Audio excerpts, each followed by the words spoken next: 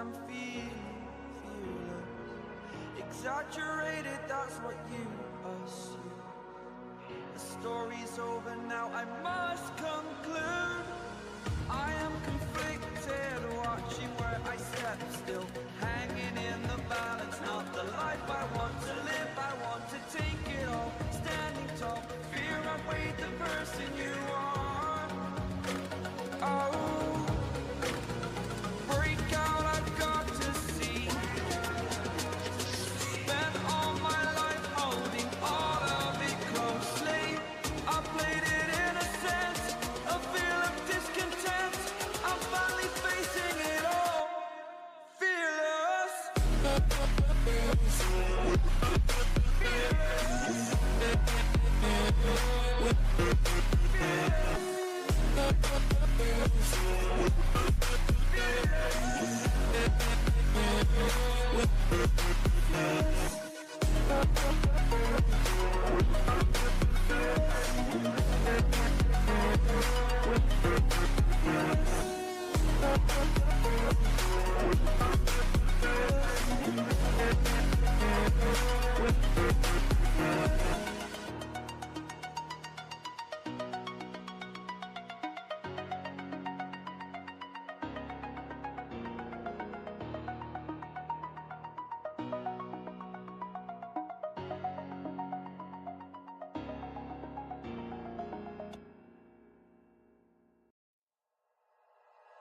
Like you, be strong to hold the powers of the sun.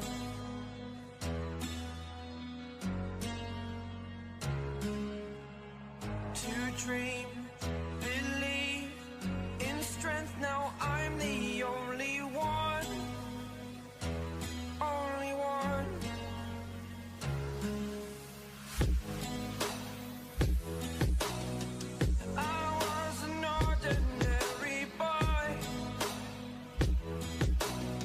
Until I broke the rules, my life destroyed. Life destroyed.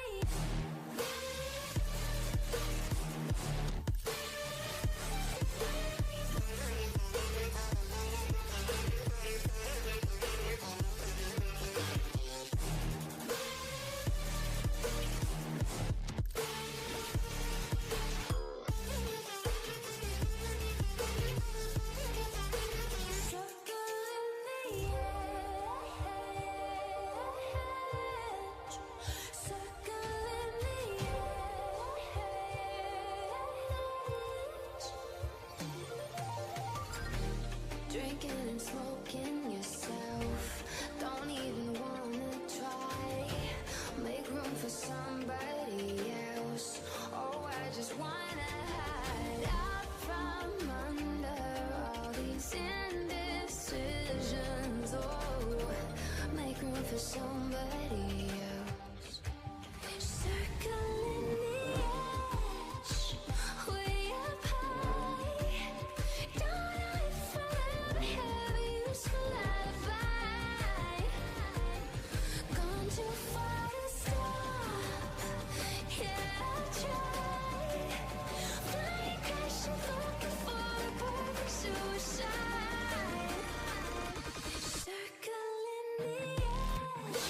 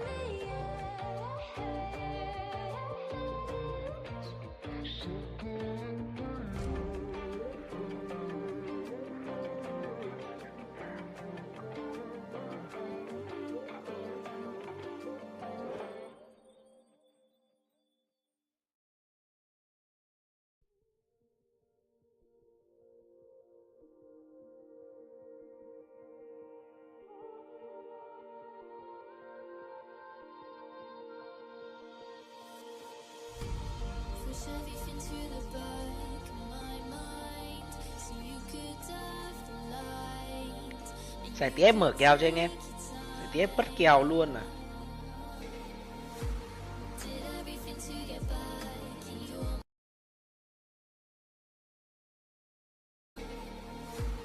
Did everything to get back in your mind, but you knew how to deny. I can't let it go, 'cause if I stop thinking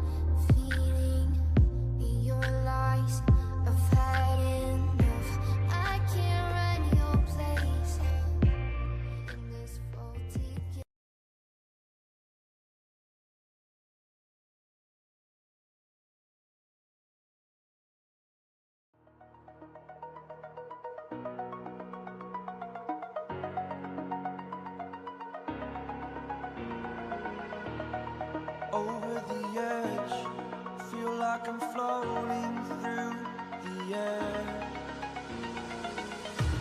The pain I felt is paid for, all is said and done. Oh,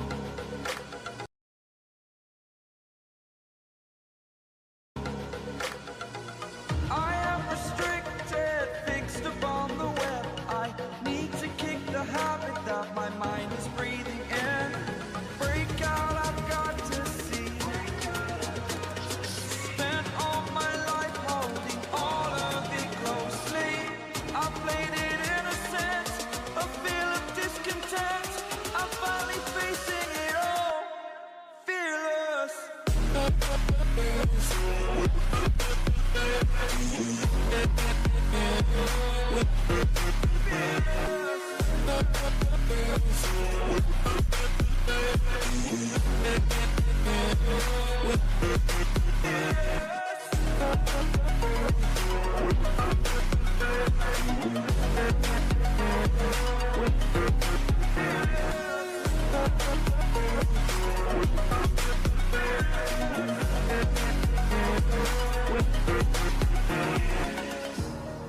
Burning the bridge that keeps us.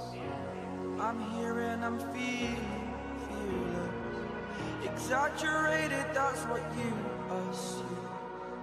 The story's over now, I must conclude. I am conflicted, watching where I step still. Hanging in the balance, not the life I want to live. I want to take it all, standing tall. Fear outweighed the person you are.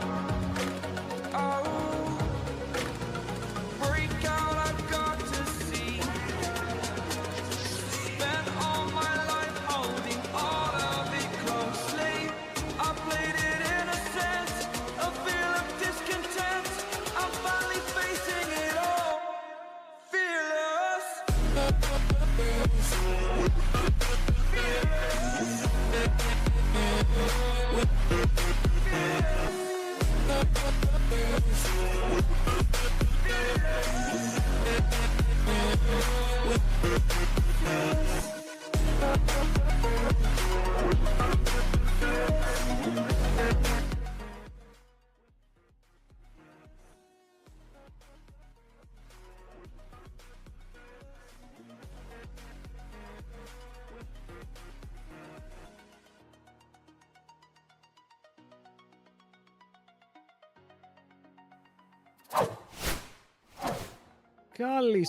Καλησπέρα στην πανέρου παρέα του HLL εδώ για άλλο ένα cast, το τελευταίο cast του EMEA Masters και τα Finals μαζί με Owner, πως είσαι, έχουμε ένα πολύ ωραίο Best of 5 σήμερα μπροστά μας. Καλησπέρα. Έχουμε και κρυφό και τον Ντρόγκο, δεν έχει μιλήσει ακόμα. Έχουμε διπλό παρατηράκι προς το παρόν. Ορίστε.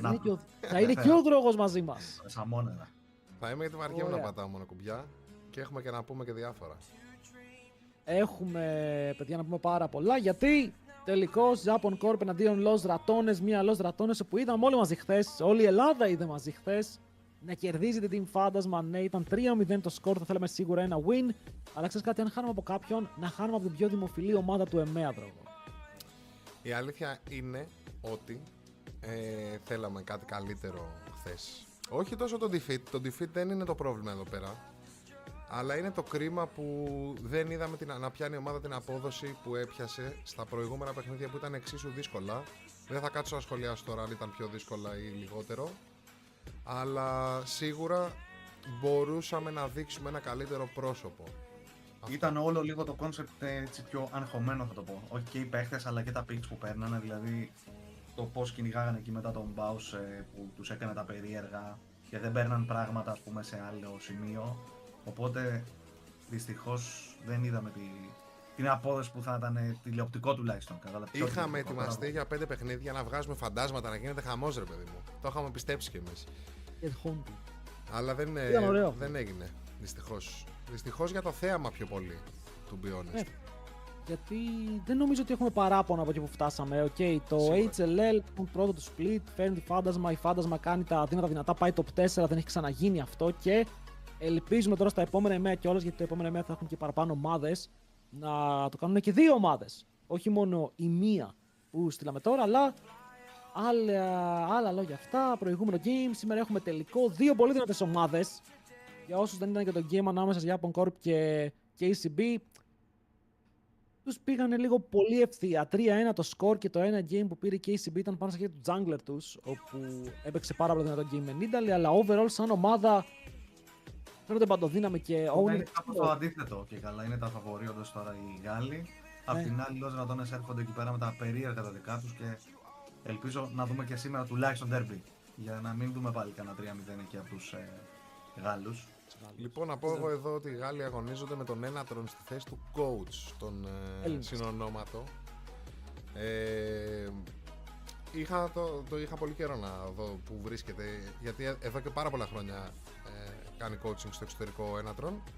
Και να που, χωρίς να το ψάξω ιδιαίτερα, ήρθα από μόνος του μπροστά μου με μια ομάδα η οποία έρχεται από τη δεύτερη θέση της Γαλλίας, αλλά στην πραγματικότητα μέσα στο EMEA Masters, ίσως απέδειξε ότι είναι η νούμερο 1 ομάδα της Γαλλίας αυτή τη στιγμή, με τις αλλαγές που αναγκαστικά υπέστη η ομάδα του Βολτή. Την είχαμε στον όμιλο, ήθελα να το πω και αυτό. Παιδιά, δηλαδή, 2 defeats κάναμε στο EMEA Masters από τις 2 ομάδες που είναι στον τελικό. Δηλαδή πάντα τέτοια, δεν έχω κάτι άλλο να πω, πάντα τέτοια. Και μακάρι με αυτή την εμπειρία, ας πούμε, που εποκομίσαμε, που πήρε, ας πούμε, η Φάντασμα από το τουρνουά αυτό, να έρθει και στο επόμενο που θα είναι πιο μεγάλο, με περισσότερες ομάδες, και να κάνει ένα εξίσου σεβαστό run. Και όχι μόνο αυτή, αλλά και όποια τερματίσει η δεύτερη, θα είναι πολύ juicy πλέον και η δεύτερη θέση.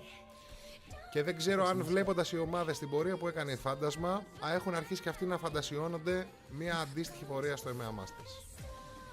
Ονειρικό ακούγεται πραγματικά όλο αυτό και θα θέλαμε να ζήσουμε κάτι τέτοιο. Ενώ, Owner, εσύ για αρχή, τι πιστεύεις για όλο αυτό με το run που έχουμε δει ότι χάσαμε από τις 2 κορυφαίες ομάδες, και μετά θέλω να μου πεις και πιο πολύ για το draft που πιστεύεις ότι θα ακολουθήσει σήμερα η γαλλική ομάδα εναντίον τους Los Ratones, γιατί είναι λίγο ενδιαφέρον αυτό το point από χθες. Και εγώ την πες ουσιαστικά είπα ότι η Φάντασμα όντως ήταν πολύ καλό το run, παρόλο που, εντάξει, θα πω την αλήθεια, παρόλο που ήταν όντως λίγο τυχερή, θα το πω.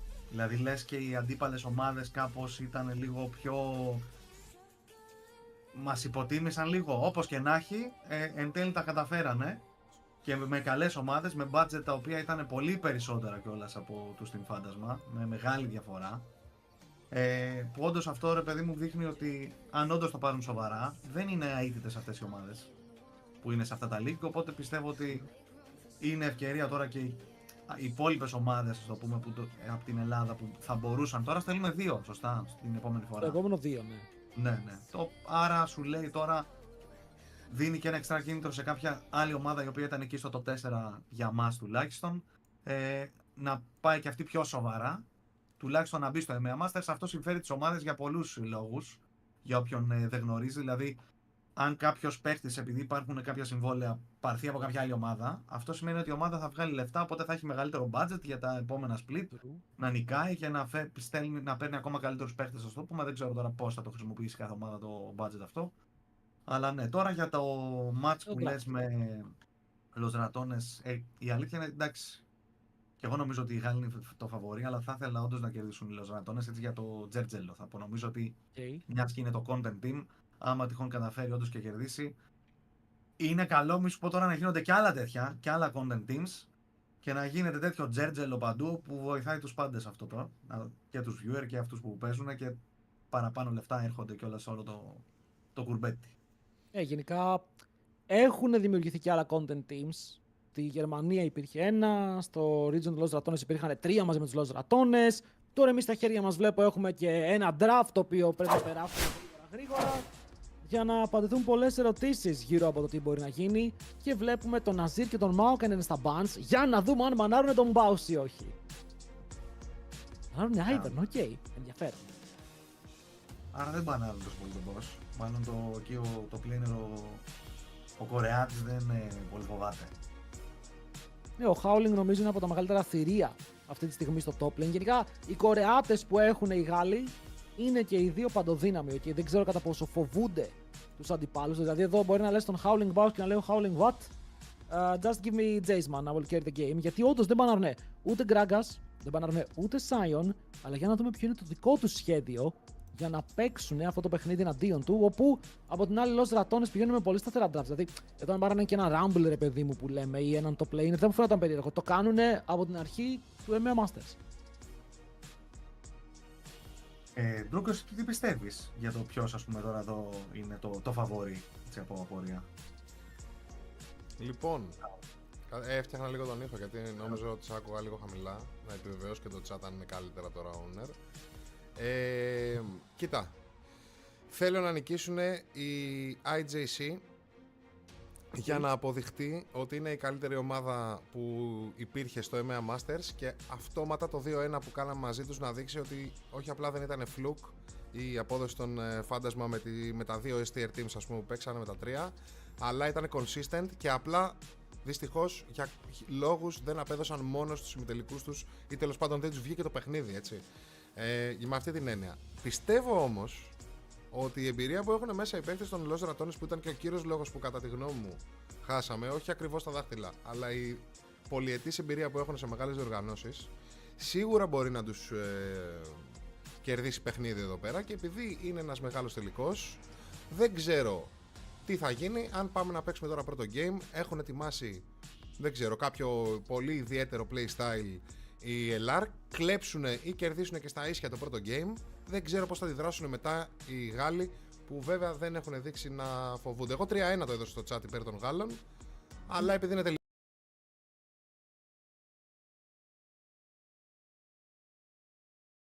που βέβαια δεν έχουν δείξει να φοβούνται. Εγώ 3-1 το έδωσα στο chat υπέρ των Γάλλων, αλλά επειδή είναι τελικός ποτέ δεν ξέρεις. Θα ψιλοσυμφωνήσω με το 3-1, αλλά για να δούμε τι μπορούν να κάνουν Los Ratones. Για τώρα έχουν αφήσει open τον Rumble, κάτι που δεν κάνανε εναντίον μας χθες.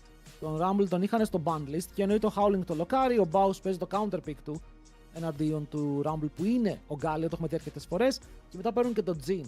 Αλλά κατευθείαν οι Japan Corp λένε: OK, θα πάρουμε Skarner MF. Έχουμε σετάρει ήδη ένα insane combo που είναι πολύ κλασικό. Πολλές φορές το παίζεις ή με Vi στο jungle ή με Maokai στο jungle. Αυτό το παίζουν με Skarner, γιατί ο Skarner τι κάνει? Πουλτάρει τους πάντες, τους φέρνει πάνω στα ulti σου και πεθαίνουν από αυτά. Ισχύει αυτό. Να δούμε τώρα. Viego πήραν εδώ πέρα. Είπαμε το θέλουν ψιλοπράει όλοι για κάποιο λόγο από την προηγούμενη φορά. Δεν του άρεσε του Μύρο. Θα δείξει τώρα. Είναι ένα pick το οποίο έχει να πάρει πράγματα προς το παρόν. Ανάλογα τώρα τι θα επιλέξουν κιόλας οι IJC στο mid και στο support. Α δούμε τώρα τι bans θα κάνουν τώρα οι ομάδες. Προς το παρόν η αλήθεια είναι το combo των Γάλλων είναι τρομακτικό, θα πω. Πατάνε εκεί ρο και εξαφανίζουν κόσμο. Να ρωτήσω εγώ, πόσο βασικό είναι σε ένα τέτοιο παιχνίδι να πάρουμε ένα combo που δουλεύει πάτε εδώ σε ένα κουμπί? Είναι το πιο βασικό. Νομίζω ο ίδιος ο Κάιντρελ που είναι coach στη Los Ratones έχει πει ότι αυτά τα combos τον πάρουν παντού. Απλά πατάνε νερό και κερδίζουν. Τα έχει δει αυτά, τα έχει καστάρει αυτά και τα έχει ντραφτάρει αυτά. Οπότε ξέρει ακριβώς τι κάνει το combo των Γάλλων αυτή τη στιγμή. Βέβαια, ντραφτάρει Viego πάνω σε αυτό. Καταλαβαίνω έχεις Viego μαζί με τον Γκάλιο, μπορεί να βοηθήσει λίγο, αλλά και το reset δεν είναι και το πιο εύκολο. Ναι, θα έχεις damage πάνω στο Skarner, αλλά ο Skarner δεν θέλει gold, απλά μπορεί να τρέχει πάνω σου, μπορεί να abusar λίγο παραπάνω και θες πολύ μεγάλη βοήθεια από τον Reckless τώρα. Να κάνει αυτά τα μεγάλα re-engage, να βοηθάει τον Velya να παίρνει το reset και έτσι να πάρουν το game. Αλλά για να δούμε, γιατί στο τέλος ό,τι και να λέμε, σημασία έχει το gameplay μέσα στο παιχνίδι. Θα πούμε ότι ο Skarner, παρόλο που συνήθως λέμε ότι είναι από τα δυνατά, συνήθως χάνει. Οπότε μπορεί και εκεί να γίνει το. Ξέρω ποιος παίρνει Skarner, λες και είναι καταραμένο τώρα. Ναι, αλλά τι μας είχε κάνει ο LeBron με αυτόν τον Skarner. Δεν κερδίσαμε. Δεν το χάσανε και το game που είχε κάνει το epic play που... Το χάσανε, το εμείς που κερδίσαμε 2-0. Μπράβο. Από την άλλη, ούτε το Viego τα έχει πάει καλά στα στατιστικά του EMEA Masters. Έχουμε δύο jungler οι οποίοι ενώ θεωρητικά είναι καλοί, χάνουν. Οριάννα για τον Nemesis, ένα pick που είδαμε ότι όντως κάνει δουλειά. Έχει και damage εκεί πέρα για να δώσει και το reset, έτσι, ας πούμε, στο Viego. Απ' την άλλη βλέπουμε μάλλον Victor. Το δούμε αν θα λοκαλιστεί. Βλέποντας το Orianna, να κάνω και την εξής απορία που είχα. Το Orianna knock που το βλέπαμε όλο το season, εμείς στο HLL τουλάχιστον το βλέπαμε συνέχεια. Εμείς γιατί δεν το παίξαμε? Είναι μεγάλο bait στο high low. Γενικά δεν κερδίζει ποτέ. Okay. Κοίτα, αν δεν κάνω λάθος, το είδαμε ένα παιχνίδι εναντίον μας και μας κέρδισε. Αλλά γενικά οι ομάδες έχουν φύγει μακριά από αυτό τελευταία. Για κάποιο λόγο δεν μπορούσαν να πάρουν αυτό το κόμπο και να κερδίσουν με αυτό το κόμπο. Οπότε και εμείς μπορεί να μην ήμασταν τόσο σίγουροι. Το Oriana έχει πέσει και αυτό λίγο παραπάνω. Βλέπουμε ότι ο Crowny τώρα το φέρνει, αλλά δεν το βλέπουμε όσο το βλέπαμε πριν. Και πρέπει να περάσουν λίγο το games. Να πάμε σε Game 3 για να εμφανιστούν αυτές οι επιλογές. Όπως και ο Nock. Δεν είναι πια top tier jungler. Ο Nock είναι πολύ πιο κάτω από τους υπόλοιπους AD. Ωραίο το MF γενικά. Ωραίο το MF με Rumble. Και ακόμα πιο ωραίο το MF με Rumble, Alistar, Skarner, Victor. Βάλε. Παναγία μου. Δεν ξέρω. Γιατί πήραμε το μπαρντάκο τώρα εδώ. Όπως και να έχει. Γιατί ο Reckless λογικά θέλει να παίξει ranged. Γιατί εδώ πέρα ο Reckless δεν μπορεί να παίξει τα picks του. Δεν θέλει να παίξει Rakan πάνω στο combo. Είναι λες και είπανε χάσαμε σε αυτό. Ας πάρουμε τώρα picks που... Μας γκάπαρε χθες με Bard. Δεν νομίζω ότι λογικά δεν χάσαμε. Εγώ λέω τα picks που βλέπω αντίπαλα τώρα. Δηλαδή σου λέει τώρα οι άλλοι τα έχουν πάρει όλα. Εκτός και αν το Bard Ulti μπορεί να μας κάνει reset ένα fight που έχουν ξεκινήσει πατώντας 2-3 ρο οι άλλοι. Και ανταλλάξουμε 3 για 1. Και μπορεί να δώσει και εξτρά χώρο για να κάνουμε μετά Oriana Ulti, Galio Ulti, κάποιο τέτοιο combo. Παρ' όλα αυτά, εντάξει, ναι, βλέπουμε εδώ πέρα. Έχουν οι άλλοι το combo, αλλά για να δουλέψει πρέπει να βγουν καλά στα lane. Εντάξει, είναι έμπειροι παίχτες, λογικά θα βγουν καλά στα lane. Αλλά αν τυχόν αρχίσουν τώρα εδώ πάλι να κυνηγάνε και αυτοί για κάποιο λόγο κατά λάθος εκεί τον boss στο top και τους κερδίζει χρόνο, θα μπορούσαν ίσως να κάνουν εδώ πέρα οι λοσβρατώνες το. Από τα picks εγώ θεωρώ ότι οι Γάλλοι είναι πιο δυνατοί. Εμένα τον Bard μου αρέσει πάρα πολύ. Γιατί πρέπει να σκεφτούμε ότι κιόλας αν ο Skarner μπει μέσα και κάνει 3-man ulti, απλά κάνεις ulti αυτός που έκανε ulti και δεν μπορούν να του χτυπήσουν και η ulti τελειώνει. Και μπορεί να φύγει.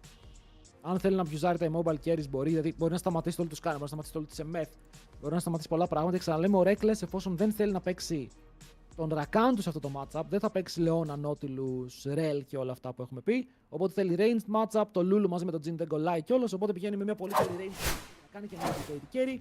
Ενώ ταυτόχρονα είμαστε έτοιμοι να περάσουμε στο πρώτο παιχνίδι της ημέρας. Los Ratones Upon Corp, τελικός του EMEA Masters Best of 5. Πάμε να δούμε ποιος θα πάρει τον τίτλο.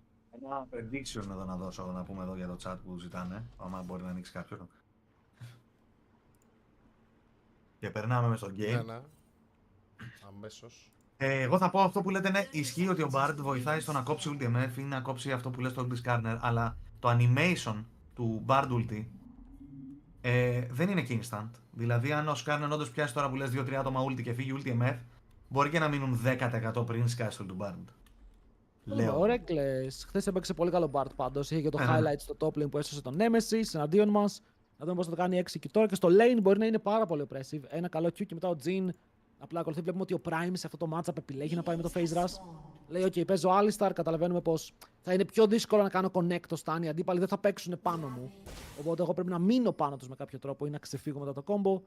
Phase Rush είναι η επιλογή. Press the attack για την MF. Αρκετά κλασικά runes παντού. Comment για τον Sertus. Όπως και για τον Nemesis για να παίξουν αυτό το matchup. Ενώ τα μάτια μας είναι και αυτά στο top. Ο Baus, όπως είπαμε, παίζει ένα counter pick στα χαρτιά εναντίον του Rumble. Αλλά ο Rumble, αν βγει λίγο μπροστά ή σκεϊλάρουν και οι δύο και είναι even, έχει το πλεονέκτημα με ένα invade.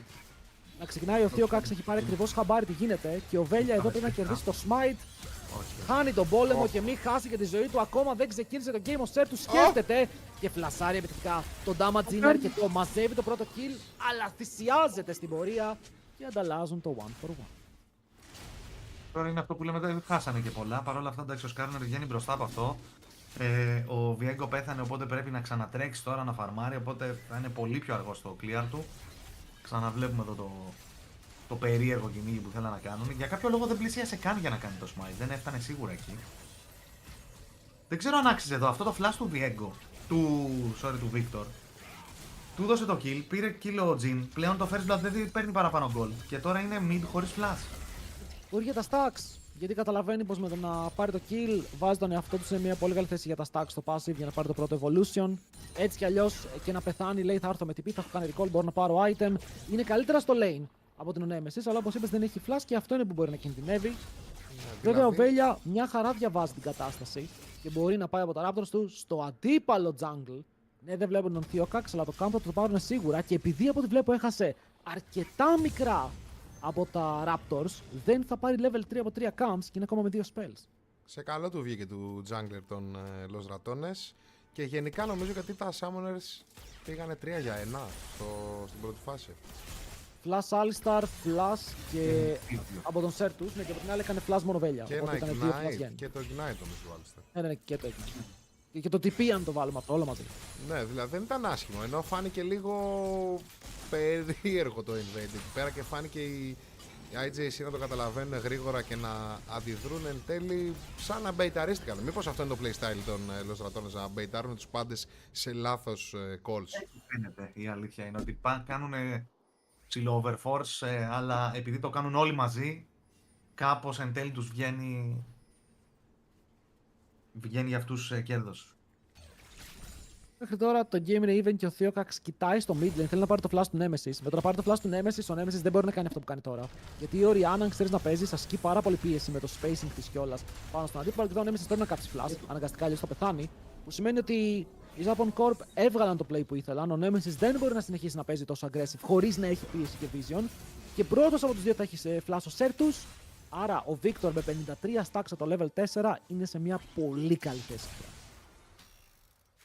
Ισχύει αυτό και μέχρι να ξαναμπορέσει ο Βιέντο όντως να γκαγκάρει στο mid μπορεί και να ξαναγεμίσει το flash. Προς το παρόν δεν έχει τιμωρηθεί.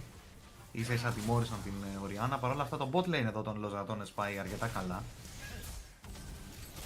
Ναι, χτυπάει πάρα πολύ. Ο Crown παρότι πήρε first blood δεν έκανε ποτέ reset. Οπότε έμεινε στο lane και με το Bard Jhin που είπαμε, το poke, το setup που μπορεί να κάνει ο ένας πάνω στον άλλον, έχουν πουσάρει πάρα πολύ. Ένα wave μπροστά πρακτικά μέσω των CS και μαζί με το kill αυτό συνδυάζεται σε 400 gold lead για έναν Jhin που θέλει το πρώτο του recall να είναι lethality από τη μία, BF sword από την άλλη. Έχουμε δει και τα δύο να λειτουργούν. Πάλι ο boss θα πω ότι έτσι, ό,τι και να παίξει το πάει full damage. Δεν υπάρχει πιθανότητα να παίξει ας πούμε tank, έτσι. Ο Baus λογικά θα πάει Cosmic Drive σε full AP. Οκ. Αλλά για να δούμε.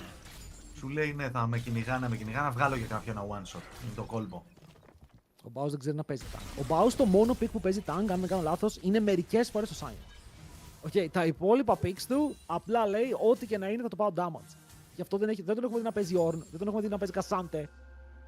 Απλά παίζει ό,τι μπορεί να βγάλει περίεργο build. Πηγαίνει back Symbiotic Souls Classic αντικειμενικά για τον Baus, όπου εκμεταλλεύεται πάρα πολύ το tempo, τα resets, θέλει να έχει πιο γρήγορα recalls για να εμφανίζεται στο lane.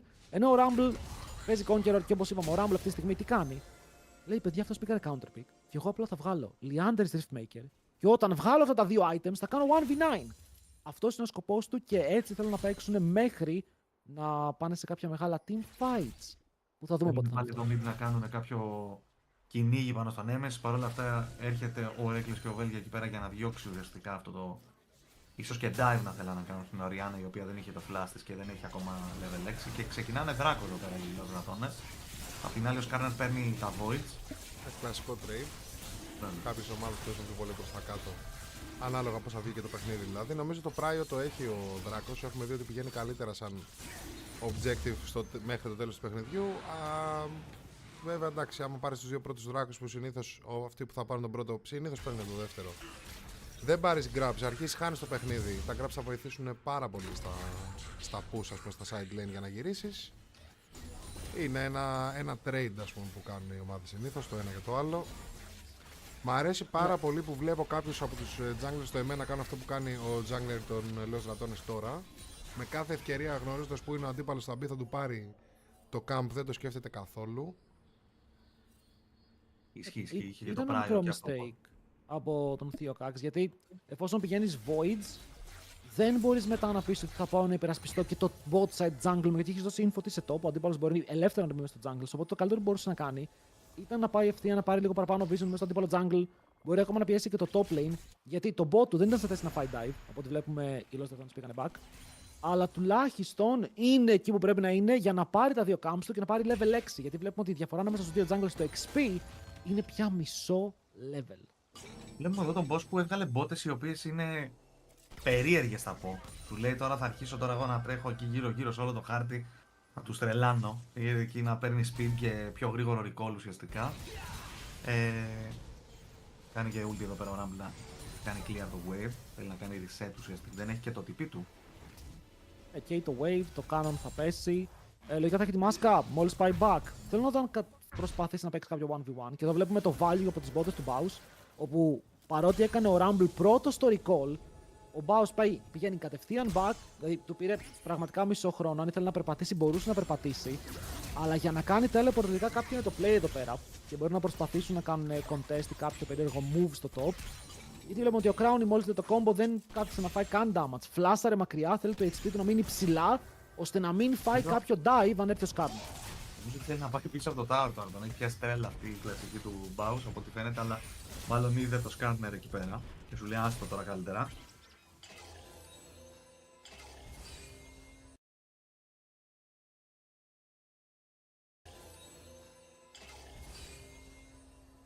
Τώρα θα πάρουν το Red Buff. Viego είναι ακόμα πάνω. Ο Skarner συνεχίζει να είναι πίσω στο XP και η διαφορά μεγαλώνει όσο περνάει η ώρα. Παρ' όλα αυτά τα αντικείμενά του δεν έχουν κάποιο πρόβλημα. 2 ζώνες έχει βγάλει. Okay, οπότε HP υπάρχει πάνω του. Δεν θα νιώθει πάρα πολύ damage.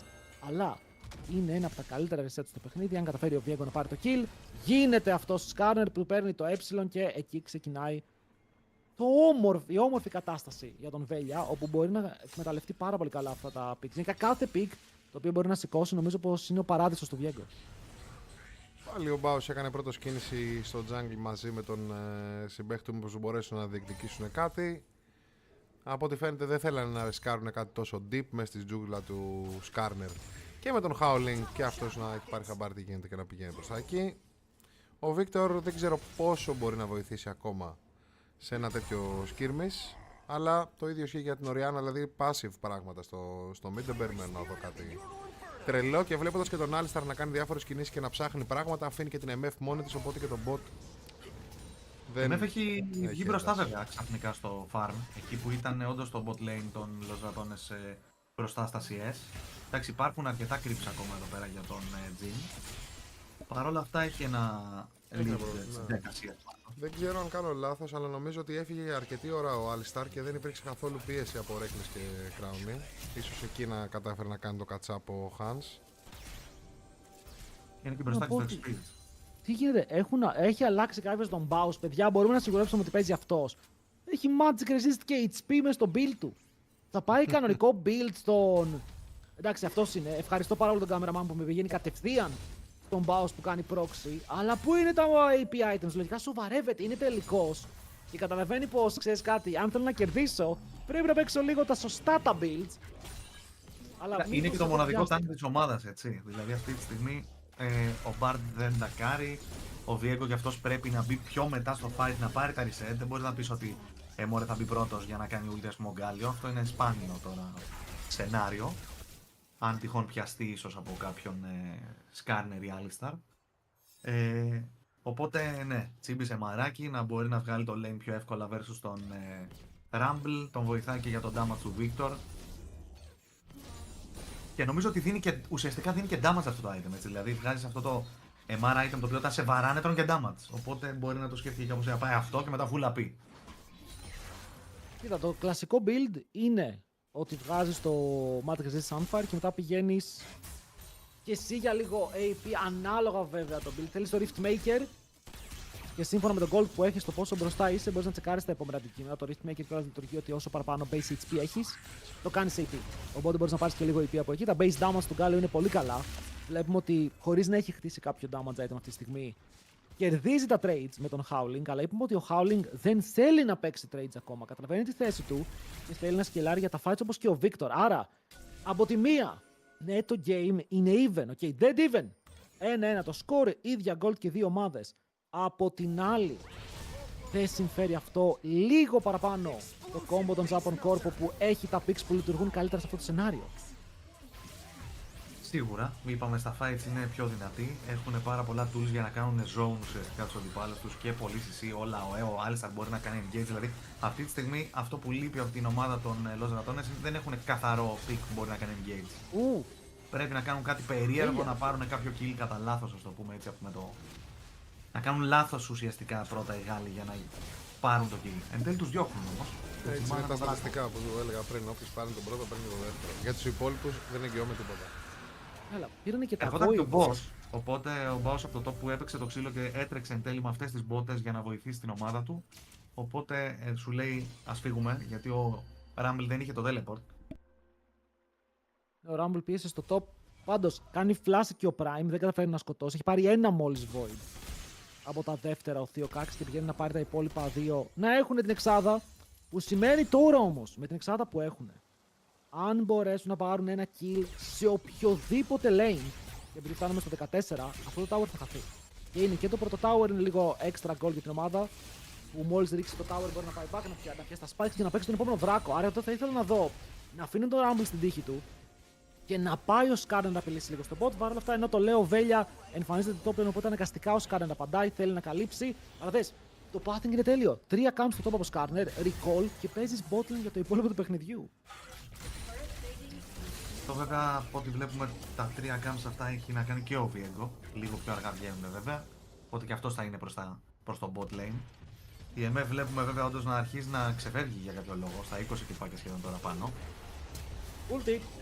Άσα από τον Σέρτους για απάντηση. Να και εδώ λίγο η δύναμη του Μπάρτο που κάθε φορά που βλέπεις το immobile carry να περπατάει λίγο πιο μπροστά από το wave, πατάς ένα φρένο και του λες ότι αν δεν φλασάρει είναι τέλειο. Πολύ μεγάλη κίνηση από το support. Έχουν γκρουπάρει IJC στο ποτάμι. Μένουν μόνο τους AD carry. Και η MF δεν νομίζω ότι έχει κάποιο πρόβλημα απέναντι στο Jhin όταν μιλάμε για ένα καθαρό 1v1. Ο Βέλια έχει θέμα. Αλλά δεν πετυχαίνει το Q ο Prime. Ο Βέλια μπορεί να λουτάρει μακριά αν χρειαστεί. Έχει τη φάπα. Φλασάρει για τώρα. Κρατάει το ulti, θέλει να παίξει το trade. Αλλά δύσκολα το κερδίζει. Ο Baus πρέπει και αυτός να φλασάρει μακριά. Οπότε παίρνουν 2 flash στην τιμή του 1 για τώρα. Γιατί μόνο ο Howling θα χρησιμοποιήσει το δικό του. Αλλά εδώ αν ο Prime πετύχει αυτό το knock-up μπορεί να ήταν τελείως διαφορετική κατάσταση. Ούτε το stun από το hit πέτυχε σωστά ο Alistar. Έκανε W και μετά απλά έτρεχε ευθεία. Οπότε δεν ξέρω αν βρήκε τον Baus με το stun. Παρ' όλα αυτά ο Βέλια έτρεξε μακριά. Αυτό είναι το πιο σημαντικό. Έχω την αίσθηση ότι δεν έκανε κανένα stun ο Alistar. Και επίσης έχω την αίσθηση ότι αυτά τα παθαίνουν μόνο όταν παίζουν ενάντια στους λοζρατώνες οι ομάδες. Αυτή είναι η αίσθηση. Εγώ θα πω ότι πάτησε, νομίζω, δεν είμαι σίγουρος αν ξαναδείξει το replay, ότι ο Viego πάτησε W και έγινε ουσιαστικά, έφαγε αυτό το mini stun πάνω στο W του Alistar και δεν πρόλαβε ουσιαστικά να κάνει το Q του. Είναι Raids. Θα έχουμε κάποιο 4v4 μήπως εδώ πέρα το οποίο πάει να ανοίξει. Theo Kax ακόμα δεν έχει ulti, παρόλο που ο Βέλια δεν έχει flash. Περιμένει στο Prime. Το combo είναι καλό και μετά ο Βέλια θέλει να φύγει μακριά με το ulti του πια πάνω από τον Deco. Θα το καταφέρει για αρχή. Παρόλο αυτά ο Skarner δεν έχει πει τελευταία κουβέντα. Φλασάρει μέσα, πετάει πέτρες. Ο Βέλια είναι πάρα πολύ low σε HP, αλλά ο Handsome Day δεν βλέπει για να βαρέσει. Και η ulti του Reckless σταματάει 3 άτομα ακριβώς μακριά από το tower να μην μπορέσουν να σκοτώσουν τον Crowny. Τυχεροί στην ατυχία τους οι λοζρατώνες όπου μπορεί να χάνουν το fight, αλλά δεν χάνουν κανένα άτομο. Πασιφιστής ο... Δεν θα σας σκοτώσω και δεν θα με σκοτώσετε. Ευχαριστώ. Τους σαλεύουν λίγο, θα πω εγώ, τους αντιπάλους. Αυτό είναι το κόλπο, δουλεύει από ό,τι φαίνεται. Φεύγουν όλα με κάτι 1 HP, μία δεν βγαίνει το stun για λίγο. Κυνήγια, πέφτουν ούλτες μπάρτ μετά, reset. Χαμένα τα ρο από την ομάδα από τους Γάλλους. Και το trade είναι για το ρο του Reckless που νομίζω θα εντάξει, καλά θα δουλέψει. Δεν είναι τόσο κακό το... Καλό είναι το μπάρτ που έχει ενδιαφέρον. Εν τέλει. Και ο Sam διέγραψε και το flash. Η MF δεν έχει flash, πήγε να κάνει flash ότοτα και να σκοτώσει τον Βέλια. Δεν τον έβλεπε μέσα στο strat. Και τώρα να δούμε λίγο τον bot. Βλέπουμε ότι έχει πάει και ο Βέλια, βάζει πίεση στον Victor που αγκαλιάζει tier 2. Αλλά επειδή βλέπει τον Jhin να βρίσκεται στο mid, καταλαβαίνει πως θα πάνε να παίξουν εκεί. Δες τα steps που κάνει. Σημαίνει ότι έχει backup για να το κάνει αυτό. Πώς διώχνουν εδώ πέρα το Herald, γιατί το Herald μαζί με 6 void σημαίνει ίσως και 2 tower ευθεία. Και θα τους βοηθούσε κιόλας στο να κάνουν κοντέ στον τρίτο δράκο που θέλουν να παίξουν και οι δύο ομάδες. Σίγουρα δεν θέλουν να το αφήσουν αυτόν τον δράκο στους λοζρατώνες, μιας και είναι και mountain, είναι και soul μετά, point. Παρ' όλα αυτά, από ό,τι βλέπω, 30 δεύτερα και κάνουμε πιο αργά recall, οπότε θα πάνε λίγο αργοπορημένοι εκεί. Σε πόσο είπαμε είναι σε 20 δεύτερα. Ο Rumble TP έχει, ο Γκάλιο δεν έχει, οπότε ο Γκάλιο θέλει να πουσάρει το wave, να περπατήσει προς τα κάτω και να κάνει ulti μετά. Ο Victor, για να δούμε λίγο, 79 τα stacks, έχει πάρει κάποια evolution σίγουρα, ίδια αντικείμενα οι δύο mid laners, ίδιο gold, και βλέπετε ότι οι μόνες διαφορές στο gold είναι junglers και AD carries. Στο AD carry φαίνεται, γιατί ο Jhin έχει πάει για το crit cloak, αλλά μήπως το Nemesis θα πρέπει να φλασάρει.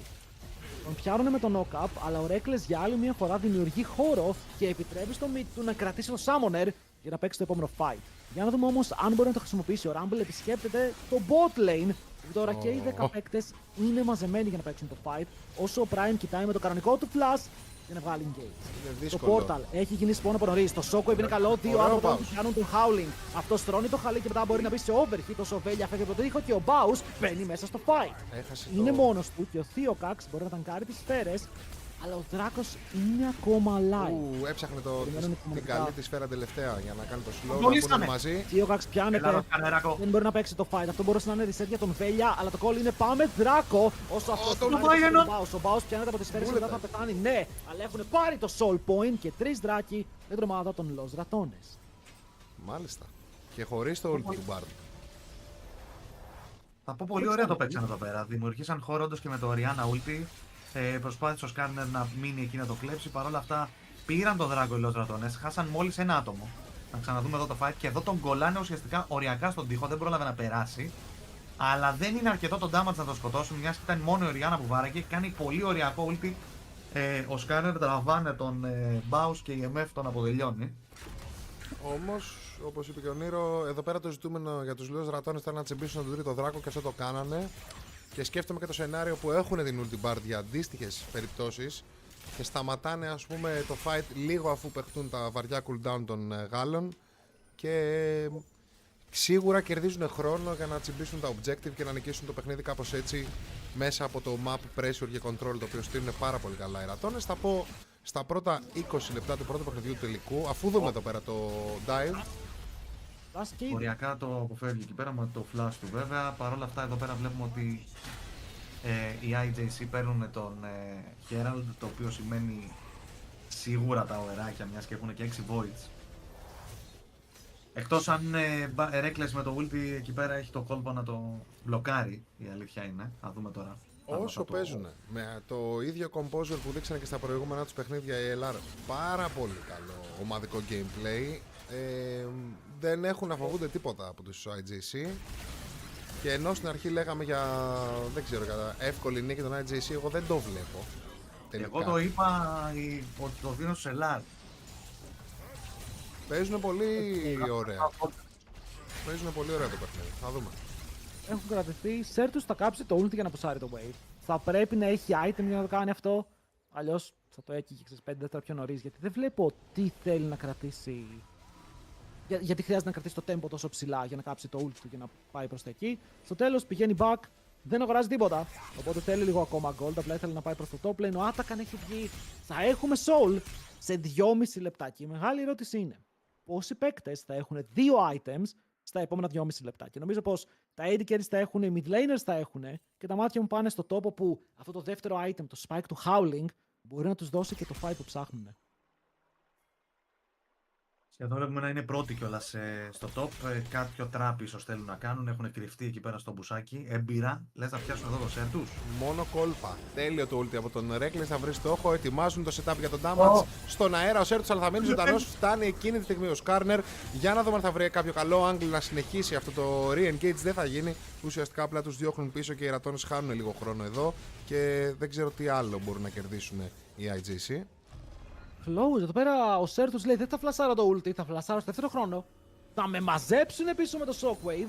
Αλλά πάλι επειδή είδαν τον Σκάρνερ να έρχεται και ο Nemesis δεν έχει flash, δεν μπορούσαν να πούνε ότι πάμε για αυτό το ένας για έναν. Γιατί δεν θα ήταν ένας για έναν.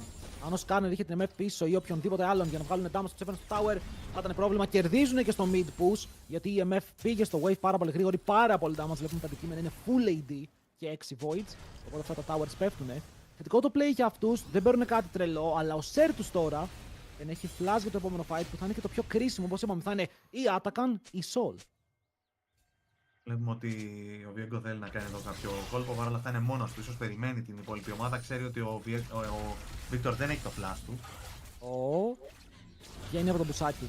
Πετυχαίνει το stun, αλλά ξεκινάει το teleport και ο Βέλια εδώ πρέπει να τρέξει μακριά. Το Summoner παρόλα αυτά το bait και βλέπουμε ότι οι Los Ratones είναι ok με το να παίρνουν μικρά wins. Μικρά wins τα οποία στακάρουν. Γιατί τώρα πάω στο bot είναι μόνος του. Και δεν είναι μόνο ότι θα πάρει tower. Είναι ότι θα βάλει όλα αυτά τα waves μέσα στο tier 2 των Japan Court. Ενώ θέλουν να παίξουν για το Δράκο σε λιγότερο από 1 λεπτό. Άρα όλο το bot lane τους ανήκει. Αν θέλουν να wardarουν εκεί, μπορούν να wardarουν εκεί. Παρ' όλα αυτά παίζουν ακόμα λίγο παραπάνω στο top. Δεν θα ξεκινήσουν να περπατάνε στο bot ή απλά θέλουν να πάρουν το wave.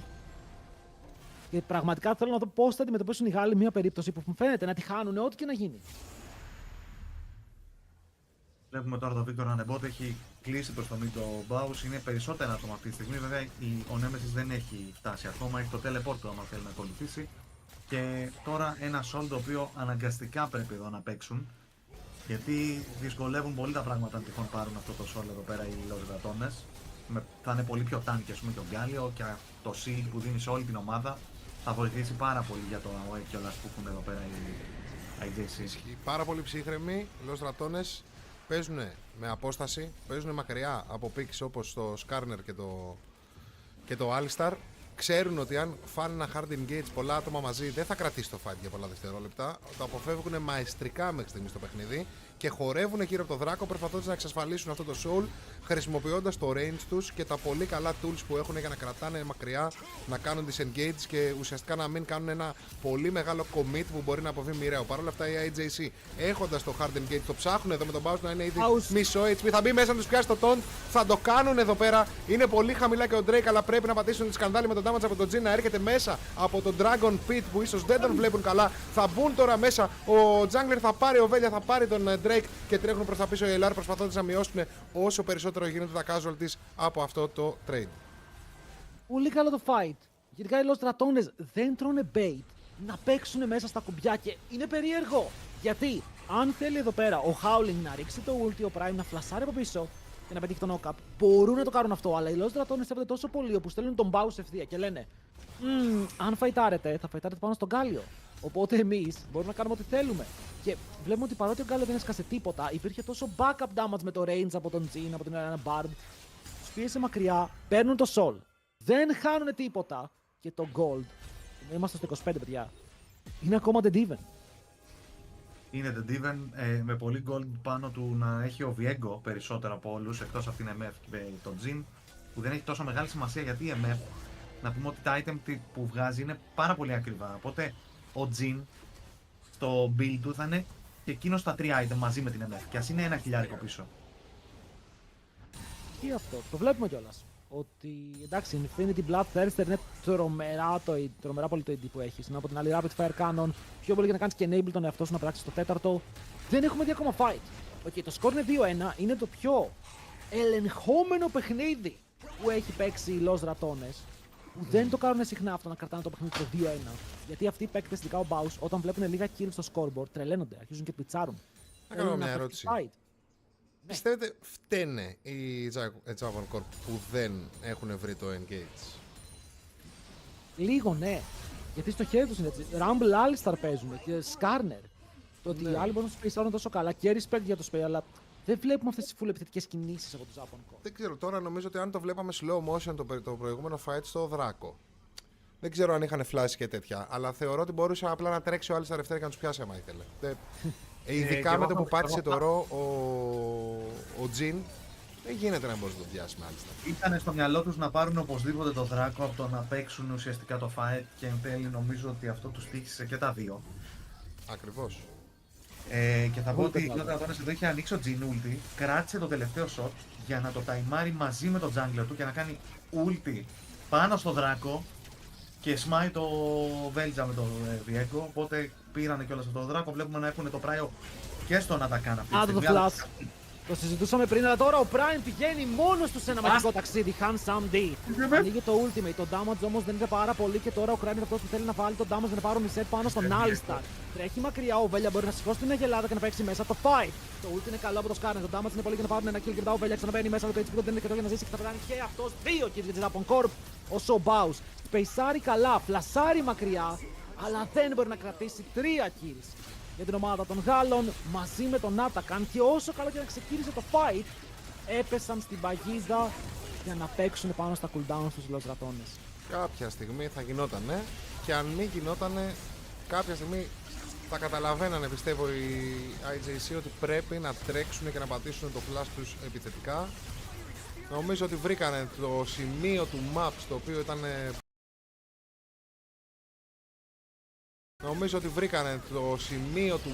οποίο ήταν καλό να γίνει.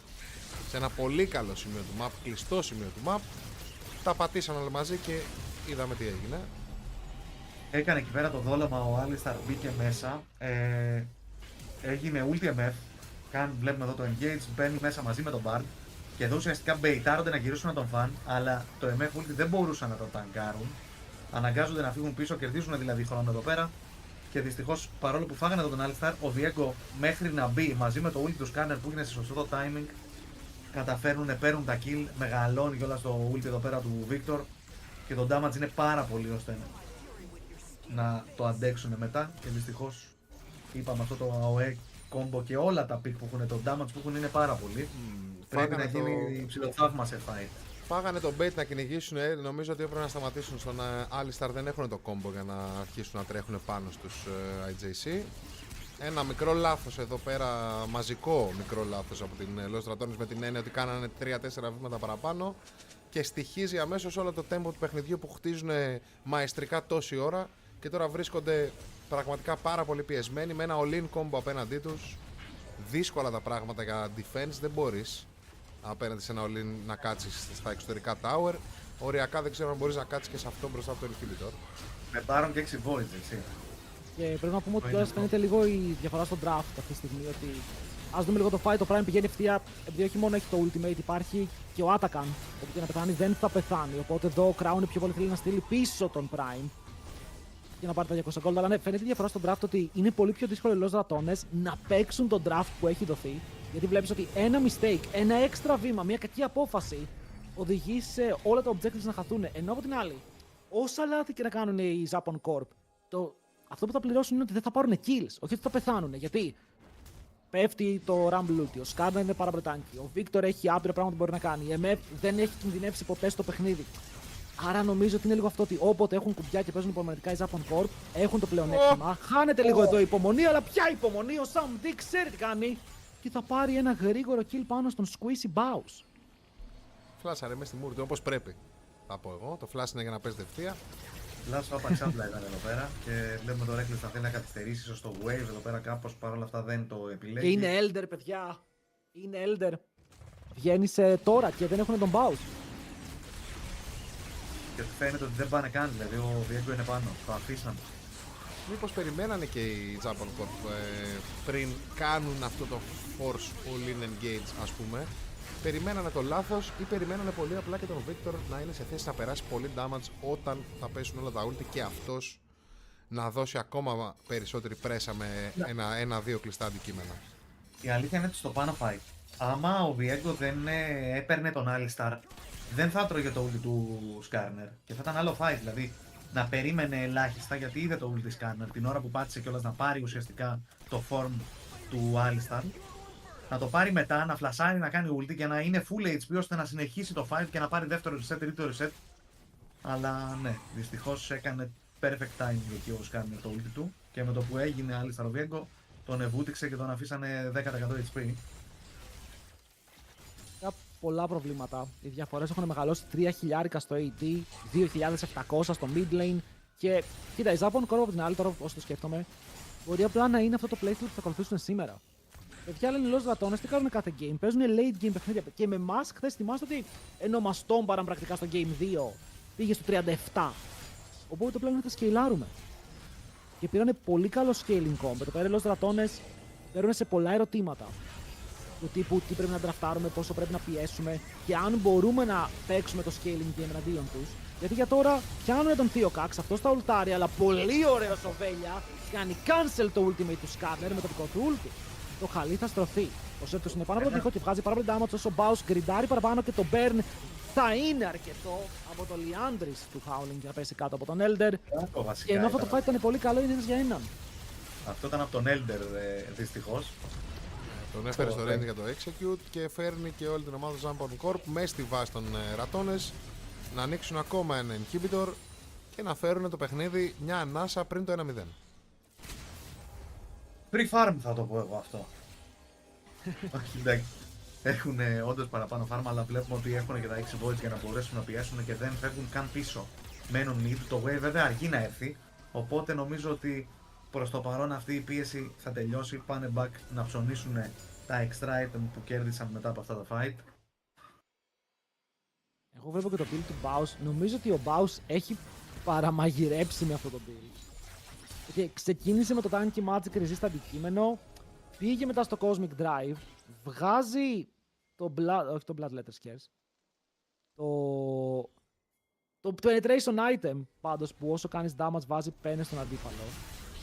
Είναι λίγο περίεργο build και μετά θα πάει για Shadow Flame, για Rocket Belt που συνήθιζε να πηγαίνει παλιά. Δηλαδή σε σχέση με το build του Rumble είναι πολύ πίσω ο Γκάλιο. Μπορεί το Golden λέει 1500, νομίζω το value που βγάζουν τα picks είναι πάνω από 5.000 αυτή τη στιγμή.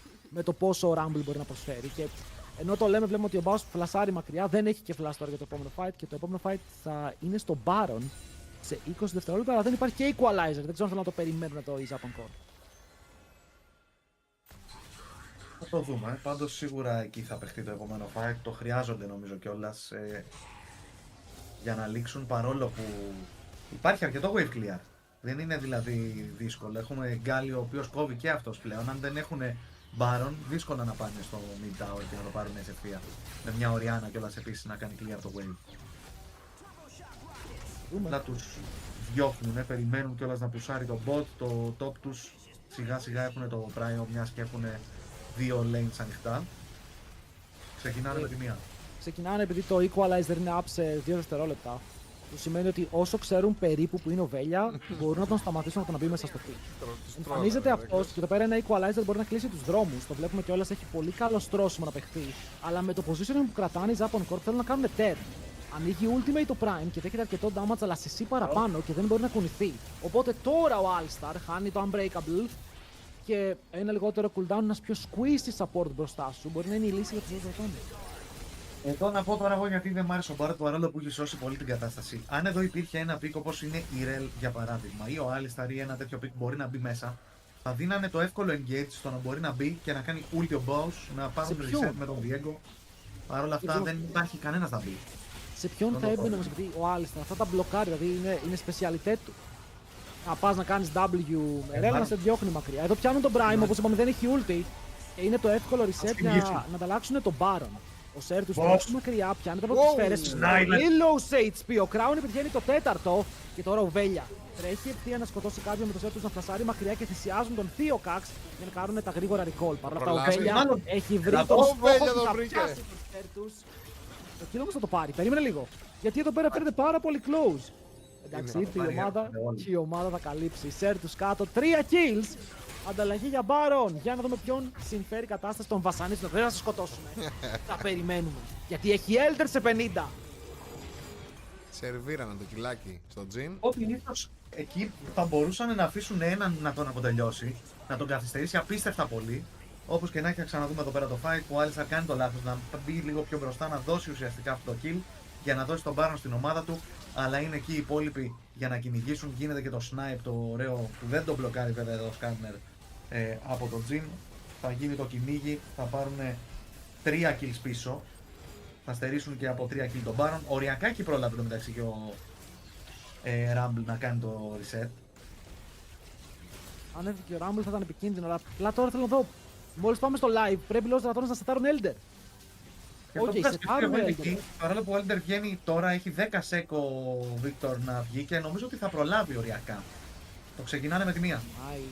Το objective είναι ήδη στα 10k. Ο Victor δεν έχει κάνει ακόμα spawn και ο Theocax πρέπει να βγάλει λαγό από το καπέλο με ένα insane smite. Ο Crown κρατάει τέταρτο. Θα παίξουν κόμμα μαζί με το smite, μπαίνουν πάνω στον Βέλια για να πάρουν αυτό το kill. Ενώ ο Βέλια φεύγει από το και μετά το smite. Δεν έχουν smite μέσα, μπαίνει. Μπαίνει μέσα στο Βέλια. Κερδίζει το smite με το δικό του flash και τώρα υπάρχει Elder στα χέρια των ρατώνες.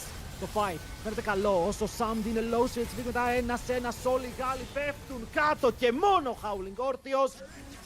Κατάφεραν να φλιπάρουν τον Elder, να πάρουν τον Elder και να πάρουν και το παιχνίδι από τη φαίνεται για να δούμε αν έχουν αυτό που χρειάζεται. Οι Lost Ρατώνες με τον Βέλια προστάτη κερδίζουν αυτό εδώ πέρα το objective. Insane. Είναι 30 δεύτερα ο πρώτο, όχι ο Alistar 20. Σκάρνερ μετά στα 26 αυτή τη στιγμή δεύτερα. Πες να λήγουν το game. Μετά στα 26 αυτή τη στιγμή δεύτερα. Πες να λήγουν το game. Jungle Deep. Εδώ ο Βέλια έκανε το play του αιώνα. Κατάφερε να ζήσει από το lock που τον κάνανε οι αντιπαλοί του και να ξαναμπεί για να κλέψει το δράκο. Οι Ρατώνες όντως με 38 λεπτά παιχνιδιού που χάνανε 37 λεπτά από αυτά χρειάστηκαν ένα fight γύρω από τον Elder, ένα κακό play από τον Japan Core και τιμωρούν, παίζουν τέλεια το combo. Και αυτό το smite του Βέλια νομίζω ότι θα είναι αυτό το smite που θα θυμούνται όλοι για το πρώτο παιχνίδι. Δεν είναι μόνο το smite, δυστυχώς μπήκε ο σκάνερ πάνω του. Για να μην του κάνει ούλτι ο σκάνερ, τον τραβήξει, φλασάρει από τον τοίχο πίσω. Ξαναμπαίνει μετά μέσα με. Ουλτάρει βασικά, φλασάρει μέσα με smite, δηλαδή ήταν τώρα. Ήταν τηλεοπτικός. Και βλέπουμε εδώ, είδαμε λίγο Bounce, είδαμε λίγο Nemesis. Μετά από αυτό το win, σίγουρα πρέπει να ανεβαίνει λίγο η διάθεση της ομάδας. Γιατί θυμίζονται ότι μερικές φορές μπορεί να πέφτουν λίγο ψυχολογικά όταν το game πάει τόσο άσχημα. Αλλά με αυτό το comeback, με αυτό το move, με ακριβώς κάθε δευτερόλεπτο να δουλεύει. Γιατί ως και ο Σέρτους οριακά δεν μπορούσε να είναι στο fight για 4 δεύτερα. Πάνε όλα για αυτούς. Λύνουν το πρώτο game και τώρα η Japan Corp είναι ήδη πίσω και δεν έχουν βρεθεί ποτέ πίσω. Εντάξει, έχουν βρεθεί μια φορά με εμάς, στο 1-0. Για να δούμε αν θυμώσουν το ίδιο τώρα. Τι άμα.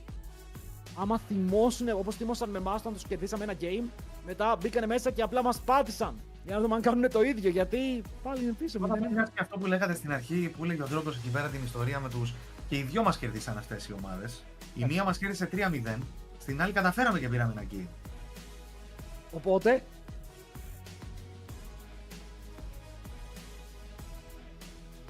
Δεν ακούγομαι. Το μόνο πράγμα που βλέπω εγώ εδώ πέρα να επαληθεύεται 100% είναι ότι είναι πανέμπειροι οι Lost Ratones μέσα στο παιχνίδι, πολύ ψύχρεμοι και μόνο με την εμπειρία τους κερδίζουν τα παιχνίδια. Δηλαδή, άλλη ομάδα ανέλουζε το κόμπο και έμενε πίσω το συγκεκριμένο κόμπο που παίζανε. Δεν νομίζω, άλλη ομάδα από το EMEA Masters που είδαμε, δεν νομίζω να μπορούσε να κρατηθεί μέσα στο παιχνίδι και να το γυρίσει. Εδώ πέρα η ψυχραιμία ήταν τεράστια ψυχραιμία οι Lost Ratones και ξέρανε ότι το παιχνίδι κερδίζεται. Αυτό είναι το βασικό. Οι άλλοι τα είχαν πάρει τώρα όλα μαζί. Αυτό σημαίνει κιόλας τώρα ότι πάρα πολλά picks από αυτά τα οποία βοηθάνε σε πολλά κόμπο, ότι έχουν αφαιρεθεί αυτή τη στιγμή. Και δεν νομίζω να ήταν και τα τέρμα main, δηλαδή πάμε τον Γκάλιο, δεν νομίζω να είναι το ατού, ας πούμε, του Baus. Το παίζει, είναι ένα που παίζει, αλλά είναι και ωραίο counter που το φύγει ο Rumble. Τον κάνει να νιώθει πάρα πολύ άνετα στη χέρια να παίζει versus Rumble. Αλλά τώρα, με αυτό το 1-0, σίγουρα πιστεύω θα έχουμε μεγάλο series, ok.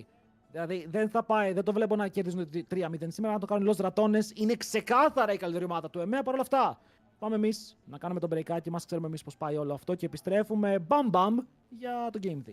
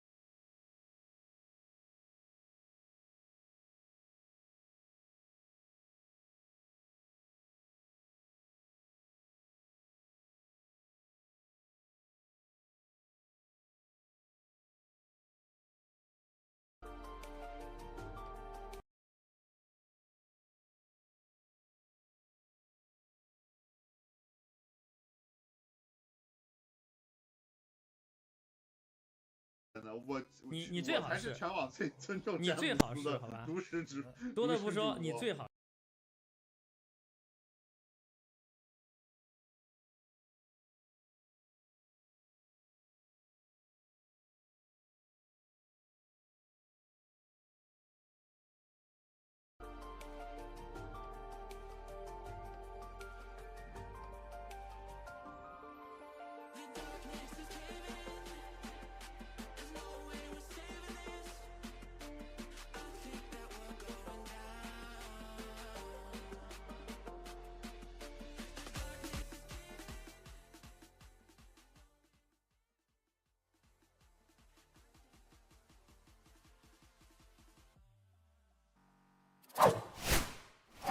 Γεια σας και πάλι, επιστρέψαμε για να δείξουμε κι άλλα games για το τελικό του EMEA Masters. Το πρώτο παιχνίδι, για όσους το χάσανε, οι Los Ratones κλέψανε το win και μέσα από τα χέρια των Japan Corp σε ένα πώς λέγεται, όχι φαντασμαγορικό, ας πούμε φαντασμαγορικό εμείς παιχνίδι, όπου χάνανε full, πήρανε ένα fight, χάσαν τον Baron, κλέψαν τον Elder, κέρδισαν το fight με τον Elder, τελείωσαν το παιχνίδι. Ήταν πάρα πολύ ωραίο και τώρα καλύτερα να το κάνουν αυτό άλλες 2 φορές αν θέλουν να στεφτούν πρωταθλητές του EMEA. Για να νικήσανε με αυτό το pick, που για μένα ήταν πολύ κακό. Δηλαδή, ο Γκάλιο τι χρειάζεται, κάποιον να μπει, να κάνει ulti ο Γκάλιο, να του δώσει το tankiness, να βγάλει το CC μετά. Και ας πούμε ο Viego είναι ένα pick που ήθελε reset. Δεν είχαν κανένα να μπαίνει. Ωραία. Για να μπορεί ο Γκάλιο να κάνει σε κάποιον το ulti που να είναι όντως χρήσιμο. Για να νικήσαν αυτό το pick, άμα πάρουν καλύτερο pick που τους βλέπουν και όλας γενικά παίρνουν καλά picks, όπως είδαμε τουλάχιστον χθες versus τους Team Fantasma, και έχουν και αυτό το late game combo. Φύγανε και πολλά από αυτά τα picks για τους IJC, οι οποίοι βέβαια δεν ξέρω τώρα αν πάρουν πιο early picks εκείνοι πώς παίζουν. Δεν είμαι σίγουρος άμα μπορέσουν να κάνουν, ας πούμε, έτσι ένα πιο γρήγορο game. Τους είδα να παίζουν και εκείνοι αργά, θα πω, ότι αν παιχτεί έτσι όπως παίχτηκε τώρα στο πρώτο game, θα το πάνε μη σου πω και 3-0. Βαρύ statement. Πολύ βαρύ statement. Θέλω να δω και τι θα γίνει με το side selection, αλλά τα pocket picks υπάρχουν εδώ πέρα ακόμα και δεν έχουμε δει τα special του Baus, όπου επέλεξε να πάει με Γκάλιο και έφυγε και το μεγαλύτερο του πρόβλημα που λέγεται Rumble. Μόνο το Jace έχει μείνει τώρα open. Θέλω να δω αν θα συνεχίσει να τους τρέχει και θέλω να δω πώς θα απαντήσουν οι IJC που θεωρητικά θα έπρεπε να έχουν ένα πολύ συγκεκριμένο πλάνο για το πώς θα αντιμετωπίσουν αυτό το ιδιαίτερο playstyle του Baus. Πάντως πέσανε στην παγίδα των Los Ratones, σίγουρα παίξανε το παιχνίδι τους. Δεν τους είδαμε τους Γάλλους να παίρνουν τις πρωτοβουλίες που θα έπρεπε να παίρνει ένα composition με Skarner και Alistar μέσα. Λέω εγώ, Highlights εδώ πέρα με τον Crowny να πετάει αυτή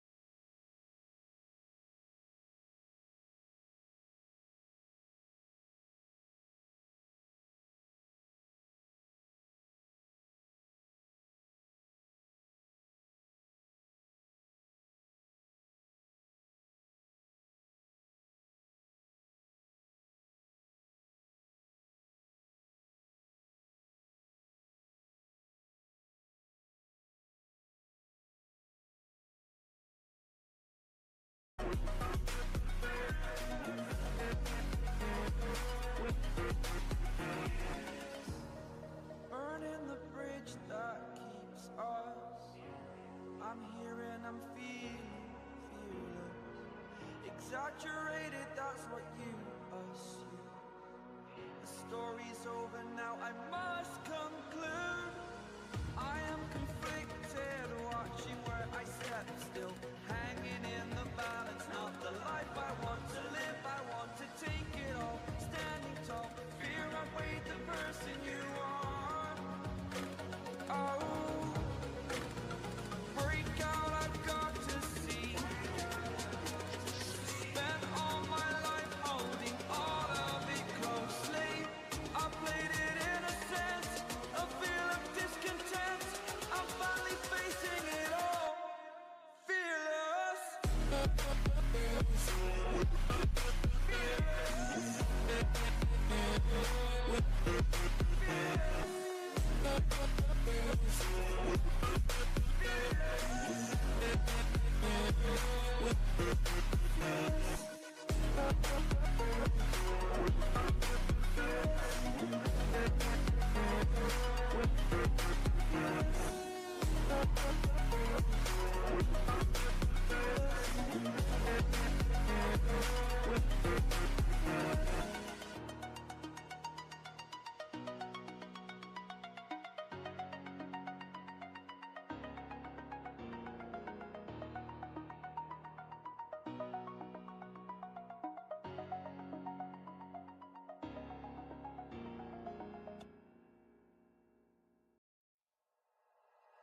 Like you, be strong to hold the powers of the sun.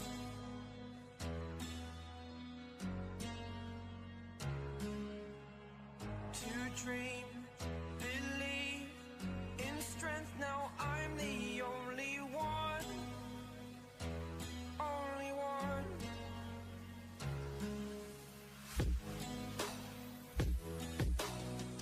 I was an ordinary boy until I broke the rules, my life destroyed. A life destroyed.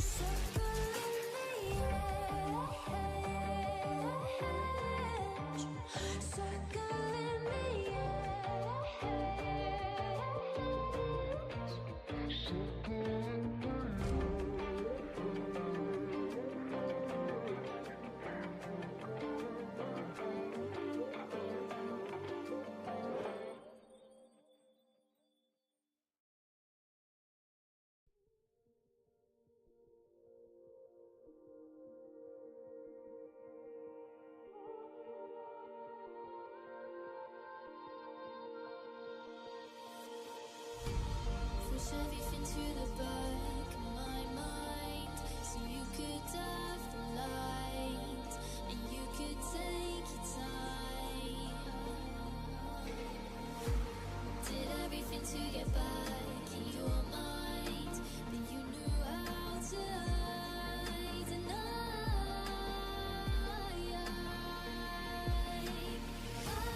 can't let it go. 'Cause if I stop thinking of you, I'm all alone, all alone.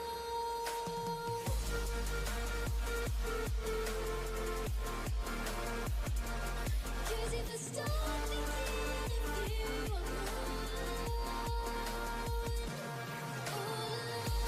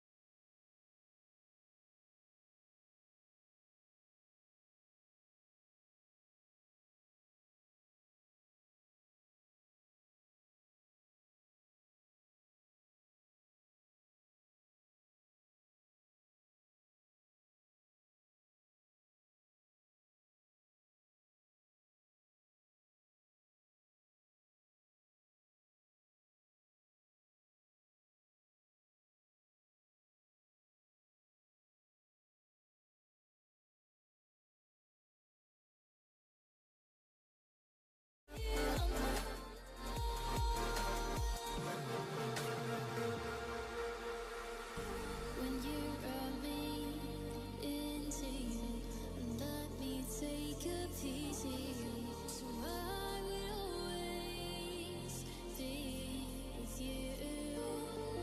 I felt the way you clung to me, and I knew that it was done for me, and suddenly it was just me. Walking through life empty-handed, 'cause mine should be where your hand is, but I don't even know where you've landed, so I'll pretend you're here just like we've landed. I can't let it go, 'cause if I stop thinking of you, I'm all alone, all alone.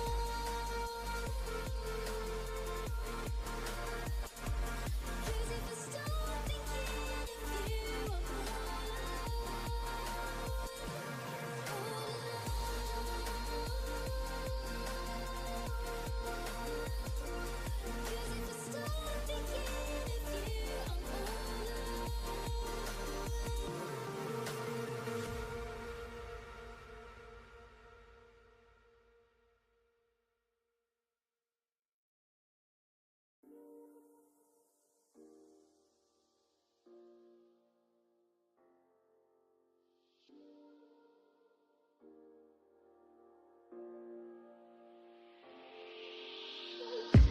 I'm on my last straw.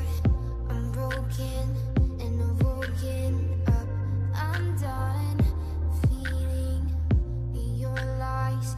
I've had enough. I can't run your place in this faulty game.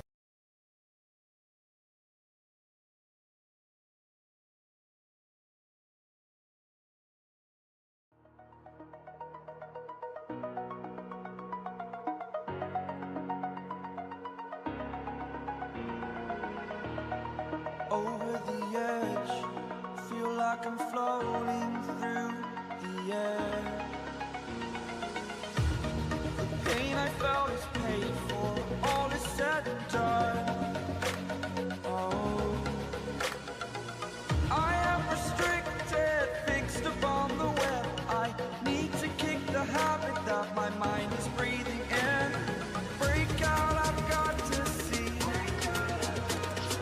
Spent all my life holding all of it closely. I played it innocent,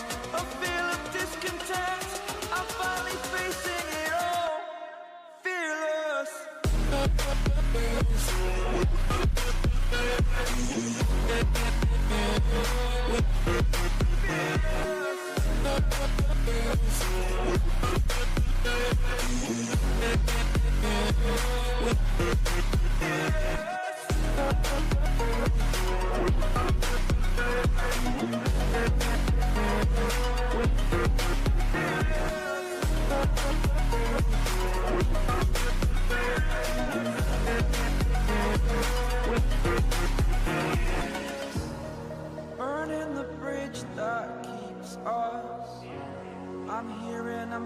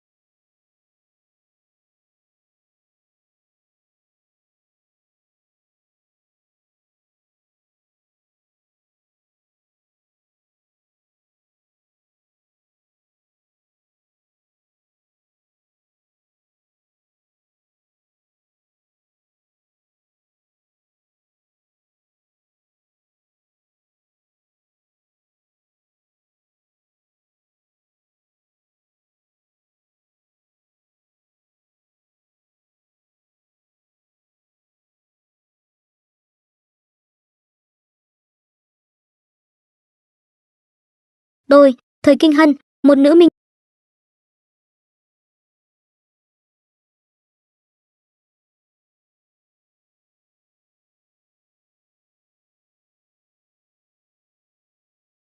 Đôi, thời kinh hân, một nữ minh tinh chuyên trị vai phản diện, bị anti-fan bủa vây khắp mạng xã hội. Chuyện là tôi cùng rap. Đôi, thời kinh hân, đôi, thời kinh hân, một nữ. Đôi, thời kinh hân. Đôi, thời kinh hân, đôi, thời kinh hân, một nữ minh tinh chuyên trị vai phản diện, bị anti-fan bủa vây khắp mạng xã hội. Chuyện là tôi cùng rapper đỉnh lưu Cố Trạm tham gia. Đôi, thời kinh hân, một nữ minh tinh chuyên trị vai phản diện, bị.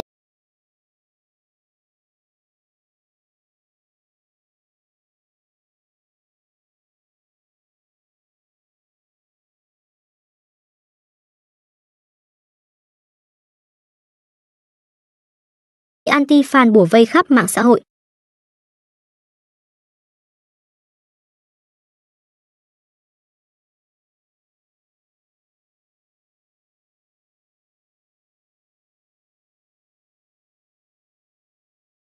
Chuyện là tôi cùng rapper đỉnh lưu Cố Trạm tham gia một show.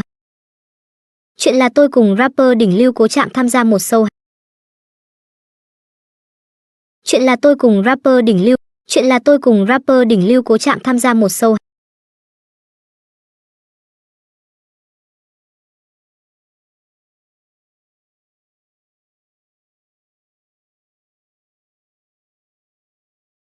Chuyện là tôi cùng rapper đỉnh lưu Cố Trạm tham gia một show.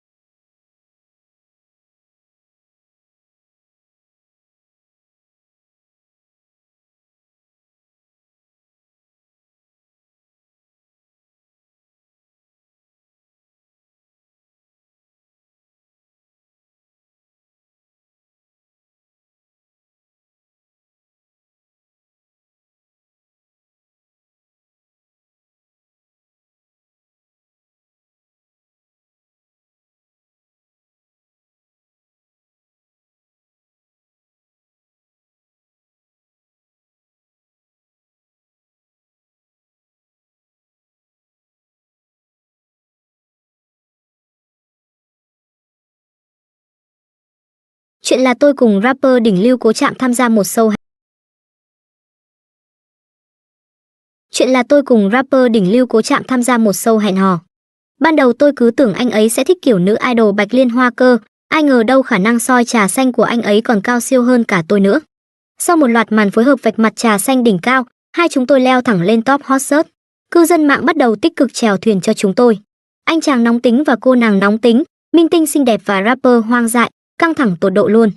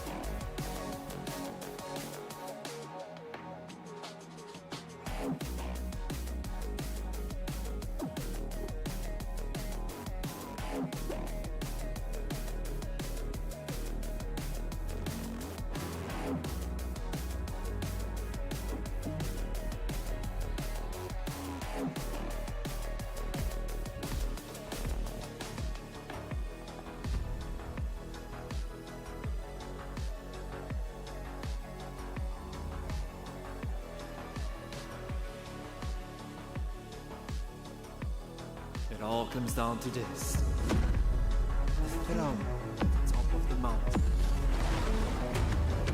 One final step. Reckless is holding fast, but he finally goes down. What with the ultimate onto angle? The blizzard approaches. And Hurt is going to be killed by some random bloke from Hungary. MSI champion, welcome to the NLC. Forget the scars and focus on the task ahead. Fight! One last time. Conquer what is rightfully yours. Conquer! Lovely people of England, how are you doing? Come on! Welcome to the Arotsi NLC Winter Finals. We meet one final day.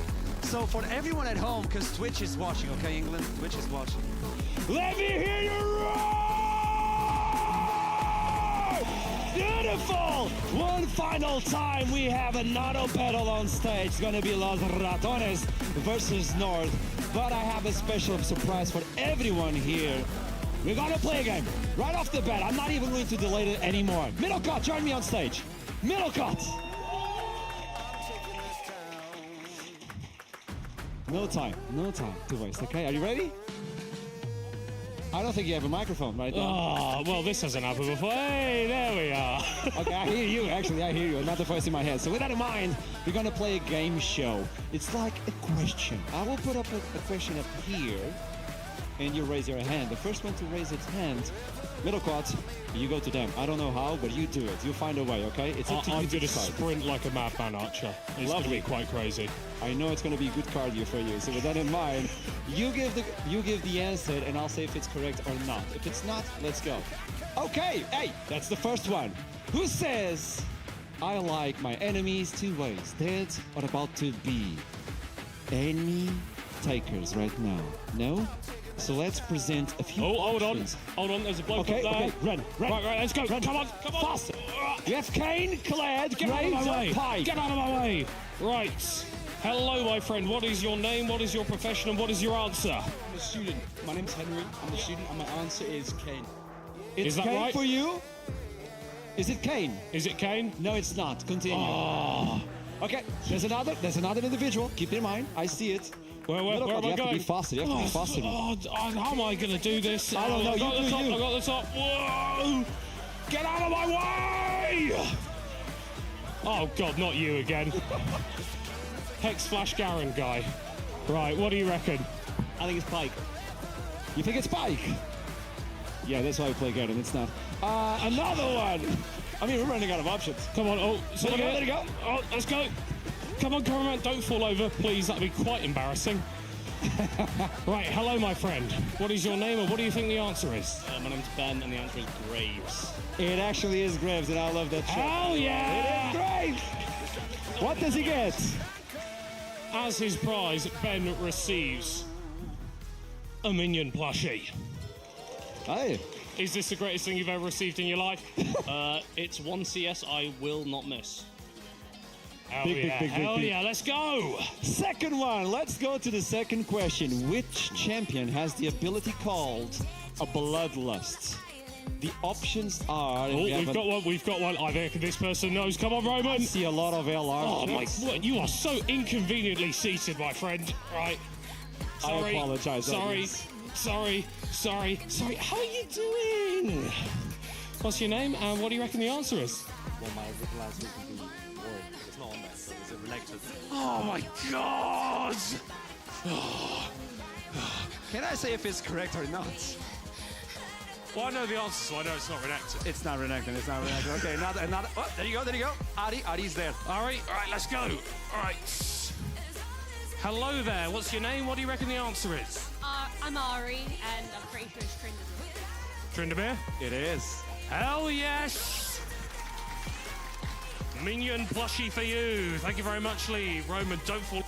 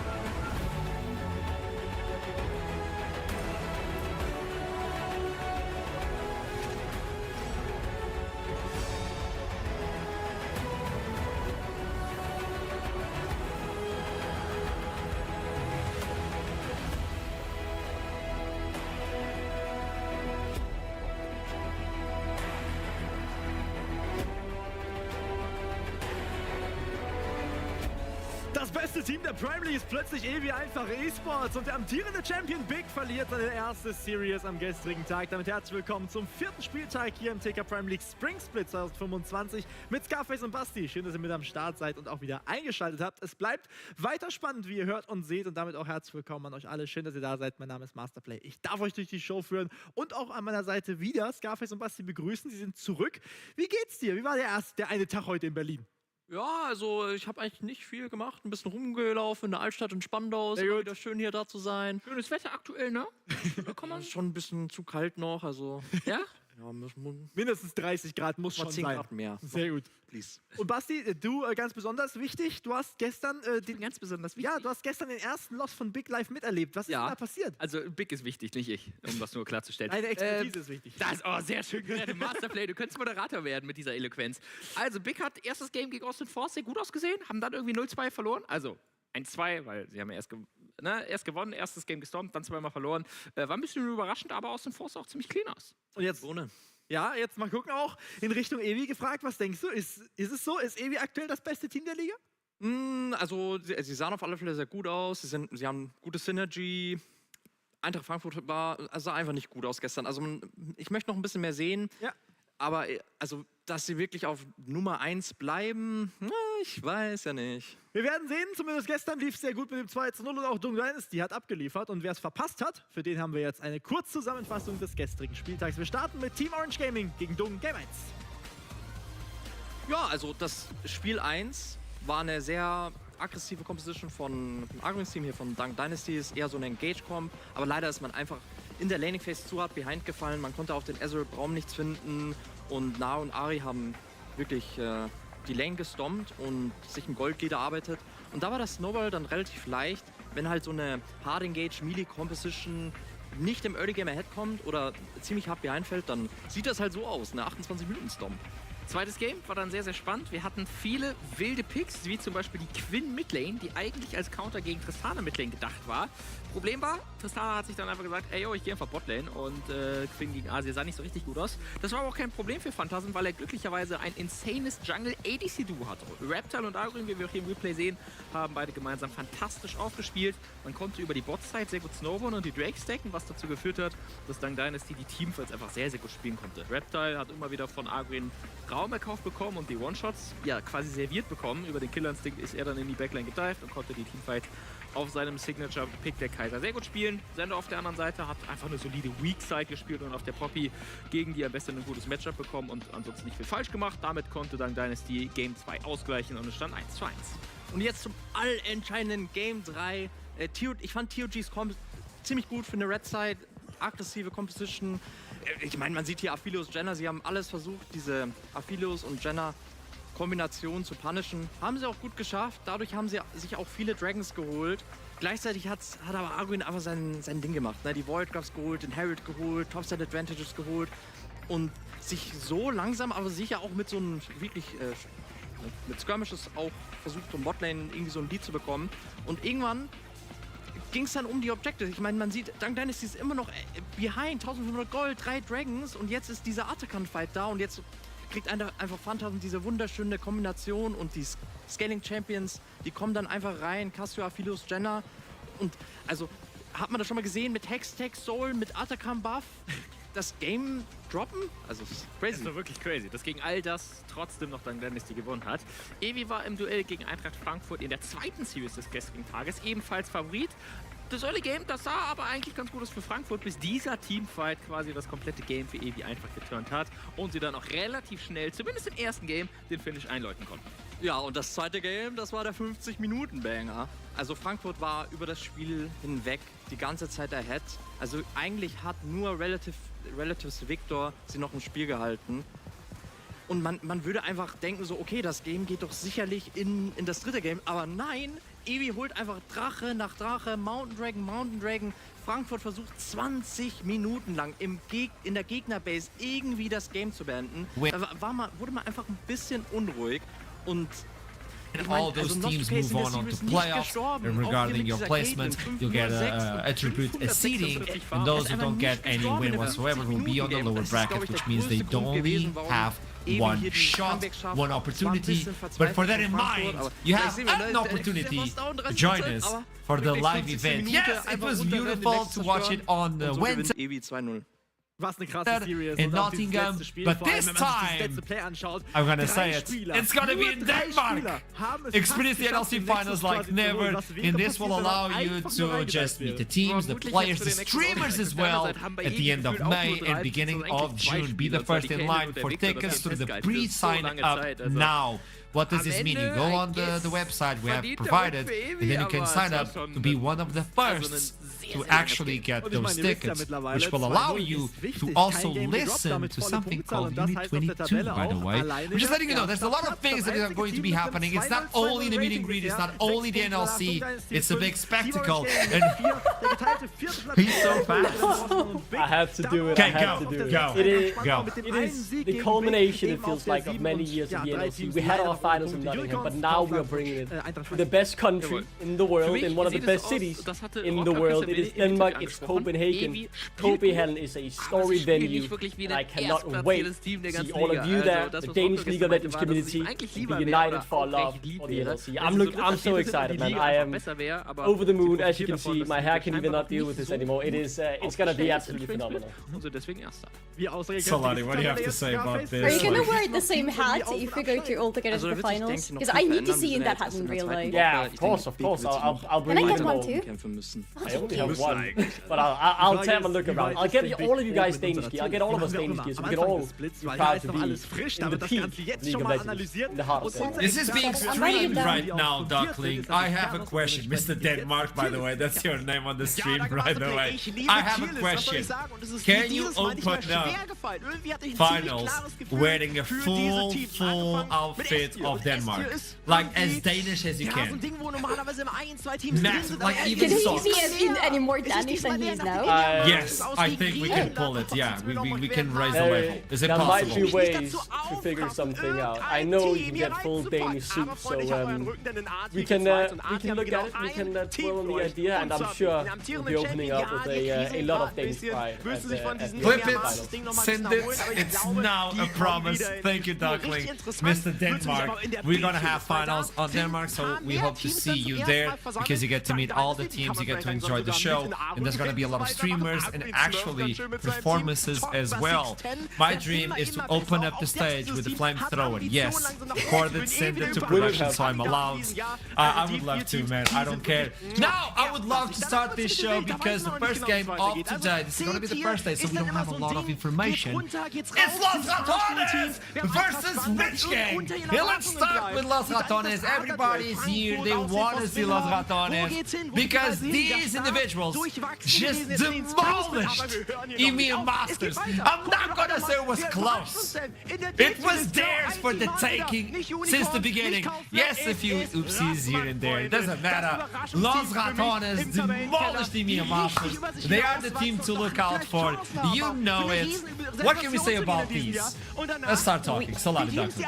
We can say so much about them, honestly, but the first thing we have to say is a huge congratulations to them because they have done things that haven't been done before in the history of NLC, and they continue to do so. The most amazing thing about this team at this moment is that they have set up the records, and they have more records to beat, and they're on the right path to do so. They finished the NLC first in the previous split. As we said, they went through EMEA Master Story insanely well. We finally didn't have any LFL versus LFL finals as much as we love LFL. We love NLC more, okay? And we finally had the NLC finals. We had them win them. Now, what is the most interesting thing is that so far in the modern history of NLC, we haven't had a single team that took the crown 2 splits in a row. We've had teams trying to do so, but nobody has done it before. And Los Ratones can make yet another history if they do it this time. Yeah, there are more records to be broken. You're completely right, Solari. It has been a monstrous achievement for them, right? They've come in, they've swept everything up. The pride they have brought on themselves, the trophies they have added, and the pride they have brought on the NLC region. And definitely not be underestimated. But there is more yet to come, right? As you said, records still left to be broken. And just look at the star-studded roster. 31 years of T1 competitive experience between these guys.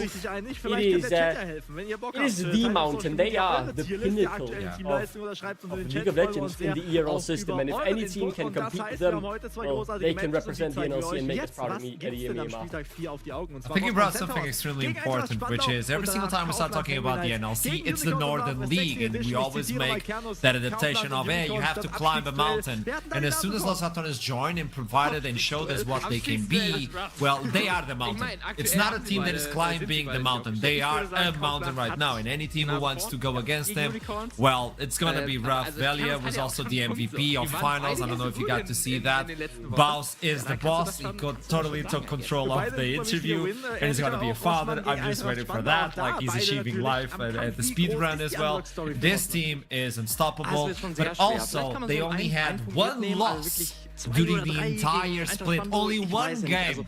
We call it the Quinn incident, and we don't talk about it. It didn't happen, okay? All VODs have been deleted. We asked production that Quinn. Even on the recap of Los Ratones, on that incident, that game is missing. I'm just letting you know. It's actually missing from YouTube. So I just want to put it out there. Only one loss. And the thing is, of all the rosters, Los Ratones didn't change a single member because they're adamant of what they want to do, which is win it again, go to EMEA, conquer it again, and do a triple. They want to get they want to get all the EMEAs in 1 year. Yeah. Ridiculous. And they want to do it with the same roster, because I think this is pretty much the only team that hasn't changed a single thing in their roster. No, one of like 2 teams, I think. I would need to check my stats, but in Group A, for example, we have so many teams that have completely reshaped what they are, who is playing for them. Los Ratones have an idea that they want to keep the same roster for the whole year, and so far they've been sticking to it, and it's been working for them amazingly. Yeah, so, you bring that up, tell me, Tugman, because before I move on. Yeah, I just shortly wanted to add to that. There is, as you said, sorry, one more roster. Bulldog Gaming, we saw them at the LAN finals. They haven't changed anything either, but Los Ratones and Bulldog are the only 2 remaining. And for Los Ratones as well, right? Started working since November together, so that means they've now worked almost half a year. And they are just, head and shoulders above anyone else. I know Bulldogs is going to show up to the party. We're not talking about them now, and I think Bulldogs is going to be a contender. But we'll talk about that later on in the future. For you folks at home, you know everything about Los Ratones. Let's be honest. You're watching this, and you know the Wikipedia, you know their address, you know everything about Los Ratones. Which means we need to talk about the other teams. You need to know who they're fighting against. I'm not going to be gentle. Rich Gang stepped in Winter Split. Completely dominated Group B and then fell short. But this is an entire new team. And if you look into these faces, you're gonna be like, who are you? And that's the question. We know a little bit, but we don't have sufficient information to talk about Rich Gang. So we need to see their first game. I don't think this is gonna be easy. I don't think this is gonna be close at all. We need to be honest, so that's why we're keeping expectations low, so when they show up, we are surprised by this team, Rich Gang. Now, it's really important to say they want to invest in this talent, in their young talent, but Solari, you brought something up when we were talking about this team, which is a top player that is really, really young, and sometimes that may be a concern, but Exopane is 17. And he completely destroys stages. So, just saying. Exopane is 17, but Conan, the top laner for Rich Gang, is only 16 years old. 16? And he got the Challenger last year, he was only 15, and his LP was absolutely insane. His rank was so high, and he's so young. And I feel like this is the pinnacle of what this team is going to be about, how we're going to be talking about them going into this split and hopefully into the next split as well. This is a developmental team. This is a team that has brought in very fresh talent, some like Conan having no professional experience, the others having a little bit, but mostly around Division 2. This is going to be the beginning of a road for them. This is a roster that wants to grow up together. And yes, they are unfortunately starting with a trial by fire by playing Los Ratones as their first ever game of the split and as this roster. But hey, if you want to start from the biggest challenge, and then hopefully everything else is going to be a bit easier for you. Yeah, it is. I completely agree, Star. It is such a change of pace of what we saw from Rich Gang last split, right? As you can see from the results, 5-6, that's not really anything out of this world. But as Arsha, you said as well, they were dominant dominant in the group stage, absolutely unbeatable in Group B. When they came into playoffs, they didn't practice as much as the other teams. They had the star players, but they didn't have the dedication to really focus enough on the game, and that led to the other teams catching up. Now this time around, you have the talent, you have the dedication, you start from a lower point. Solari said they need the time and they need the patience, because I believe they can bloom into something special, but the first game of the split against Lost Ratones, I'm not expecting them to perform miracles. That's the thing, they don't have that experience, they don't have that much in-game play, like scrims. It's gotta be hard pulling a new talent team and say, hey, let's get scrims. Who are you scrimming against? Scrim bubble is extremely important. Solari, you want to say anything? I just wanted to say that even though, yes, this is in Roast and this is really hard to start the split with Lost Ratones for them, you gotta remember that Lost Ratones just ended EMEA Masters. And since they won EMEA Masters, they had to play for such a long time that they had very limited time to do any scrims and any preparation for the split. So maybe that's something that Reach Gang have in their sleeves, hopefully just having a little bit more time to prep. You know what scares me the most about Los Ratones? On the interview with Bals, before we move on, production, these musics are just, I'm just enjoying this. I'm like, this is headbanger after headbanger. I'm just enjoying this. Thank you so much. No, Los Ratones, we finished. I asked Bals for a sentence he heard at the end of the game that he could bring into the conversation. It was instantly Crowny saying, hey, on that wave at 15 minutes, we could have slowed push a little bit better. We need to work on it. You're winning EMEA Masters and then already thinking, I'll have to improve in scrim yet again. I know Reckless was like, boss, we just need 2 days off. But after we're done, we go again. Tell me that. It is very much that perfectionist mindset, right? That, yes, we just won the best tournament we can currently win in terms of the ecosystem we're playing in. But we did mess it up. The game wasn't perfect. They got a kill, guys. You could have played that fight better. You could have gotten the straight 6 minutes in. Like all of these small little decisions that ended up not mattering at all. They 3-0'd in the finals. But they were still, you know, it wasn't quite perfect. So they still have another gear to them. And yeah, I really like that mindset. It just shows how far they trust they can really get. One thing we need to highlight as well is there, by the way, just getting information that Champion Select is a little bit delayed. Don't worry, as soon as we can, we jump into the game. We just want to make sure that all players are fitted correctly. Yeah, come on, Duckling! I'm sorry, I'm working on it. I'll start the game, I'll start the game. One of the things is, it's the best of one. And curiously enough, I think Los Ratones roster or champion pool or ocean is so hard to beat because they can adapt to anything. Yes, it's true. You see a Shogath and you're like, yeah, it's his top, maybe it's mid, we don't know. Maybe that Volivar is jungle, maybe it's top because you have Baus, you have Nemesis that can adapt really well. But with Rich Gang, it's a question mark. So this might give them the lead, at least on the best of one, to pull something crazy, where Los Ratones are not expecting, go a little bit wild on any sort of tactic they can implement and try to steal the game. Because if you get a win from Los Ratones on seeding stage, that means your team will skyrocket in terms of placements there. Yeah, I think it's a really good point, right? It is a best of one. There's not a best of 3 or best of 5. If you've been sprint and trying some weird tactics that's really been working and we throw teams off, this is the game to try it in. No one are expecting to come in here as rookies and play a clean game of League of Legends against the EMEA Masters Champions. You know, maybe just try your best, try something different and see if you can choose your ways. Maybe an early game lead, maybe even you get a Baron, or in a dreamland scenario, you win the game. There is one thing that we've been all waiting for during the previous split, and that is, when is somebody going to realize that playing around Baus and killing Baus non-stop is never going to win you game against Lost Ratones? And we haven't really seen anybody like having this click moment and completely leaving Baus to do his Bausy things in the top lane. Maybe Reach Gang. I'm just having my fingers crossed that Reach Gang is maybe going to be one of those teams that is going to let this crazy top laner do whatever he wants and focus on other things. Because there are things to focus on if you're playing against Lost Ratones. Like their early in the game, for example. Their determination to take as many directs as possible because that is their main focus in the game. There are ways to play around them. It's just, is Reach Gang going to be the team to figure how to do it? I mean, I think if you focus on Baus, it's a lose-lose because eventually he will scale and he will take down the sideline or join the team. He now rotates towards the team, so his little flaw is gone. I think he's getting really scary as a pro player. But one of the things I'm excited about this game is Conan, 17 years or 16 years right now, 16 years, really high in solo queue. This means he likes to challenge the enemy. And if he brings something like really high in challenges, bounces by himself, maybe that's the cue, maybe that's the dream. Leaving the young kid who's challenger to just take down boss as a solo queue game. I mean, Duckling is like, what, 15 years for like 10 years in a row, I don't know. And he never got challenger.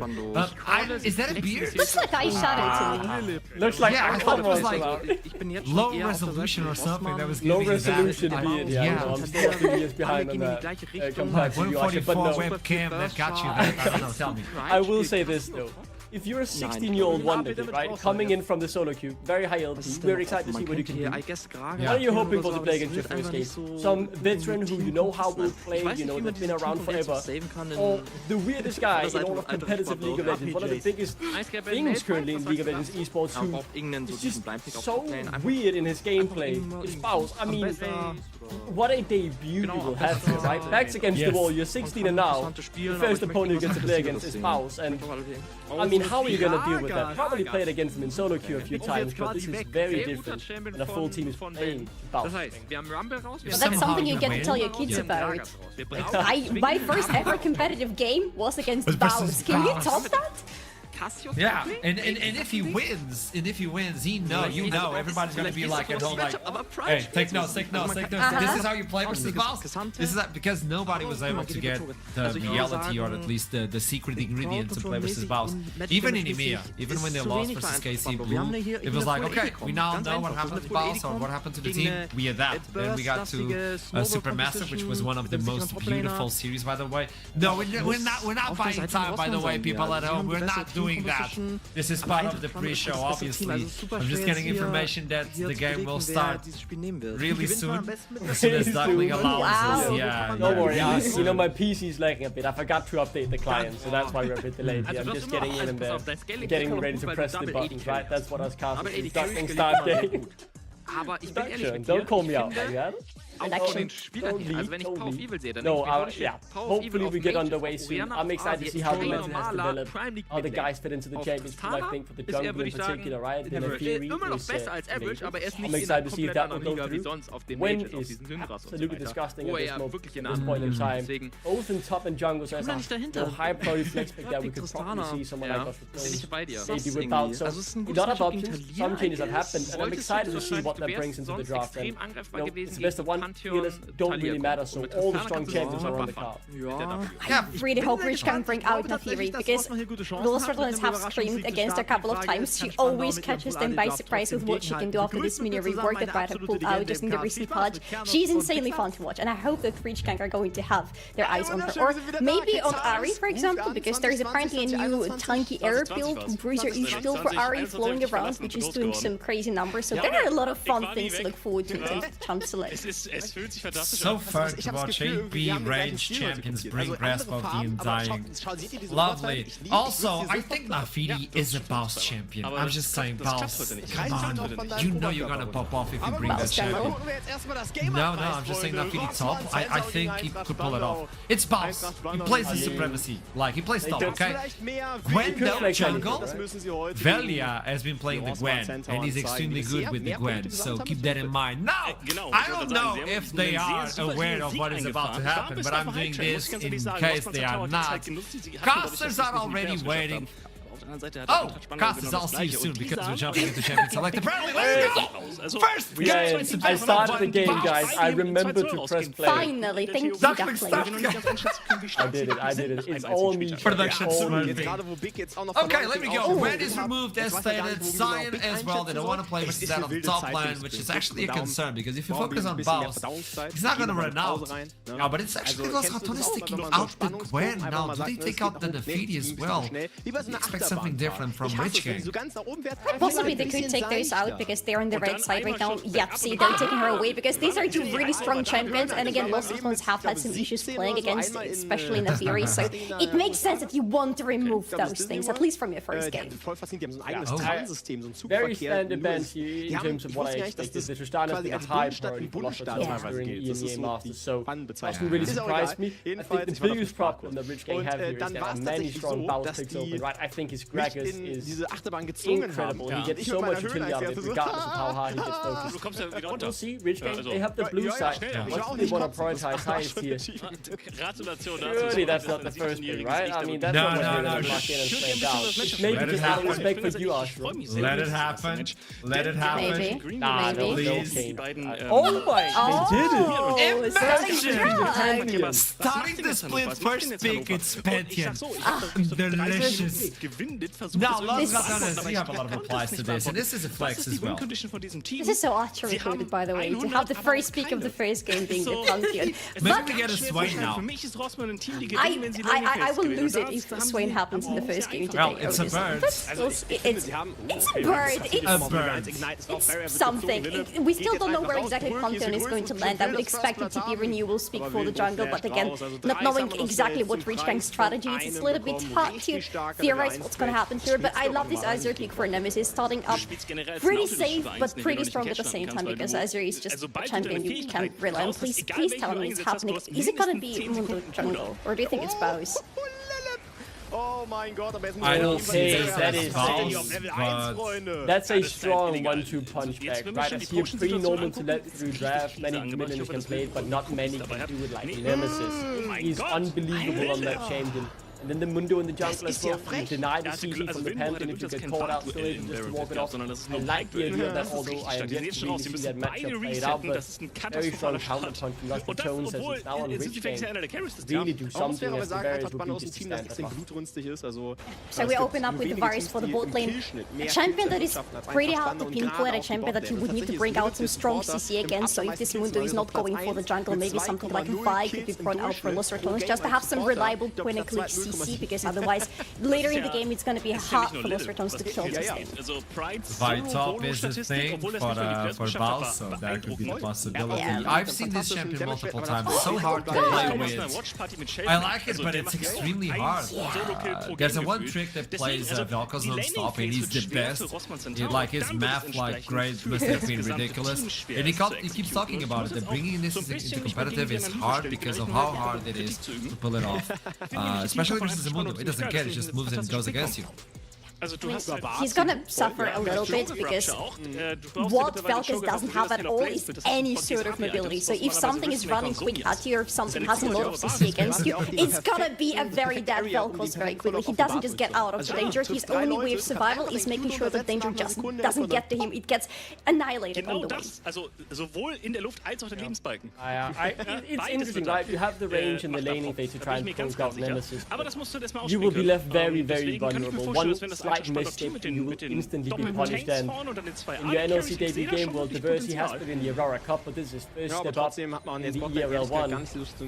Really making it hard on yourself there, I'm going to be honest. But now seems to be the target both teams as the obvious engaged champs. And that maybe you take away the end. Der Basisschaden von Cho'Gath's das wurde ja schon genervt.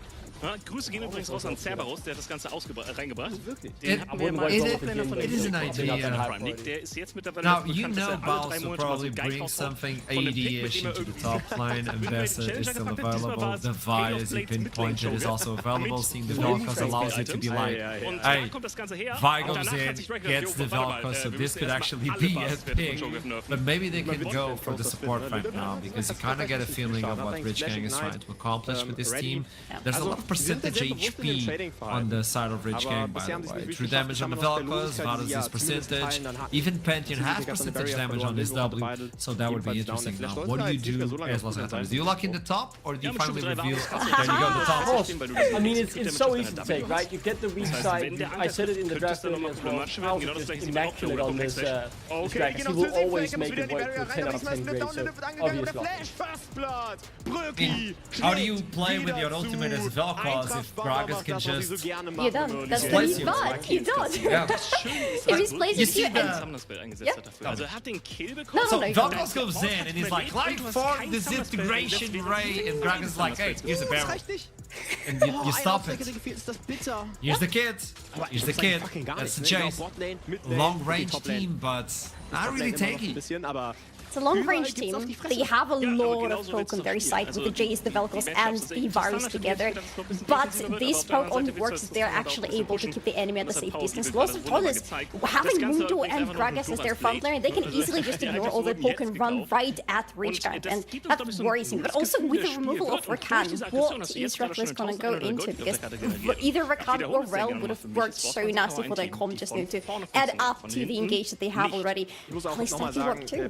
Yeah, I think that's totally fine, right? You want a bit of flank with find the right engage to the fight because, you know, as we talked about, the long range it's difficult just to walk into their face, but they have a lot of frontline, a lot of engage. I think lots of tones have to stand easy to execute draft here.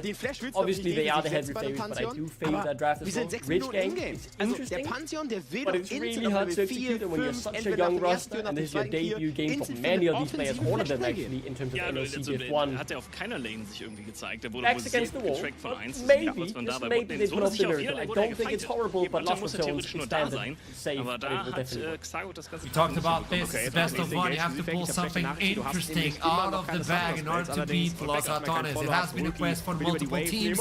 Nobody has achieved this, and this is why we are immediate Masters winners. With that in mind, let's toss it to the game. I miss these voices. It is Hipbrain in the reveling. I have missed you too, Archer. Hello everybody and welcome to the caster desk. Hipbrain in trouble here. Getting ready to jump into game number one. A lot to talk about. Los Ratones, we kind of favoured their comp coming into this game. Trouble. I think you can highlight these issues a little bit more. You were quite vocal about some of what was going on in this champ select. Das bedeutet, er kann halt jetzt einfach dafür gehen und das Ganze wird noch ein bisschen delayed. Ja, aber ich glaube, die Grubs werden natürlich trotzdem Trouble's muted once again. I am muted once again, okay. It wouldn't be NLC! It wouldn't be NLC without Trouble being muted immediately. Ashram was muted too. Anyways, on the blue side, when Varus has been picked, usually his best iterations is Halo Blades or Comet and you go full pop Varus. However, when you pick it on blue side, usually the right side will tend to go super tanky to force the Varus to go on hit build, which doesn't leave him as dominant in lane, and you can usually just win lane versus Varus to keep him down. However, right here, seeing how they're gonna go Vel'Koz, it's a great pick right there, and Jace for top lane, which it's a very safe range picking to Baus. I feel like this Varus, if he doesn't go poke, he's sort of gonna struggle to find his place in a full poke composition. However, 4 squishies into a full bomba Gragas in the top lane. Blitzgang is gonna need some help displacing their bodies around to not get hit by the barrels. It's gonna be a hard one, to be honest, for Blitzgang. They've got a lot to do here, and like you said, the biggest issue is just gonna be a lack of damage, and typically that's the biggest problem with a poke team is if a poke team falls behind, it feels turbo bad. It's really, really hard to play as a poke team when you're behind, and you're gonna have this massive brick wall in the Mundo blocking all of that damage, and you know, how are you actually going to get through him and kill him without it being a one-hit Varus? Then you know, you become short range. Yeah, it's going to be a tough one here for Blitzgang. You know, they're coming in off, you know, winter wasn't particularly great for them. They struggled, didn't really make it far into the playoffs of the season, and you know, they're starting off hard. There's no denying playing versus Los Ratones is your first game back. It's always going to be a bit of a rough one. I don't feel like they particularly set themselves up for success off the back of the draft, but like you said, when you do look at the mid lane, you look at the Vel'Koz and the Azir matchup, that is potentially a window to kind of crack and punch a hole through Los Ratones, which then you can look to punish through. The question is are you going to be able to do that? I mean, it's Nemesis. Nemesis is just been this brick wall. He's been so solid, and you know, there's a lot of players we've been highlighting and getting excited about. Obviously, Baus being probably one of the main ones on the side of Los Ratones. You know, all through winter, all through EMEA, been very, very hyped by this player, but Nemesis has always been that stable kind of player, stable laner for the team. He's been able to control his lanes and not give up too much, which has then afforded Baus to be able to play how he plays. So it is going to be an incredibly tall ask for them. Honestly, Gap mid so hard on this matchup, but suddenly everything else kind of just falls out of place for Los Ratones. Okay, I feel like even if you Gap mid with the Velcos, which again, it's a great pick. It's got more range than the Azir, and traditionally it is quick to counter the Azir in terms of like the Azir cannot make plays, you can push out of lane, you've got a lot of push, a lot of wave clear, so that's great. However, my biggest question is, Rich Gang started fantastically in 4-0 in Group B, ended up being the placebo group because apparently the whole group just fell apart once playoffs started, and it was only Group A moving forward. But now they're sporting a whole new roster, full of rookies. And their first task is to bring down Los Ratones, which is one of like the most difficult tasks you can ask for. These guys lost one game. One game the entire first split, and that was due to Kato's drafting. Okay, I'm not even gonna blame the players right there. Yeah, no, you're totally right off the back of that. I don't know. I guess like if you are Rich Gang, regardless of the outcome of this game, you've kind of got one of your hard games out of the way now, and you can focus on everyone else. But again, you know, new team, new roster, kind of getting to grips with each other. You've definitely given yourself a hard draft to play out versus a very hard team to beat. So, if anything, for me, this game's going to be a real tale of mental fortitude for Rich Gang, because if you can fall back and bring this back, incredible mental fortitude. If you lose this game and then come back and, you know, win your next 3 games, also incredible mental fortitude. If they pull the win out here, you know, if this team does get ahead, obviously that Mundo is always going to be an issue. But you can still look to blow up and kind of poke out everybody else. It's just getting around that brick wall for Mundo. You can find windows and avenues into this game, but there's so much engaged on the side of Los Ratones. There's so much frontline. The Alistar is going to be a menace. And we saw Reckless perform on this champion consistently throughout last split. In fact, we saw a lot of our supports perform on the Alistar. It's been a very stable pick here in the NLC, just in League of Legends for this year anyway so far.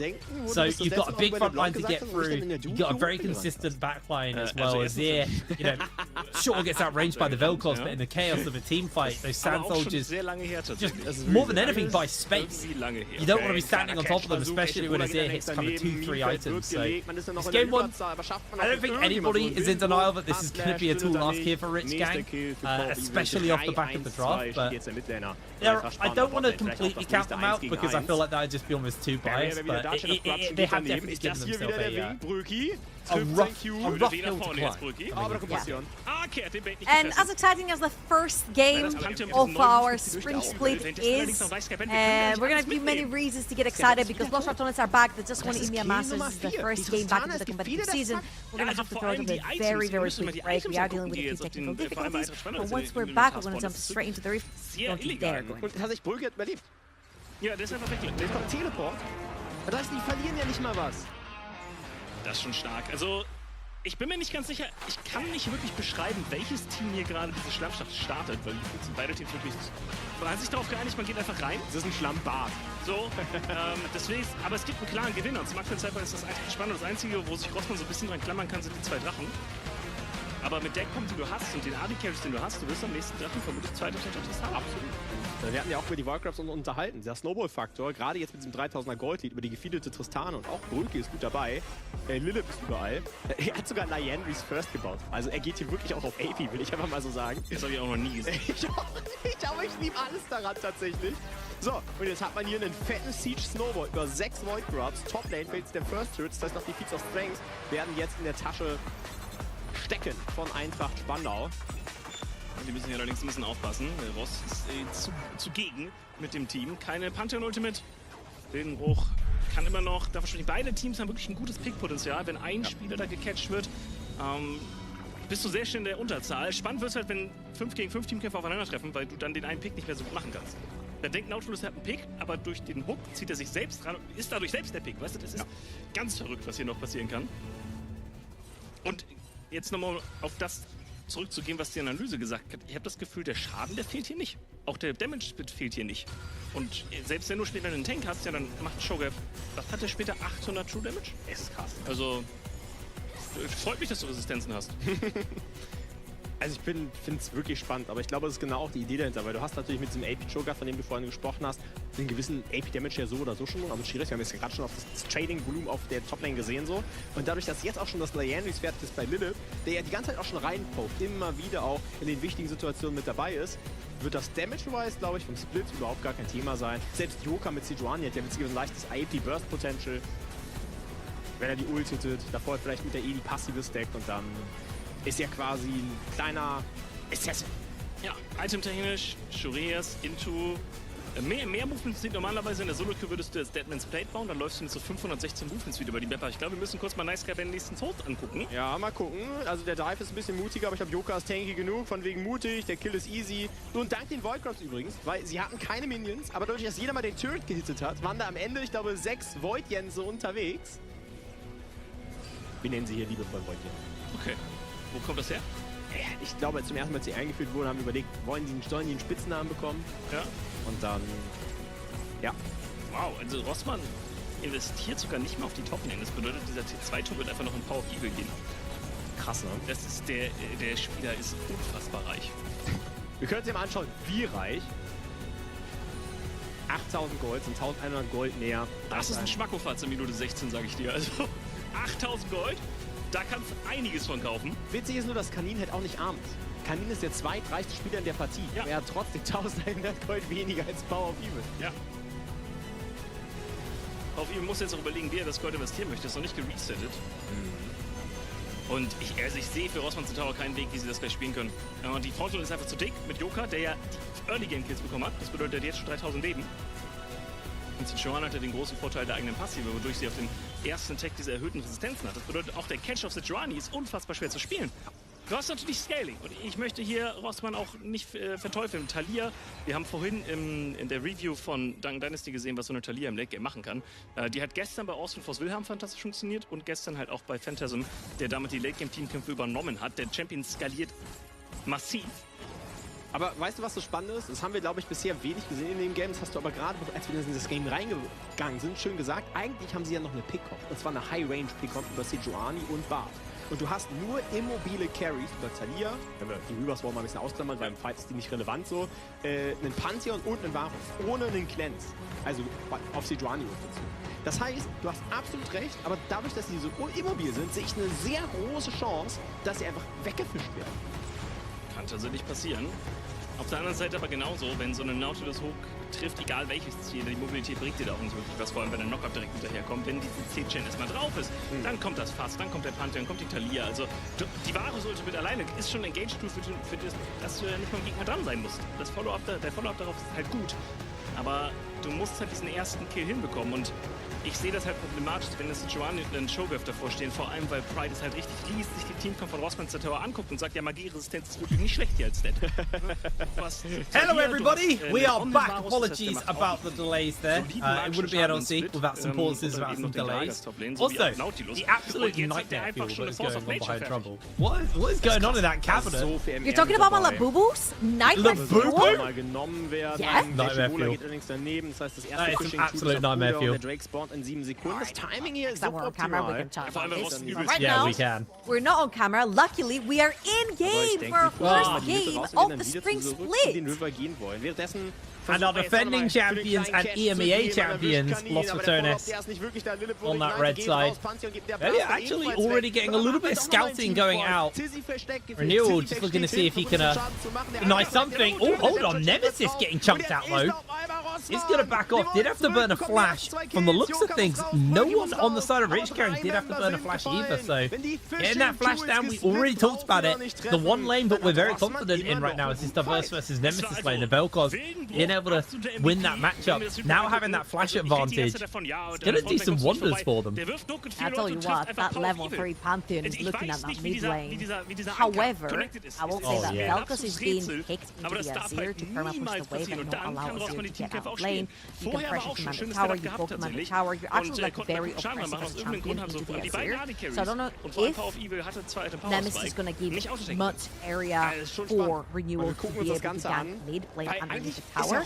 However, what I wanted to bring up is that Veli is playing a very interesting champion. Natinag right now, who is the new Ruddy jungler, is third overall in junglers and fourth overall in the US in the ladder, playing Mundo jungle, having about a 72% win rate in about 170 games, which is absolutely freaking nuts. The champion is pretty broken, the clear is fine, and you can also pretty much set up ganks by slowing and throwing your briefcase in this particular skin for the Mundo. Primarily, you're just creating yet another wall in front of your back.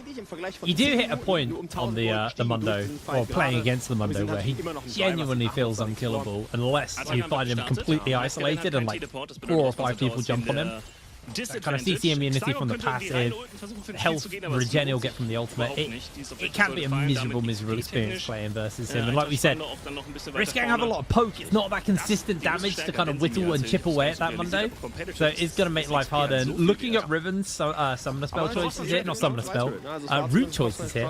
Going for the Meteor, no surprises, but it's going to be going for that poke for Varus. So your best shot at kind of being able to whittle down a Mundo has been heavily shut down off the back of that.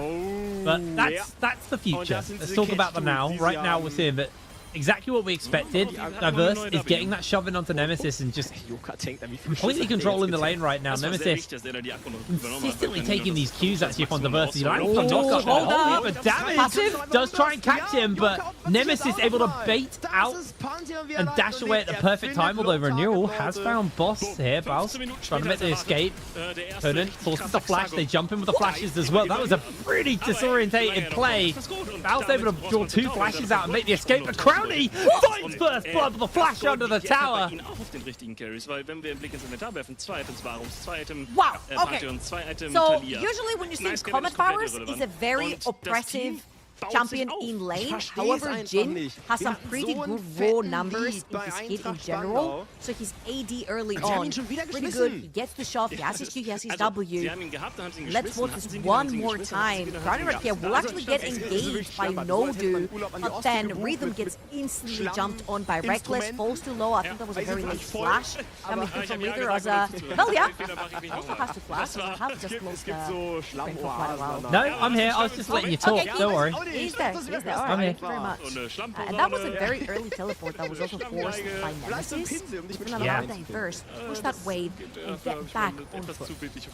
Diverse definitely has control right now. He's still got his own teleport to play with. He is missing a lot down to Nemesis. Nemesis suddenly just decided to start dodging, able to evade a lot of what Diverse was putting out. But again, that teleport advantage means this trade isn't the end of the world for him. As Baus getting shoved underneath his tower, but it's a Gragas, even if he is low, has a fair amount of sustain built into his kit. Yeah, Diverse not being able to quite hit those shots onto Nemesis. We did also see Velia burn that flash earlier on that invade. We did kind of interrupt our replay for it. But now, it's just kind of that slow hook away. Have got the grub spawning up soon, though, so we'll probably see some action break out there. Question is are we going to see Nodu or Reckless roam up to try and contest these first round of grubs? Alright, these rats really like dragons and playing around dragons, so I do not expect lots of them to actually swap play for the top side of the map. Oh, hello. Reset. Nice little engage onto Riven there. Catching him out. Riven, like you said, no flash. Crowny, no flash either, though, so Nodu's able to keep him at arm's length. Just going to get a little bit of return damage onto Nodu. Honestly, beautiful play from Nodu, making sure that his ADC survives that.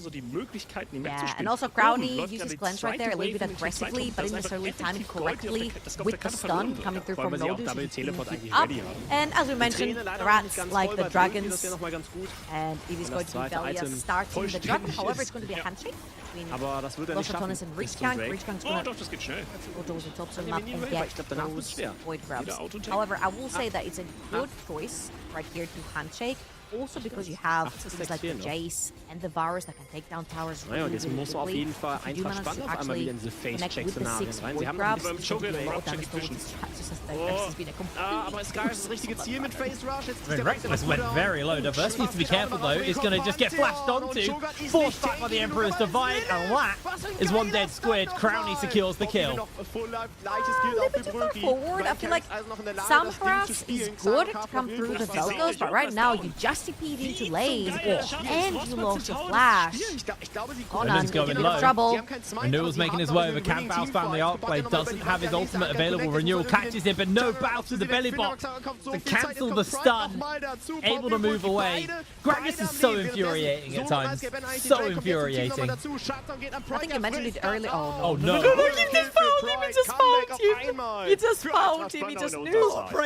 Du kriegst hier nichts geschenkt, ohne dass dir was genommen wird. Ich sag's Actions in diesem Spiel. potentially breaking out here on the bot side. Reckless does have that ultimate. In comes Velia. Not the ultimate, sorry, but he's going to go in for the flash. That's what I'm talking about. Ribbon goes down. They continue to fire onto Nodu underneath tower. Crowley is not going to land that deadly flourish. Good flash away, but in with the Grand Starfall comes Renewal. Makes that trade a 1-for-1. And I absolutely love the fact that Crowny has gone to Swifties. We kind of mentioned the fact that a couple of kills got away from them in the early game because they just couldn't reach. And now you've got so much movement speed onto this Jhin. That's also got fleet.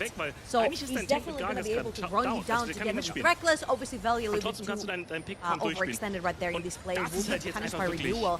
This is getting a little bit scary territory for Richkant. We mentioned how, you mentioned as well, how a Pokemon behind can be a very dreadful thing to play. And right now, Crowny is hitting 3-0, very close to his first item, 1,000 golds up onto the Poke Varus. And right now, Los Ratones can pretty much just position this Jhin around the map and just use him as their own Achilles power, pretty much take control of the different parts of the map.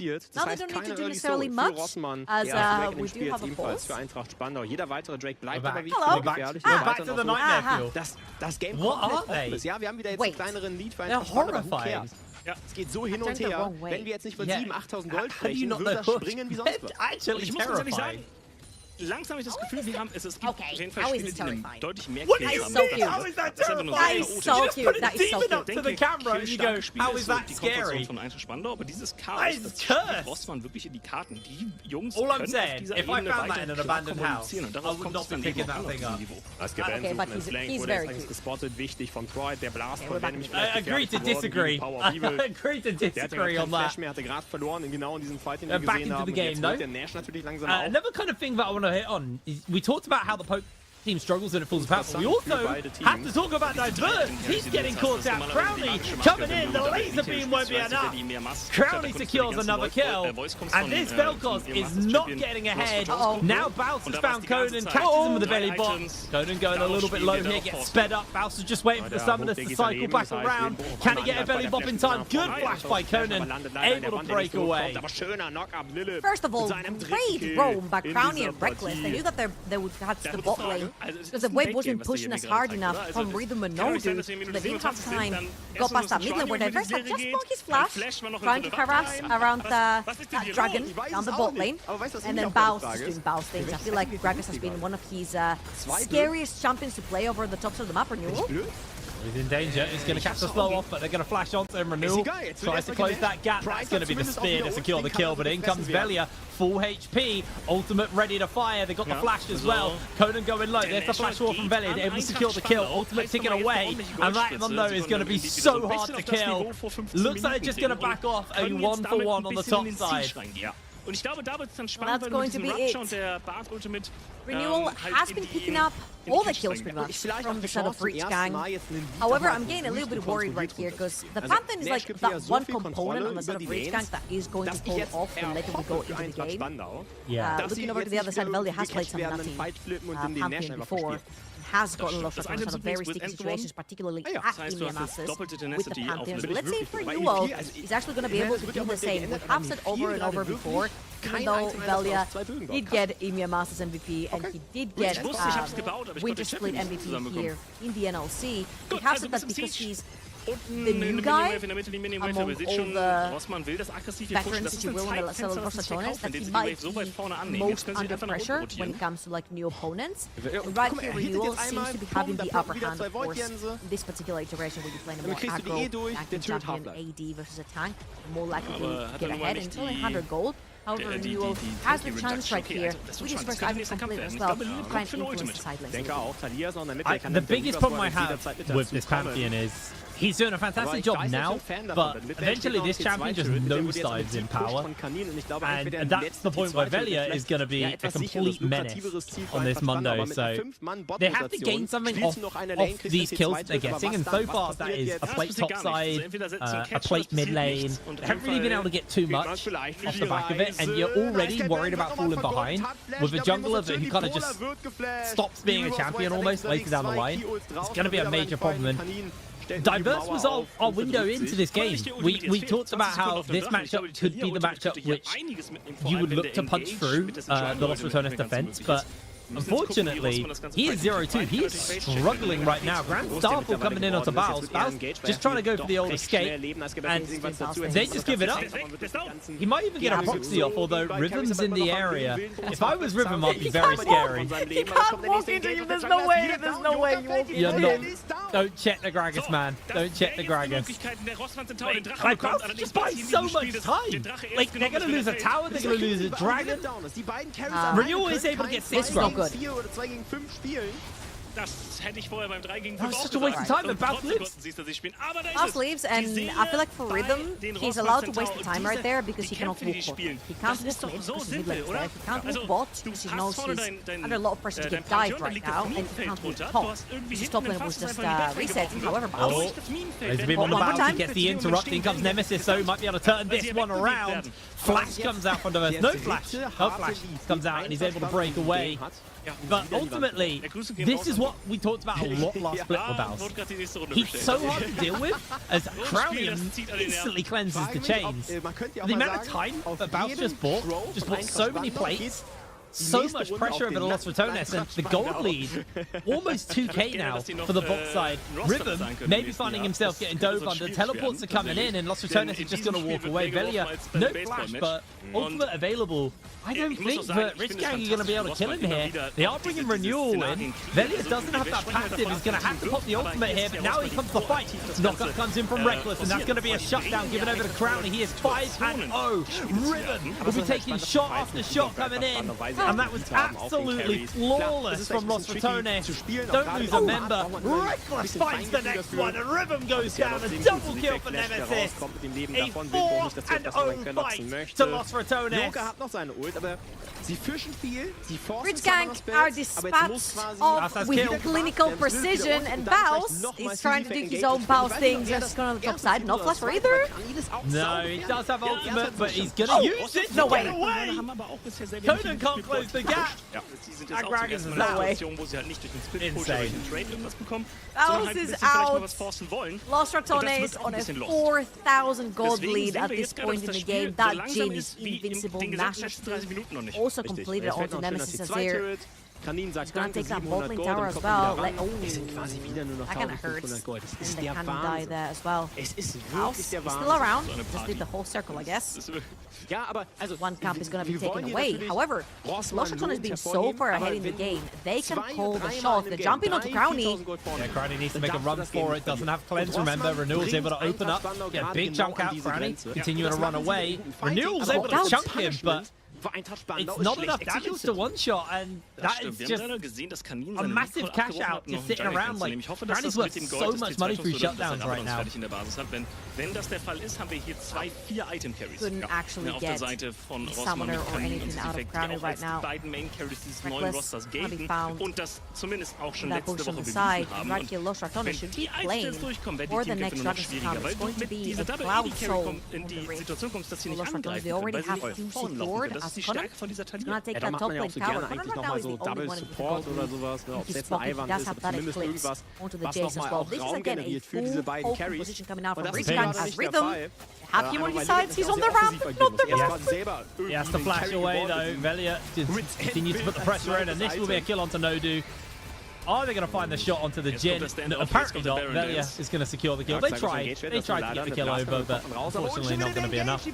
Bows is opening up onto Diverse. Diverse throws the laser beam down. No ultimate available to Bows, but he goes down.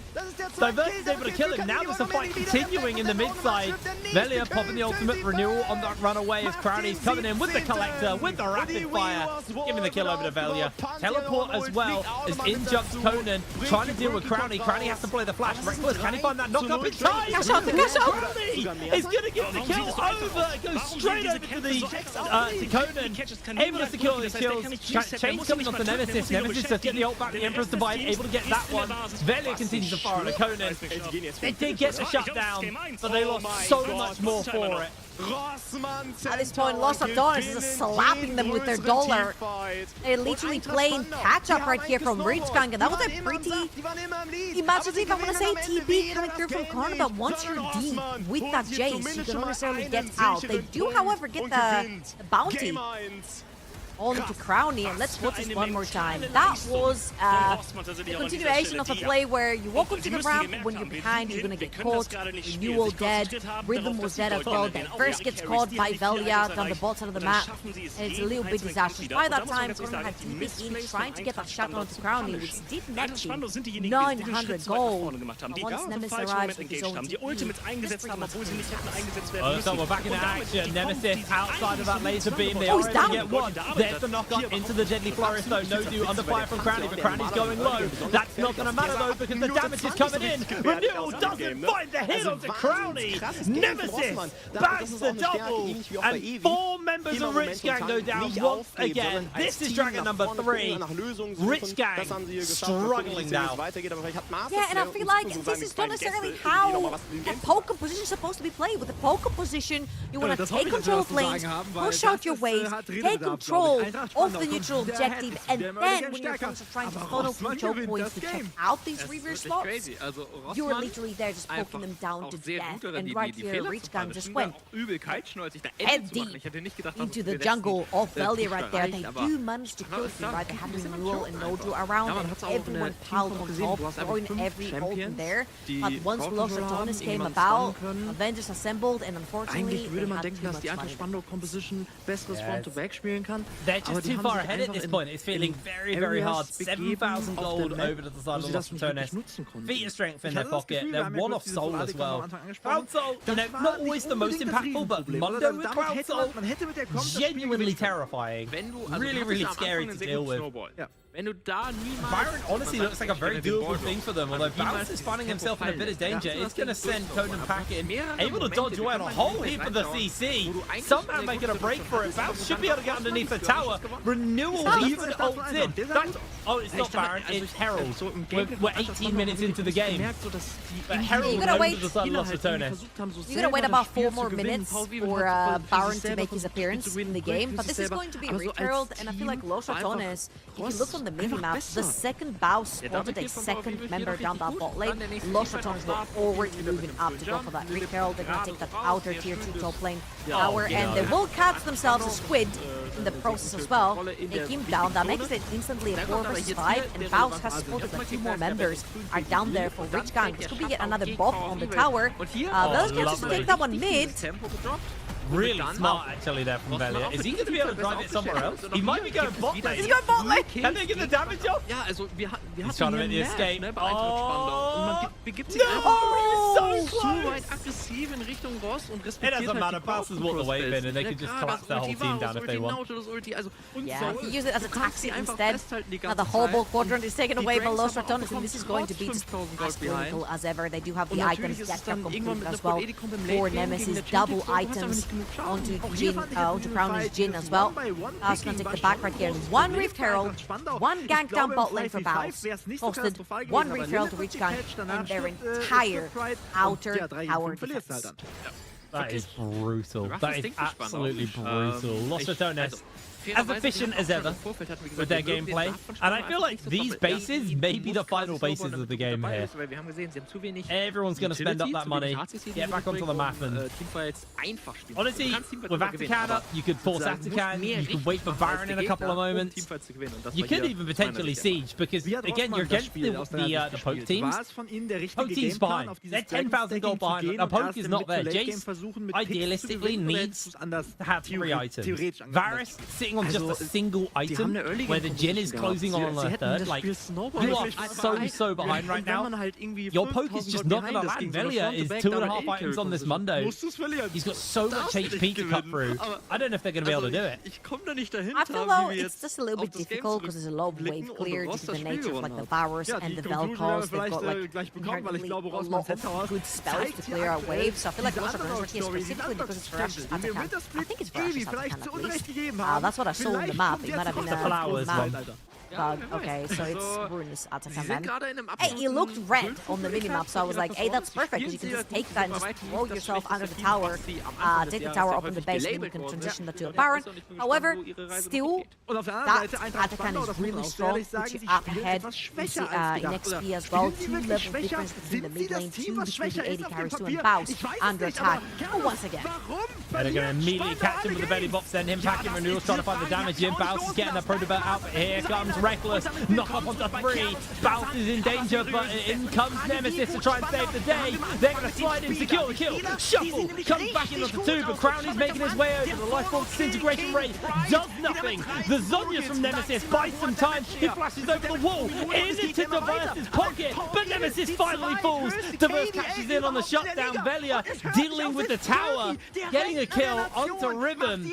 Lost Returners look to turn it back around. Can they get a little bit more? Teleports coming through. There's the interrupt. There's the kill. Crowley, 8-1. Velia finds Diverse, caught up by the knockup, but he is going to just continue that chase forward. I don't think Diverse is going to be able to survive this one, although he is dodging the briefcases very efficiently, and Velia is actually starting to go a little bit low. In comes Crowley. Diverse with a fancy feet, flashing away. Crowley secures his 9th.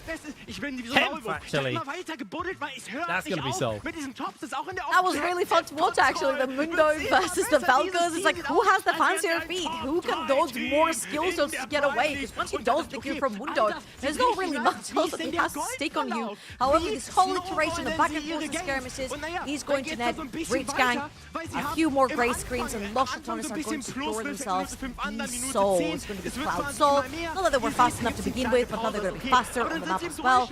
And the Baron is going to be spawning in about 2 minutes and something time as well. Lost Returners, I feel like they're definitely going to be playing for around that Baron. It does help their siege for quite a bit as well, especially if you don't necessarily have like really great tools on your AD carry side of things to push down towers. You do have Nemesis with the Azir, who's a great tower taker.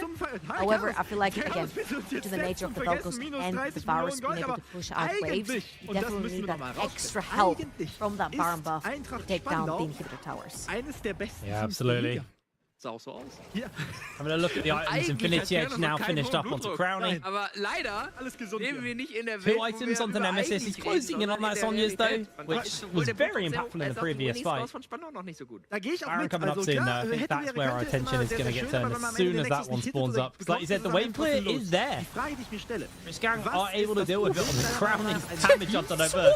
Absolutely abysmal. So much health is lost. No dude going to tank those shots, and he should be able to heal back up before the next wave crashes, though, so honestly, not much gain there for Lost Returners, although they are just going to collapse multiple members onto that top side. Baus just dealing with the bottom side, and the base will now finally be cracked open there from Lost Returners. 1 million to Baron, but so much HP. If they keep catching auto attacks like this from Crowley, I don't think there's much they can do. 2 towers are going to go down. 3rd tower from an inhibitor defense is gonna go down, and only the inhibitor standing. Baus pressuring bot, Nemesis pressuring top. I think Reach can get a bit dizzy, they don't know where to defend. Well, they were looking for Crowley, but he's able to put the distance out there with those Swifties. Now they're looking for the lockdown onto Renewal. Renewal losing half its HP, jumps into Crowley, immediate cleanse comes out, and Velia secures the kill. Reckless in the meanwhile, just being a menace on the backline. 4 members caught in his CC. Lifeform disintegration rate interrupted by Baus, and this should just be the ace. Rich Gang goes down.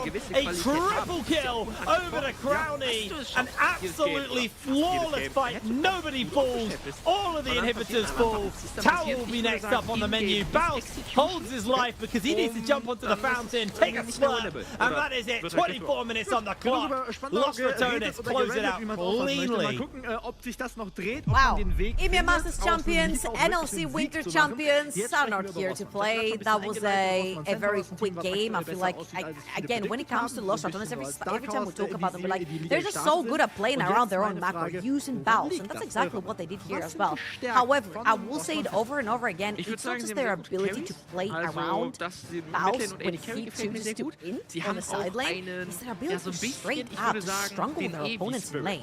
Like, Reckless and Crowny in this particular game were just invincible down bot lane. They were so clean down in that bot lane. Really just a superb performance from them. It's the only words I can really throw for that. Anyway, we're going to pass it over to the desk to break that game number 1 down. Das ist ihr ganz eigener Spielstil. Ist das wirklich so, Scarface? In Teams, wo man sich gut persönlich versteht, ist man immer automatisch besser? Nee, nicht unbedingt. Okay. Das kann auch es kommt auf den Coaching-Stuff an. Yeah. Do we need Outram at this point? I'm gonna buy we can you talk about thing. This is not, it's the microphone. I'm gonna hit it. I'm gonna hit it. I think you need the microphone. You can summarize that game very easily. Lost Ratonis did not come to play, they came to dominate, and they did exactly that, right? I think Rich Gang, despite showing signs of life, and I like that they were a bit proactive, not just falling flat, it's Lost Ratonis, guys. I mean, die halt stark aussehen. Yeah, you're just kind of Head gekommen. I was, before the game started, I said that so many of us wanted to see teams that will start not playing around Baus. Unfortunately for us, it was exactly the opposite from Reach Gang in this game. So much attention towards Baus throughout the whole game, especially more towards late part of the games when it felt like a little bit of desperation moves, just trying to get at least something happening on the map. But just leave Baus alone, please. For any other team that is going to play Lost Ratonis next, just let him do his things, ignore him, please. Maybe something will work out.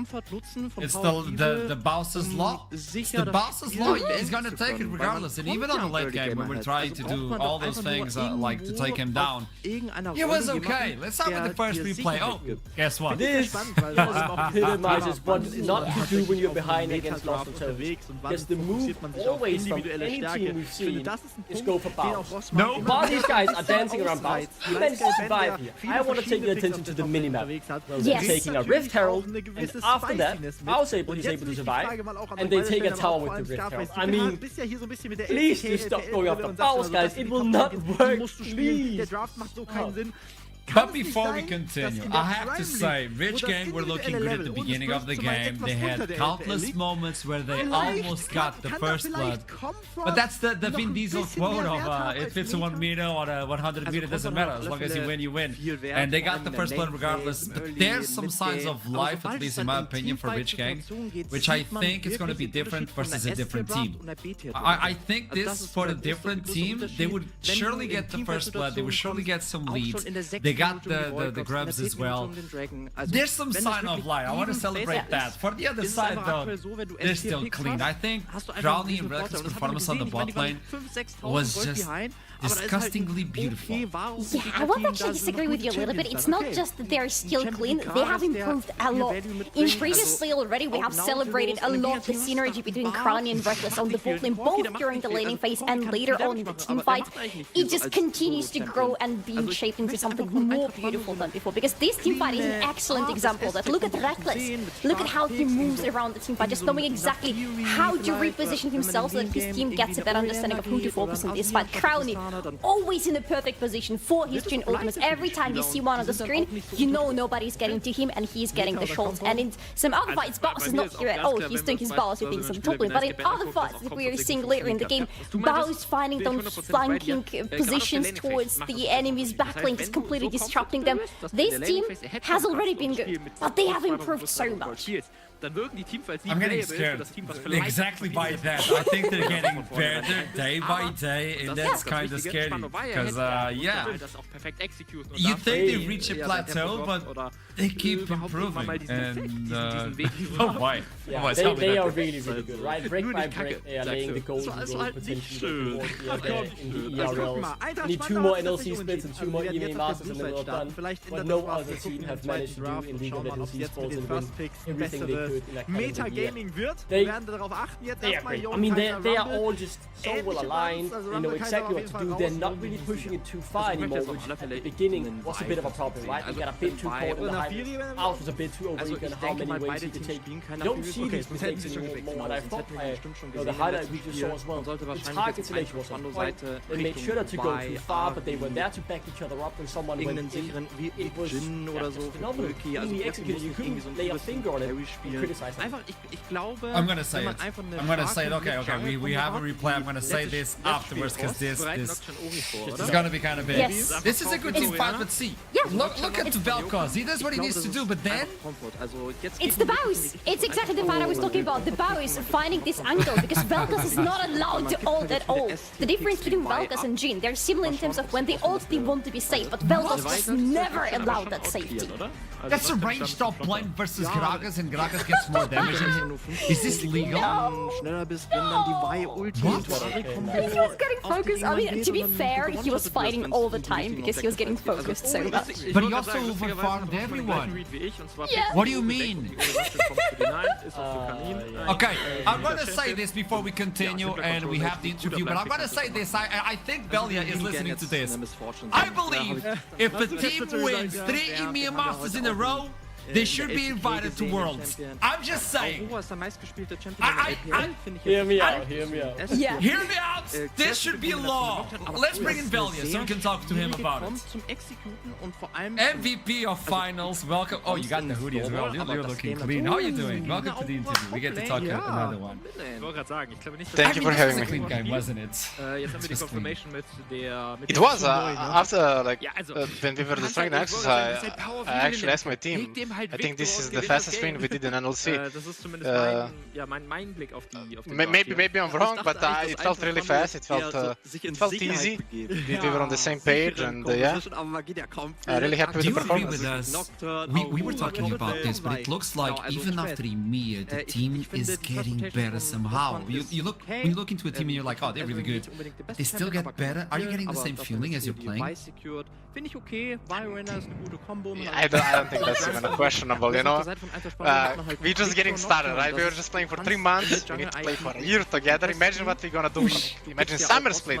So we're gonna get better with spring, but imagine the summer split. You know, I would be scared if I was other teams, honestly. We're getting there, you know. Val, do you agree that if you win 3 EMEA Masters in a row, you gotta get a ticket invitation to Worlds? Like, it has to be a law, right? Like, it should be a law. I think if it's us, yes. If it's us, yes. Looks good. Tell me something, new season, everything is new, like, it's a new game plus for you guys. What's the main objective for you as a player? What's the main objective? Can you repeat, sorry? Like, new season, new split, what is your main goal as a player right now? My personal goal, or? Yes, your personal as a player. To get better, you know, to get better, to become a main shot caller, so everyone can listen to me and trust me, and yeah, maybe to get out of Low Master, yeah. Okay. I have one final one. I was watching a few clips today, and I got one from Baus, when he was looking at KC and also G2 placements on solo queue. Everybody's in top 20. And he was like, you know what, Los Ratones have to do this as well. But then he watches Zone Elo, it was like, this might take a while.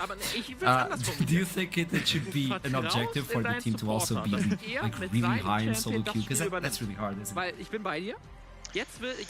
Well, I think it would be really nice, because, well, I was personally just high elo for the past 4 years, and I was like either teamless or in not the best teams. And now when I'm just 500 LP on 3 accounts, I think I'm just performing the best, and I'm just peaking when it comes to like game knowledge and my skills. So I just don't know what it is. It feels like if you try hard too much in solo queue, you just can't keep up with the good performances in competitive.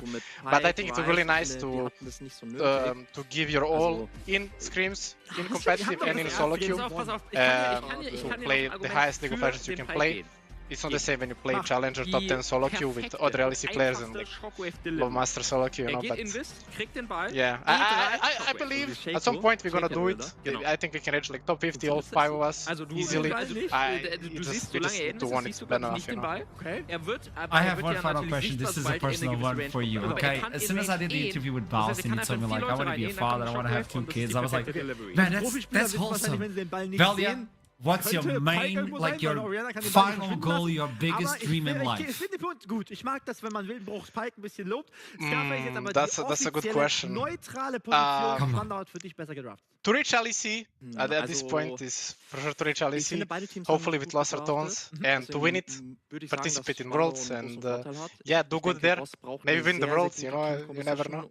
I like it. That was a big smile when you said that. Let's hope it actually comes true. Valiant, thank you so much. Good to see you again, and best of luck for this season.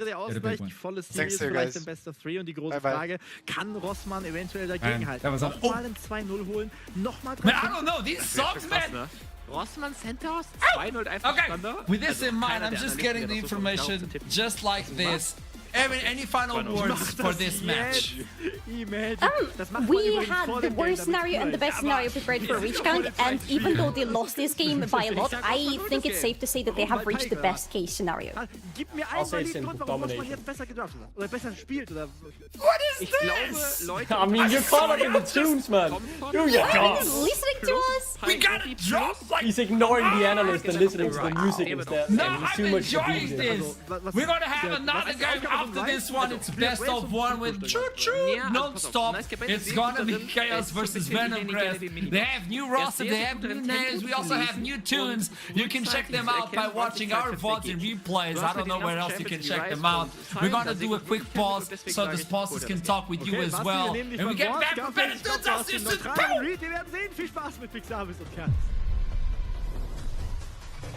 Basti ist so ein Fallfett, oder? Einfach nach dem ersten Game predikten. Ja, da habe ich alle Aufgaben erwischt, dieser Satz auf einmal. Da musste ich auch ein bisschen schmunzeln. Ja, ich auch. Aber ich muss, alles, was danach kam, war sinnvoll. Ja, stimmt. Ich lebe übrigens noch. Also ich habe ein paar Chatnachrichten gesehen, die sich Sorgen gemacht haben. Ich lebe noch und wir freuen uns auf dieses zweite Spiel. Ja, immer wenn krass läuft, haben wir draußen ein paar Ventilatoren. Ich stehe auch schon mit so einem Handtuch und wedel einfach immer so ein bisschen die Luft zu dem. So ein Eisbad ist auch parat. Ja, der Klassiker. Aber einen Körper noch reingemacht. 10 Minuten warst du in der Luft, habe ich mir sagen lassen. Gut, also zweites Game, 1:0 für Rossmann. Eintracht Spandau hat eigentlich die erste Partie dominiert, aber irgendwie zweimal ziemlich heftig an die Wand geworfen. Und Rossmann war dann skrupellos in den Teamfights. Mal gucken, ob es jetzt in dem Game ähnlich wird. Sie haben, finde ich, mit Pike einen Champion, der sollte es ein ähnliches Game werden, sehr gut in diesen chaotischen, blutrünstigen Games ist. Das stimmt. Ja, und also ich gehe jetzt bei den beiden Teams auch nicht davon aus, dass es jetzt anders wird als im Spiel 1, was das Chaos-Level angeht. Aber der Komfort ist einfach super wichtig, den sich hier gerade Rossmann Centaurs zusammen gedraftet hat. Also das Team an sich sollte damit gut klarkommen. Jetzt ist die große Frage, ob sie es schaffen, Eintracht Spandau in den Abgrund zu reißen. Weil ich finde, dass zumindest VfI es schaffen sollte, die Ruhe zu bewahren und das Team bei der Stange zu halten. Was ich halt spannend finde, ist erstmal die Ausgangslage, die sie natürlich haben. Mit Victor, mit Aurora, der Nocturne gefällt mir eigentlich auch relativ gut. Wovor ich manchmal ein bisschen Respekt habe, ist aber gleichzeitig hat man nicht so viel Scaling. Weil du willst den Nocturne ja aktivieren. Jetzt hast du, glaube ich, wenn ich mich recht erinnere, eine CV noch Botlane. Wer fusioniert jetzt mit dem Nocturne, damit der eine erste gute Ult hat, damit er gut ins Game findet? Da habe ich ein bisschen Bauchschmerzen. Camille. Ist Camille Support? Wir haben das alle damals viel gespielt. Lilith wird so... Alex, genauso wie Lee Sin Support, die haben das so oft damals. Ja, der wird so 6 bis 14 Mal sterben. Da gehe ich ganz stark aus auf der Camille. Und dann später sagen, war ein geiles Game. Viel Impact gehabt. Bis heute, ich finde schön, also ich muss glaube ich nochmal über Lee Sin Support sprechen. Es lässt mich nicht los, bis heute, ne? Als wir bei den Worlds, was war das, Worlds 2022? We are back for yet another game. It's gonna be game 2. See, I'm not muted. I'm just saying this microphone kinda should go into the trash. With that in mind, It's Chaos versus Venomcrest, second game of the day. Keep in mind this is day 1, so of seeding stage. Can we show the schedule for everyone at home? I don't know. Maybe this is too short notice for production. If we can eventually, we can show that schedule for you folks at home. There you go, production is killing it! So this is going to be the second game, Chaos versus Venomcrest, and it's a rolling schedule. If you get like smaller games, we move on with it. Rich Gang is gonna play right after this one, so you don't have a lot of time to breathe. You lose, pick the bag, and go for the next one. We never stop. Now, talking about both teams, you have Chaos and Venomcrest. What can we talk about Chaos? Because Chaos is a new team, new roster. They just redid everything. Es gibt ja bestimmt ein paar Leute, die Prime gucken und das erst in den letzten 2-3 Jahren gemacht haben. Das heißt, die kennen ja gar nicht die Geschichte hinter They are still trying to find their footing here in the league. They had some right up, most of the time it was a bit down in Winter. So they've rebuilt from the ground up, they've changed their approach, and while they're trying to find their footing, they're allowing for the rebirth of many former competitive players who will be back for the first time in years on their roster. I am very excited, as 4 out of 5 players are Danes, I have to mention that. I am very excited to see these guys back. The levels are interesting to see because they need to get back, right? There might be some rust. Some of these guys, in particular Vayu, hasn't played competitively since 2020. That is quite a few years ago, if you remember. So I'm excited to see what kind of shape they're in, but I'm sure they'll heat up here. Listen, we can talk a lot about Chaos and their new roster because it's definitely really interesting. We have people who have been playing for like a decade, like Rhea and Zoran, for example. They started their careers in 2015, but what I find super, I think that's not. That is just the roster for today. There has been some substitution for just now. Vayu, the former support player, is playing mid lane. He's supposed to be in the top lane, but not for this matchup. Sorin is out substituted, so Vayu will play mid lane. And Turtle, we all know, famously solo killed Perks in Winter Split, is playing in the top lane again. Oh my god. Dass wir, obwohl zu dieser Zeit standen. You know what? Ich glaube, es war für den Summer. Yeah, I'm just thinking, because we have Chaos Esports, right, and they're playing versus Venomcrest, and if you look at the two rosters together, it starts to look like a crime scene, honestly, because if you look at those names, they're all interconnected. If you look at the regular rosters without Turtle, if you look at the regular rosters, 7 out of 10 people who are going to be playing in this match, they have played with each other before in some shape or form. We have Gooby, for example, who has played with Niter, he has played with Vendel, he has played with Vayu, he has played with Doxy. We have Rhea, who has played with Vayu, Gooby, Vendel. They are all interconnected, brother. They have all played together for so long in so many different places, including the NLC, by the way. Yeah, it is one big web, right, between these players who have all played together in and around each other in the NLC. Most recently, actually, someone like Niter and Gooby played on Chaos in a one-off tournament with 3 of their current members as well, right? These are players who know each other in and out. I'm sitting there in the chat as well, in the lobby, and they're asking each other, are you going to play this game today? Because they don't need to study for each other. They know each other in and out. They are all very good friends, really, and it kind of paints the picture that it's a bit of friendly fire in this matchup, and I'm excited to see who comes out on top and gets This could actually be complicated because you know the other individual so well, because you already played with him, against him. You have so much information, personal information of the enemy, that leads you to play a different sort of gameplay that you should do on a normal game versus someone you don't know. Apparently, it was like a big web. Solari, I can see there's a visualization of the... Wait, what? I spent way more time on that than I'm ready to admit, okay? But I really wanted to connect all the dots, and that's why I'm saying it looks like a crime scene graphic. Look at that! 7 out of 10 people have played with each other, and that goes on and on. Yeah, it's Detective Solari on the job, right? All of these things have interacted with each other at different times. Some of them have played together on versions, some have played together on different teams, on different things, and one of the things that really interests me when you look at this Venomcrest roster is not the fact that it's 5 games, it's the fact that ADC role swap to the jungle. Very different role that I'm excited to see what he does. Of all the graphics we had today, this was the best, by the way. I'm just letting you know. Tell me something. Gooby is such an interesting case here because we already have a little bit of changes in Chaos, but most of them are coming from the substitutes for today. Gooby has role swapped for good. He has been playing AD carry for so long, and his champion pool for AD carry is a very, very big one. But now he's going to be playing a completely different role, and that's why my attention personally, and I think yours should be on Gooby as well, because how well is he going to feel into this role? The champion roster, the champion pool is not going to be a problem for him most likely. He plays a lot of different things. How is he going to feel with his rotations? How is he going to feel on the map? That's going to be a big question mark for Venom Crest and Gooby personally. And then Nafiri keeps getting kicked out as well. Okay, GP. So these are being targeted right now. Gwen is being strong. We talked about it previously. That's gonna hit the ban as well. The final one before we start seeing those picks from Chaos and talking about that. You were talking about this team. High expectations, they had that idea on the previous split of, hey, let's just go in, try to kill as many as we can. They couldn't get it. And now with this team, we should do something different. But Venom Crest is one to look out as well. Yeah, I think in my opinion, they should be contesting the top 4, maybe even qualifying to land. These are 5 very strong players with 5 very high scores. I know their level is all good. It is simply the fact can Gooby adapt to that position carry. Aber ja, also beide Jungler sind vielleicht nochmal auf die Jungle zu sprechen gekommen, trafen gerade in andere Richtungen. I'm surprised the Timo ban isn't against Venom Crest, as aber Xargos geht jetzt erst in die Midlane. But the Choker, safe first pick with a lot of versatility in terms of where you want. This timeline is weird, I know, somebody. It's a different timeline. Yeah, I'm processing the Timo information. I'm just so happy that it's banned, okay?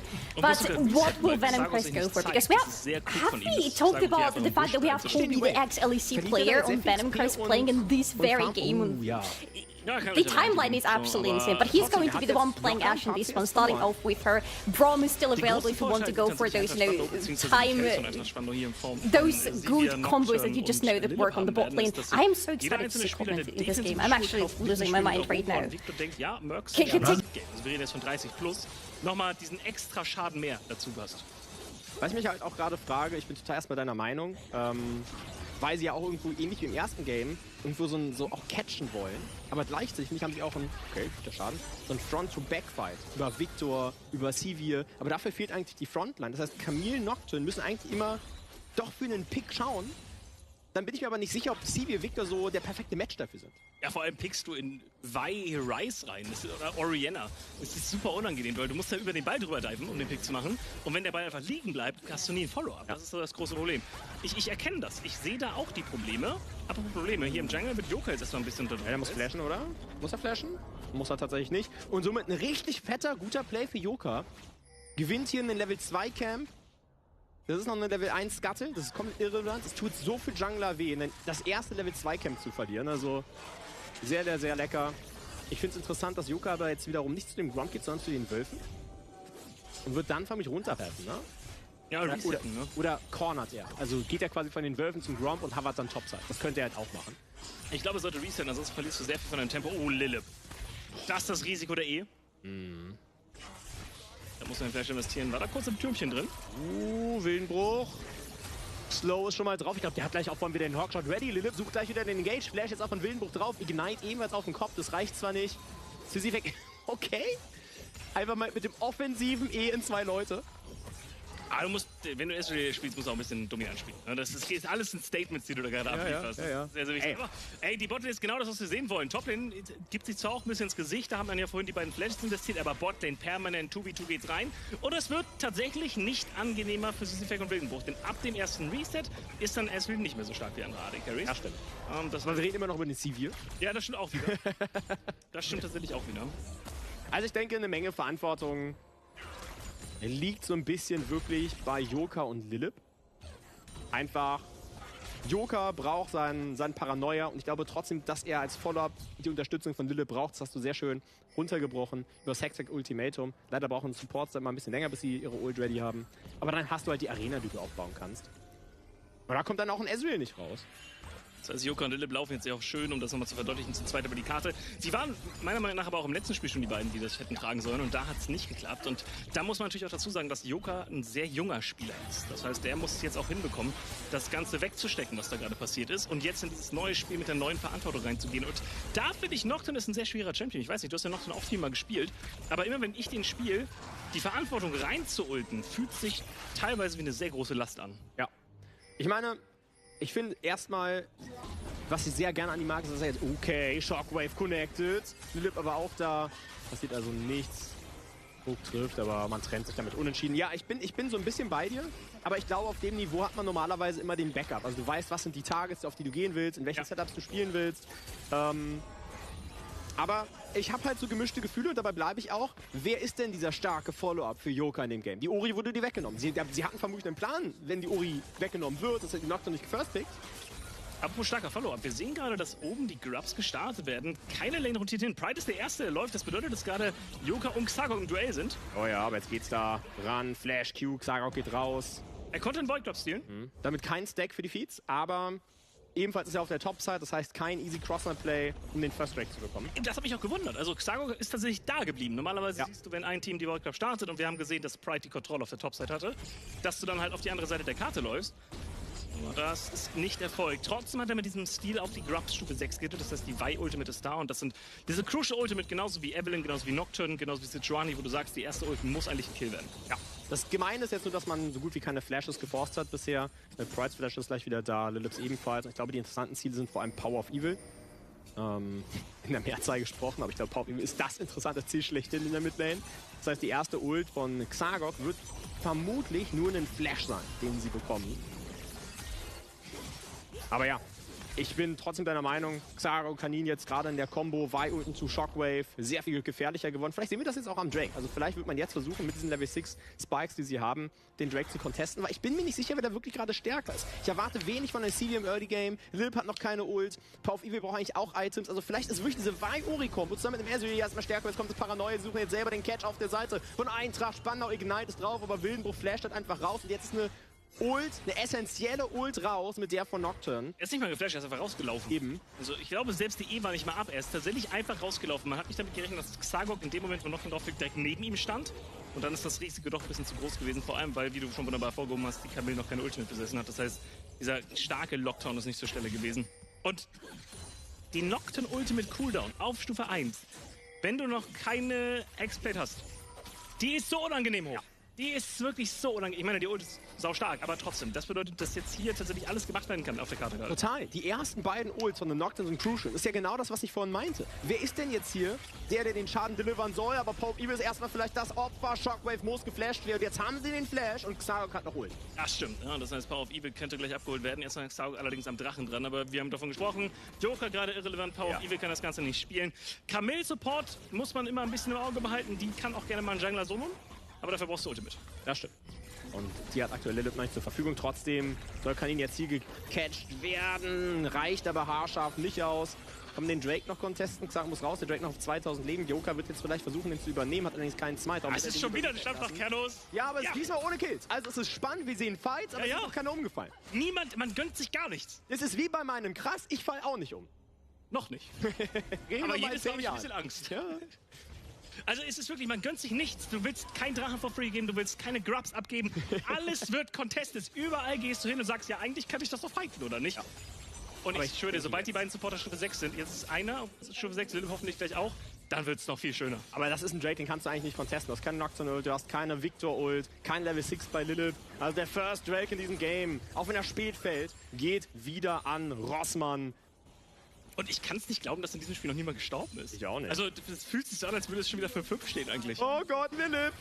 Der E ist auf Cooldown, jetzt wird er hier vielleicht engaged werden. Wildenbruch kommt auch noch mit dazu. Der hat seine Ult parat.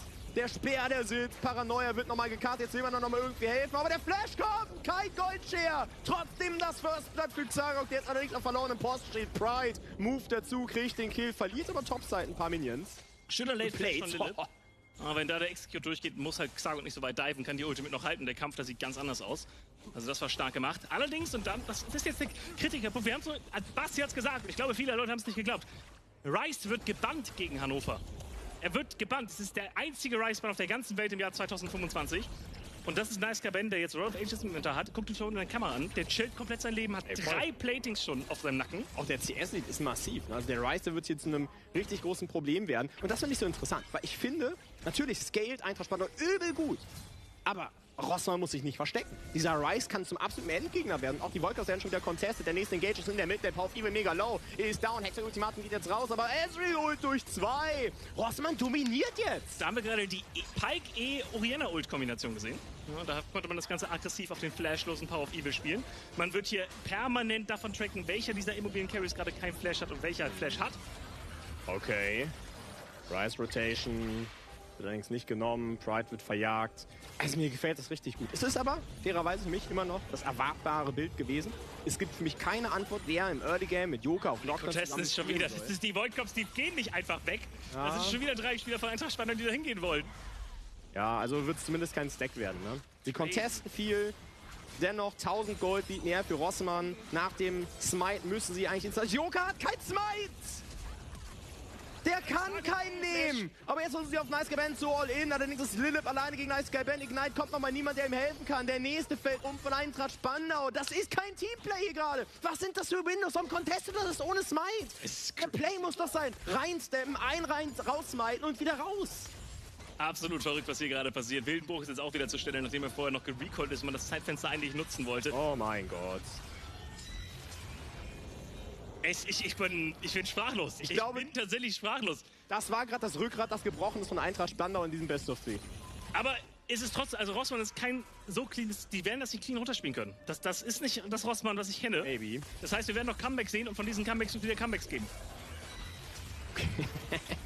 Oh mein Gott, Wildenbruch auf Pike ist so ein Biest. Die Shockwave auf 2. Er lebt das. Aber Wildenbruch stirbt, allerdings stirbt ebenfalls Power of Evil. Jetzt versucht Lilith nochmal Kanin rauszuholen, es wird aber nicht ganz reichen. Also man trennt sich mit einem unentschieden 1:1. Ich wusste, dass es genauso ein Game wird. Sobald als Pike und Camille Support eingeloggt wurden, wusste ich, Midlaner werden gar keinen Spaß haben. Jeder Flash, den du zündest, wird doppelt wehtun. Aber ich meine, das ist ja spannend, ist ja wirklich, dass beide sind diese Pike-Spieler. Ne? Also Wildenbruch wie Lilith sind überragende Pike-Performer. Beide haben das jetzt schon gezeigt. Für Wildenbruch ist es tatsächlich so dieser eine Signature-Champion, den man mit Wildenbruch auch wirklich verbindet. Lilith hat noch 1, 2 mehr, wie den Bart zum Beispiel in den letzten Game gesehen haben. Aber es ist Wahnsinn, wie beide diese kreative Ader haben, um auch auf anderen Champions diesen Playstyle durchzubekommen. Wie die Camille, von der du jetzt gesprochen hast, diese Antwort ist, gefällt mir richtig gut. Ich möchte aber wirklich festhalten, dass Rossmann für mich hier gerade das wirklich dominierende Team ist. Dass sie, finde ich, auch mehr Ruhe reinbringen als Eintracht Spandau im ersten Game. Es wird kontrollierter, wie sie diesen Lead ausbauen, finde ich zumindest. Und gerade sind sie auf einem guten Weg. Wir hatten noch 10 Minuten keinen Kill und dann 7 Kills innerhalb von 4 Minuten. Also das Tempo wurde angezogen. Ja, eine gute Shockwave. Oder was war das? Das war einfach Wildenbruch. Ja. Okay. Einfach ein ganz normaler Hook gewesen. Und sie haben halt die ganze Zeit immer noch das Rückgrat mit Orianna Rice. Ja. Also die beiden Charaktere. Oh mein Gott! Och. Und das geht an Wildenbruch, die Runde hier. Wahnsinn. Toplane geht man jetzt in den Catch. Nice Guy Ben hat Ult, aber hat keinen Flash. Shutdown für Pride. Das kann ein Hoffnungsschimmer sein. Ja, okay, vielleicht die Aurora. Die kann die Team... Ja. Aber dann hast du eine Aurora und im Gegnerteam sind Ezreal, Pike, Vi. Es ist schwer, da jetzt anfällige Ziele zu finden. Aber gut, ich lasse mich überraschen. Ich finde, Pride ist einer der besten Toplaner der Liga. Ja. Und auf so einem Champion wie Aurora kann er bestimmt Wunder wirken. Ey, seine Stats sind wirklich brutal. Wir haben es ja kurz, ich habe kurz bei Krass angeschnitten. Er hat mit den höchsten Damage Share der Liga von allen Toplanern sowieso. Er ist punktgleich mit Shelfmate auf Platz 1, was Solo-Kills betrifft. Ja. Also, er hat eine sehr wichtige Rolle, hat auch Damage Share, aber ist wirklich einen fantastischen. Und jetzt muss zurückgeschaut, dass er rauskommt. Schönes Space Shield, Ezreal Ult, die wird gesidesteppt. Man merkt schon, viel kann er auf der Civil noch nicht machen. Das wird sich vielleicht irgendwann ändern. Aber das ist vielleicht ein Transfer, über das wir mal sprechen können, Pixavis. Ja, sehr gerne. Wie sieht es denn im Late Game aus? Also wir haben darüber gesprochen, okay, Nocturne hat wenig Support im Early Game. Das sehen wir bisher auch in diesen ersten 15,5 Minuten. Aber wird das Game irgendwann besser für Joker? Also beide Teams geben sich gar nichts im Late Game, finde ich. Okay. Ich finde, mit Ezreal, Orianna, Rice und Vi hast du eine solide Lockdown-Kombination, die wahnsinnig gutes Scaling dabei und auch Tankiness mitbringt, allein durch den Orianna-Ball. Auf der anderen Seite hast du Victor Sivir. Ja. In Kombination mit einem Nocturne. Also wenn man jetzt rein auf die Stats guckt, glaube ich, dass Victor Sivir die Charaktere sind, die am härtesten in diesem Spiel skalieren sollten. Aber ich finde nicht, dass sie das Team haben, was das besonders fördert. Das heißt, wenn wir hier in die 40., 50. Minute gehen sollten, gewinnt das Team, was besser spielt. Voll. Guter Trade jetzt hier von Pride. Auf einem Item sieht das Ganze schon angenehmer für ihn auf der Aurora aus. Ja, und was spielt man jetzt? Also die 2 ersten Drakes, die gegen Rossmann. Rossmann hat damit auch übrigens die Feeds in diesem Spiel bekommen. Und jetzt müssen wir mal ein Auge drauf haben, was mit diesem Herald passiert. Der 3. Drake, der ist noch 4 Minuten weg. Wäre natürlich auch wieder was, für was Rossmann hier spielen will. Davon können wir, denke ich, ausgehen. Und das Ganze möchtest du weiterhin stacken. In dem Fall ist es eine Ocean Soul, die hier auf der Karte ist. Bedeutet etwas mehr Regeneration, gerade für Siege-Situationen sehr wichtig, wenn du da reingehen möchtest. Allerdings spielt 1 eine All-In-Kombo, das heißt, die Seele ist nicht so effektiv. Boah, Paranoia wird aktiviert, sie wollen jetzt den Catch haben. Sie gehen jetzt auch rauf, geht der 4 durch. Nein, Flash kommt, Wildenbruch läuft davon. Und ich frage mich manchmal, ob nicht jede Ult auf Wildenbruch fast eine Verschwendung ist. Also es klingt jetzt hart, aber die Utility von einem Pyke und auch den Flash zu forcen von einem Pyke ist nicht so viel wert wie von einer Ori, von einer Vi, von einem Ryze, selbst von einem Ezreal. Die Frage ist, wie man das anders verwenden möchte. Ja, bin ich bei dir, aber der Cooldown ist immer noch hoch. Ne, und jetzt ist man nicht ready, Toplane kommt das Cross-Play, First Turret wird es auch fallen in der Toplane. Sehr stark von Pyke da, von Pride da reacted, muss man ganz ehrlich sagen. Yoka Stufe 9. Ja, also es wird komplett... Also er hat auch 20 CS weniger als Vi, obwohl er einen Power-Farming-Jungler spielt. Es ist überhaupt nicht sein Game auf diesem Nocturne. Okay, er ist jetzt gerade Stufe 10 geworden, das war ganz... Es ändert für mich aber wenig. Also klar, 2 Level oder 1 Level XP ist schon entscheidend auf dem Niveau, aber er ist immer noch ein Level behind. Er ist 20 CS down, er hat weniger Gold. Die ganzen Ults, die wir von ihm gesehen haben, sind fast verpufft. Das ist ein Desaster für einen Nocturne. Das stimmt. Und hier wurde gerade Pride abgeholt, wenn er die Ultimate nicht zur Verfügung hat, wie er die einfache Umpulsierung zur Folge hat. Allerdings Bröki und Yoka jetzt hier auf der Jagd. Stark hat die Kuh gerade eingesetzt. Bröki er Flash. flasht sogar nach vorne, er will unbedingt helfen und das schafft er auch! Bröki, der Held für Yoka in der Situation. Er kriegt sogar den Double Kill. Das ist so wichtig. Eintracht Spandau hat auf einmal hier vielleicht eine kleine Win-Condition. Ja, auf einmal spawnt da Bröki auf der Toplane, flasht in ein Gesicht rein. Und das, nachdem halt alle Ressourcen hier für diesen Kill aufgewandelt worden sind. Und man spielt den Pick und auch die Ryze Ultimate wurde hier verwendet. Und dann Overchase, geht man einfach ein bisschen rein. Yoka geht hier für den 4, verstehe ich. Den Fehler, den Xao gemacht hat, ist jetzt hier die Q zu casten. Ja, wenn er da mit der Q einfach über die Wand rausgeht, ist das ganze Ding durch. Aber ich glaube, man hat überhaupt nicht auf dem Schirm, dass Bröki von der Seite darauf kommt. Dann die Ultimate, die von NiceGaben eben gerade offensiv eingesetzt worden ist. Ansonsten hätte er hier easy rausulten können. Da macht sie ja auch nichts gegen. Und ein Double Kill für Bröki. Okay, Paranoia, jetzt sehen wir nicht mal die Kombination von Camille Support und Nocturne Jungle. Das ist genau das, wie sie spielen wollen. Picks generieren über diesen High-Range Instant Engage von Lilip und Yoka. Absolutes Kino, einfach Game 1 wieder. Ja. Jetzt gibt es hier einen Schlagabtausch. Jetzt ist auch wieder offen. Ne? Also jetzt ist man goldtechnisch wieder rangekommen. Man steht jetzt auch langsam bei dem zweiten Item, wo sich dann, glaube ich, auch der Victor, die Sivir wohler fühlen, die Aurora. Und dann sehen wir vielleicht auch ein Spiel auf Augenhöhe. Aber ich will nur eine Sache vielleicht mal highlighten aus dem Play gerade von Bröki. Was für monströse Eier hat diese alte Herr eigentlich, mit Sivir Ult Flash auf 2 Targets rauszuballern. Ja, das stimmt. Und vor allem sind das auch nicht wenig starke Targets gewesen. Eben. Hat dann noch 1, 2 Ryze Qs, glaube ich, im direkten Duell gesidesteppt und damit dann auch das Duell für sich entscheiden können, weil NiceGaben war halt zu dem Zeitpunkt auch schon 2 Stufen über ihm. Ja. Also sehr wichtiger Play von ihm und ich glaube, dass das auch ein schöner Boost jetzt ist. Die Rolle, die er in diesem Team einnimmt, kann ich mir vorstellen, ist tatsächlich gar nicht so eindeutig, dadurch, dass du Power of Evil ja als Veteran und Leader damit drin hast. Richtig. Und das wird eine interessante Falle. Ja, man geht jetzt noch auf Lilip, schöne Q-Charge, er kriegt immer das Schild raus, bleibt am Leben, hat eine Menge Ressourcen gefressen, verbrennt anscheinend auch nicht ganz. Jetzt kommt die Unterstützung, Teleport ging raus, Pride steht die Arena auf, der Damage, der ist gut, allerdings Wildenbruch mittlerweile auch der Remob, trifft jetzt auch 2 Leute an, Paranoia wird gezogen, aber diven, das geht noch Turret, das ist zu viel, Yoka wieder down, der Schaden reicht noch nicht aus, sie wollen zu viel. Ist so ein riesiges Investment, 4 gegen 3 sieht Bit of the opener, Kobe free firing away in the middle of it, and they have been able to isolate onto one. The bailout gets Scooby's life back to full, and now they're going to continue to chase down this Nyla. Nyla's going to go down, another reset onto Nita, and he secures a double kill for himself. Scooby will get the last 2 grubs, 5 stacks over to the side of Venom Crest, a absolutely tremendous turnaround. This went too far. Look at the bottom of the map.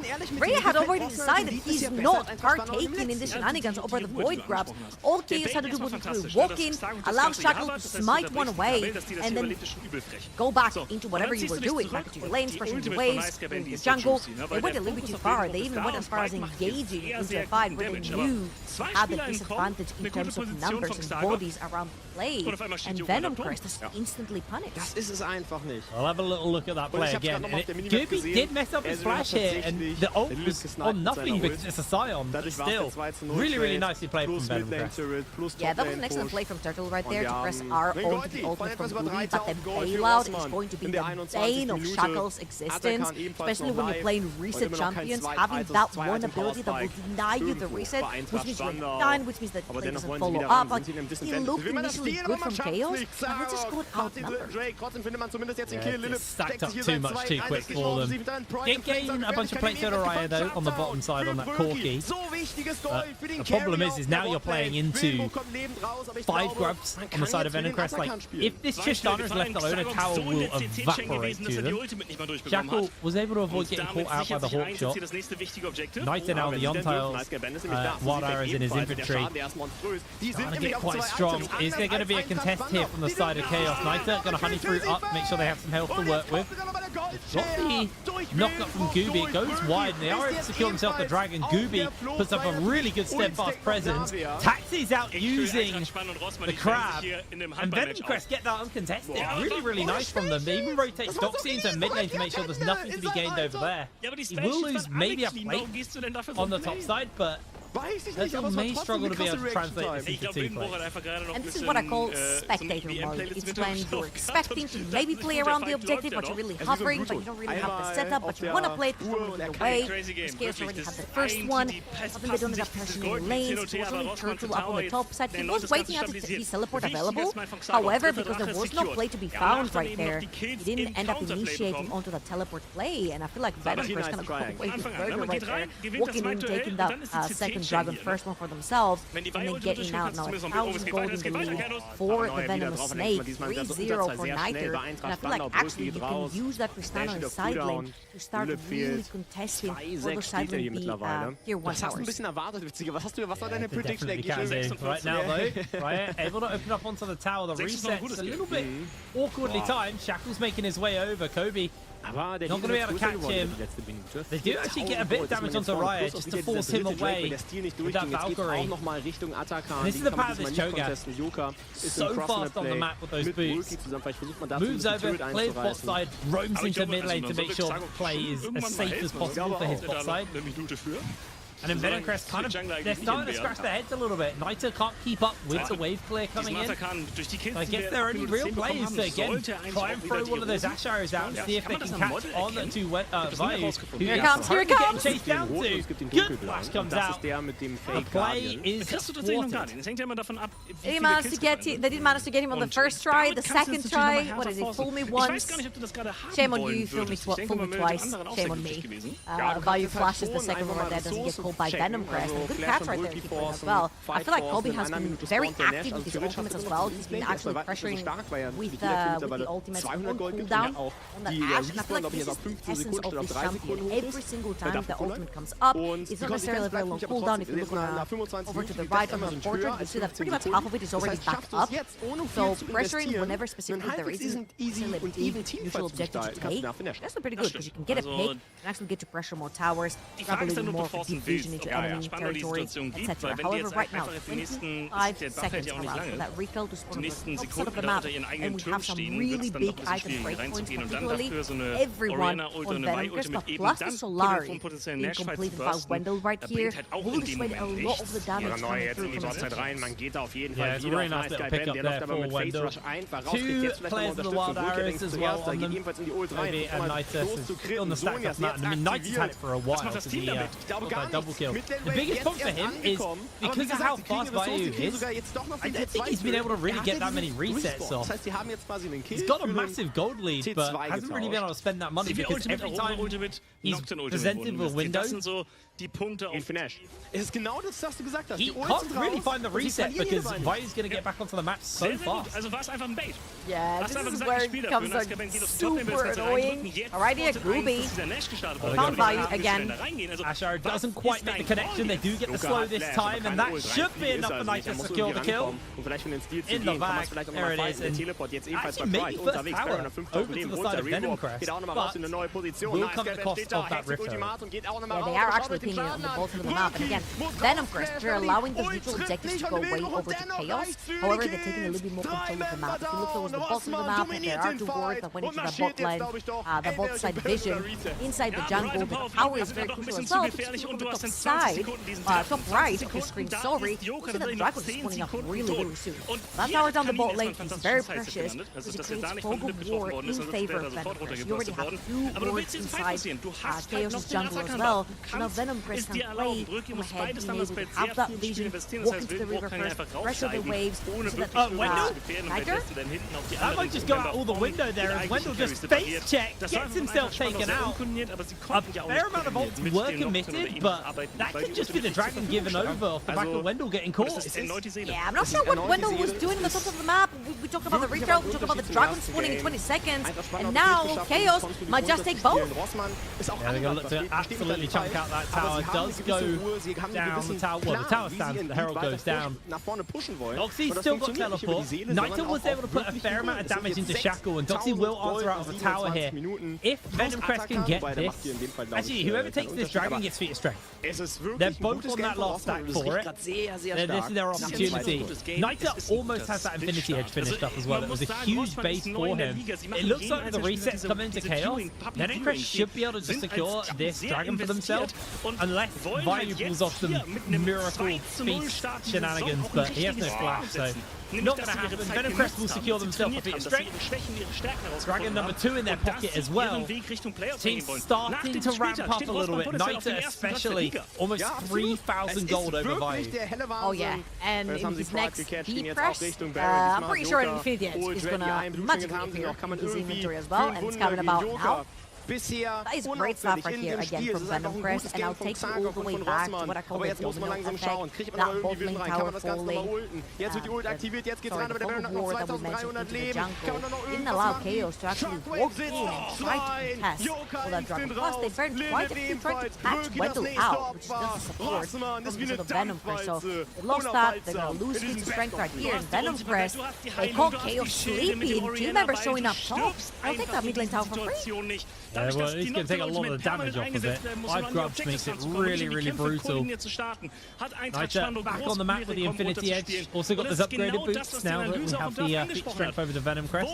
Noxie's kind of been on a little bit of an island this game. Hasn't really been able to have too much impact, but was able to secure that tower for his team as well. And once this next tower goes down, this mid lane tower, Venom Crest will really open the map up for themselves and can start to play some more aggressive wards and kind of control the tempo a lot more efficiently when your mid tower's up and the enemy mid tower's down. Absolutely, I feel like mid towers. They're not talking about enough about how important they are specifically when you've got Stufe 15 Arena-Schild 30 Rüstung und Magieresistenz mit dem Ball. Danach kannst du das Ganze einfach runterspielen und du spielst ja dann dieses klassische Front-to-Back. And I feel like right here, both teams are hovering around. I'm looking at Kobe when he's going to choose to press the trigger. Jones in for a fight. That's going to be the opener. Massive handshake back on to Snyder, but they're not going to be able to get anything else. Knight is going low, has to make the escape for it. They find the knock-up onto Gooby. There is going to be the ultimate from Vayu. Beats down onto Gooby, secures the kill. Shackle continues to chase forwards onto Naito, but he is able to break away.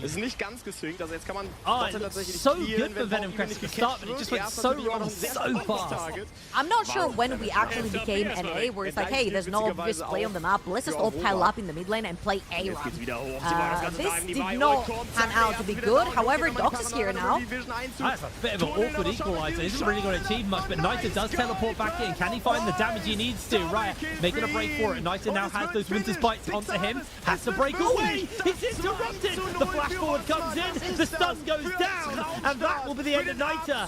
Venom Crest consistently making mistake after mistake, and it is costing them heavily here. Snyder able to flash away from that final harpoon shot. Venom Crest should be able to fire out with this tower, but they paid such a dear price for it. Naito handshake. Vayu cooked alive. Gooby interrupts the bot from Turtle. He should be able to interrupt him on the blast cone as well. They get the slows. He is going to find a knock up onto one, but Turtle will go down. Venom Crest able to find something in the return, but a lot of mistakes were made in that series of plays as Kobe does hit it. Good plays. Wow, it's an absolute fist fight of a game over in the mid lane. I talked a little bit about the NA run. That's exactly what's happening right here. Both Chaos and Venom are like, hey, Ypern just said that both our towers are pretty low. Hey, Trouble just said that, hey, they give you a lot of advantages in terms of like game fog of war. Ja, für fast alle, bis auf Basti, der natürlich schon am heutigen Morgen gesagt hat, dass man 2-0 gewinnen wird. Aber trotzdem, ganz ehrlich, das war ein cleanes ended Game. up being Das war pretty even for both sides. However, I feel like Chaos, whenever they make a play, they tend to overextend the play to the point where you overextend your arm too much, somebody's going to slap it down. That's exactly what Venom Crest do. ersten They Match have heute pretty good gefragt. follow-up Wie with die the Chance, Ash, dass with the Spandau heute handshake, von Ross mal with the 2-0 Tristana, führt. and all the jumps and the resets, to Stabile the point where 4%. if you Ja, okay. overextending your Aber chaos, die 4% Venom sind is just gonna eingetreten. straight up Rossmann run hat uns you. eines Besseren belehrt und schickt Yeah, they've damit been nicht nur consistently trying to Spandau do in that. die Krise, sondern Looking for the cheeky zementiert handshake. sich selbst als Rocket from Raya. Actually able to steal the Und chickens. obwohl wir sie am Anfang des Jahres Items are starting to stack up a little bit here, but Chaos, they don't care about the stack, they don't care about the fight, they're just looking to now turn their attention towards Atakan. Has been spotted out though, they're gonna have to back off. Kobe just got his ultimate back, and there's actually a world where Venomcrest may be able to find them and go for the kills. Gooby's got the flanks, the arrow comes in, it actually makes the connection, they find the knockup, Shackle has to flash away. Vayu goes down, Shackle will survive, but Atakan probably gonna be the prize.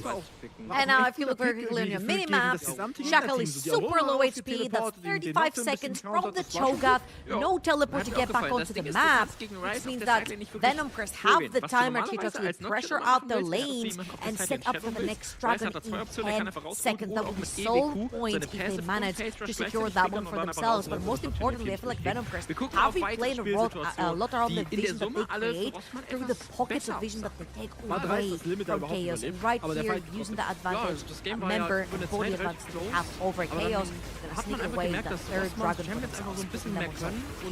In der Situation Then I've got to pick up here for Venomcrest.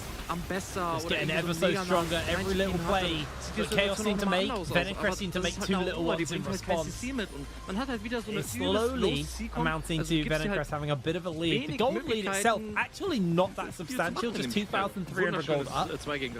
And honestly, all of that is actually currently on Naito. He's 2,600 gold up over Vayu.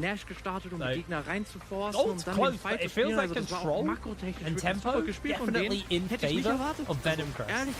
Yeah, because there's this no... Oh, hold on.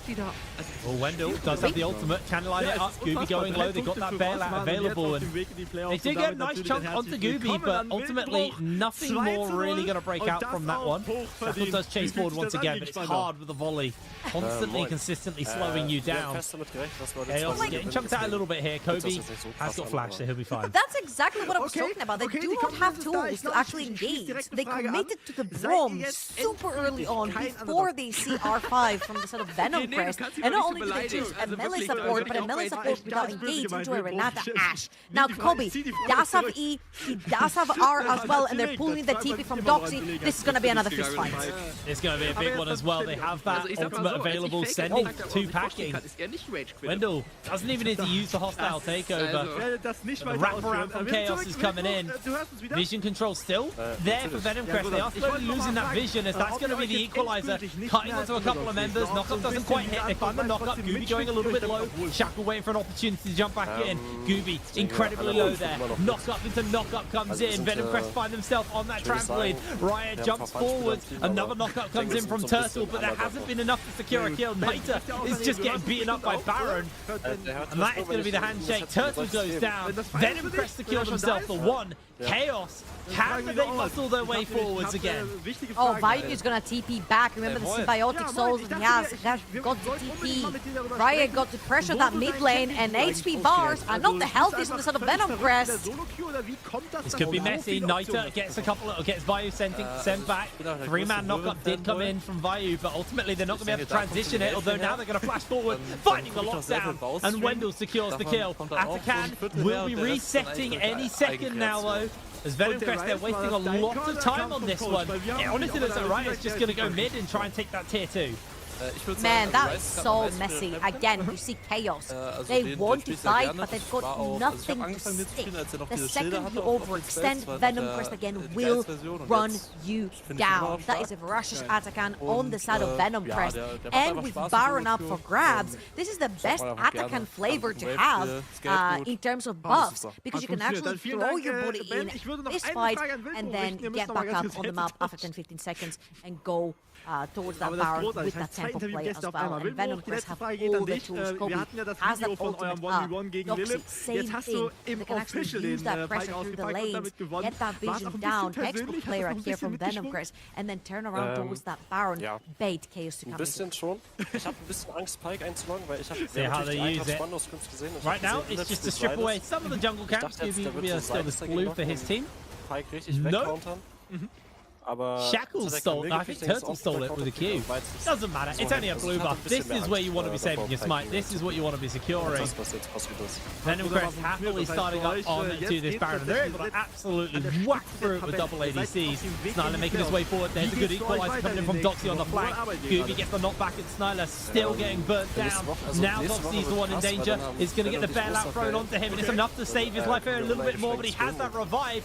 Turtle now in his zombie form, trying to put a little bit of additional damage down. Shackle opens up onto Gooby. Vayu gets the silence down, but Gooby continues to press forwards onto Shackle. Now Vayu slowed down by Kobe as he's trying to put a little bit more damage in, but these fights are very drawn out with not a lot really happening. One kill onto Turtle, a reset onto Doxy.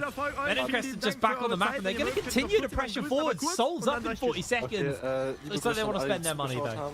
Yeah, luckily for Chaos, 18 seconds only dead for Turtle, and does have the teleport back in. Venom Crest wanted to do a play onto the Baron. However, at first, Atakan didn't really net them much on the map. Gut so, weil wenn man Rossmann sagt, könnt ihr jemanden grüßen, haben dann packen die immer so einen Dragon spawns in 20 seconds, and Chaos should be very happy with the outcome of this fight.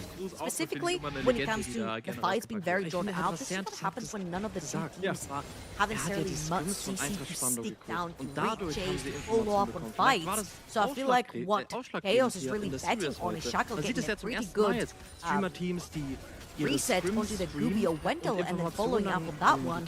However, Chaos first ones in that river, they want to take that soul away from Venom Crest. Venom Crest do have pretty good tools if they want to re-enter the river with Ash E and also Rumble. Remember though, Niter did just blow his flash as he teleported in because Turtle channeled the Q up and had to avoid getting hit by that. So no flash onto Niter. He's just going to get pressure of the wave so far. Gooby sends two packing, isolates the team. Now Shackle's in danger. Equalizer laid down onto Chaos. It's going to chunk out Shackle and Riot. That should just be the Dragon over to the side of Venom Crest.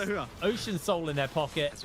They don't have the revives anymore from Atakan, but they can still look to pressure onto Baron. The biggest problem that I think Venom Crest have been having is the double tanks in the Cho'Gath and the Scion is really drawing the fights out. It's getting Kobe and Niter a lot of time to kind of ramp up their total damage dealt, but they're not actually getting as many kills as maybe they would like to.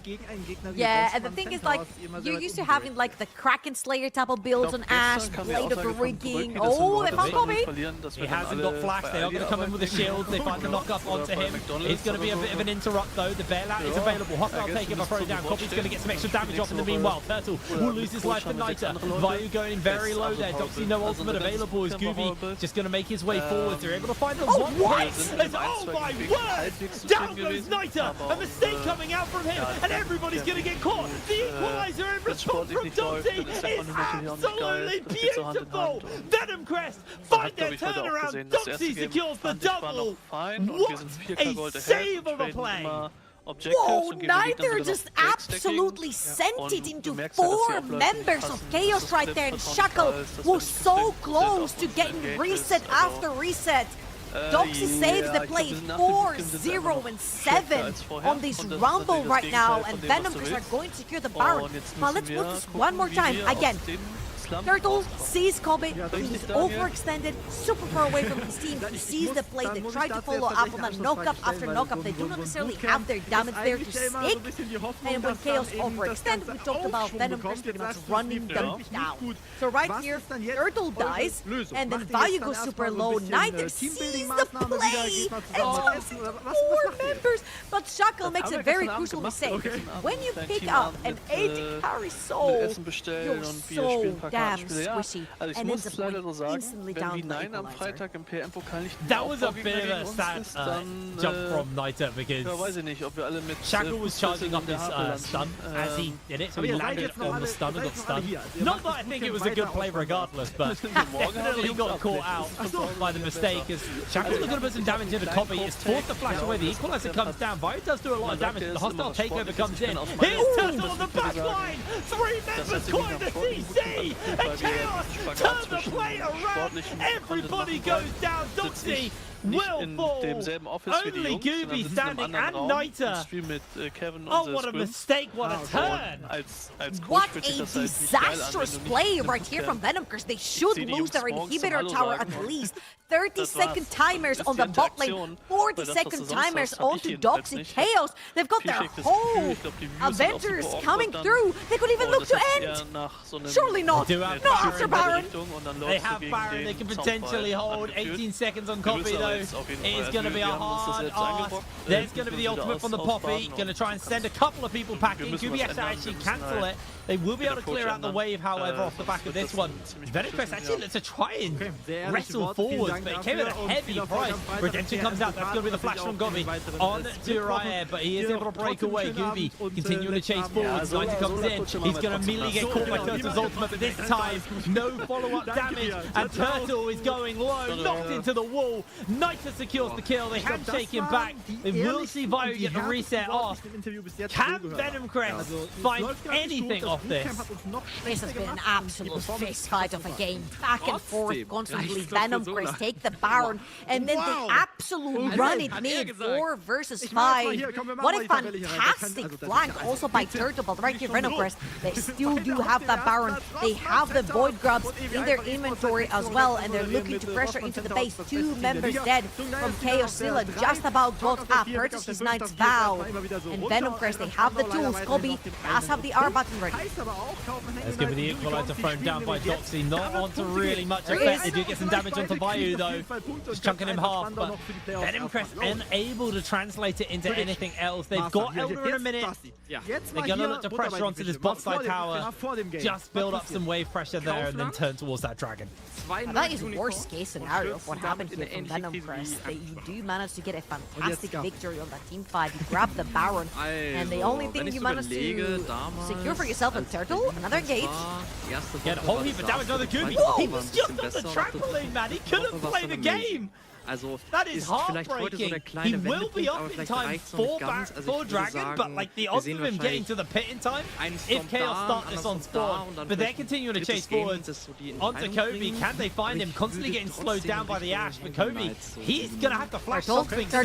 Gets caught out for the second. There's going to be Turtle. Flash is coming out plenty. Venomcrest continue to retreat backwards.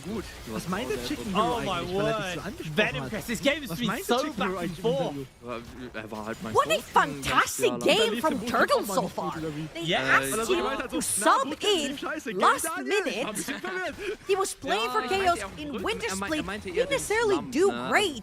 And now subbing in here in a game where Chaos are constantly on the back foot. He's found a fantastic flank in that mid lane that stopped the Baron siege from Venomcrest. Constantly finding picks. Took double flash from Rumble and Ash in that chase. That is flashing through the wall himself. What an incredible game Turtle has been having on this Sion, and right here against Chaos. First ones in this river. Elder just about spawned, and Venomcrest are going to have to find a way to get in mid lane.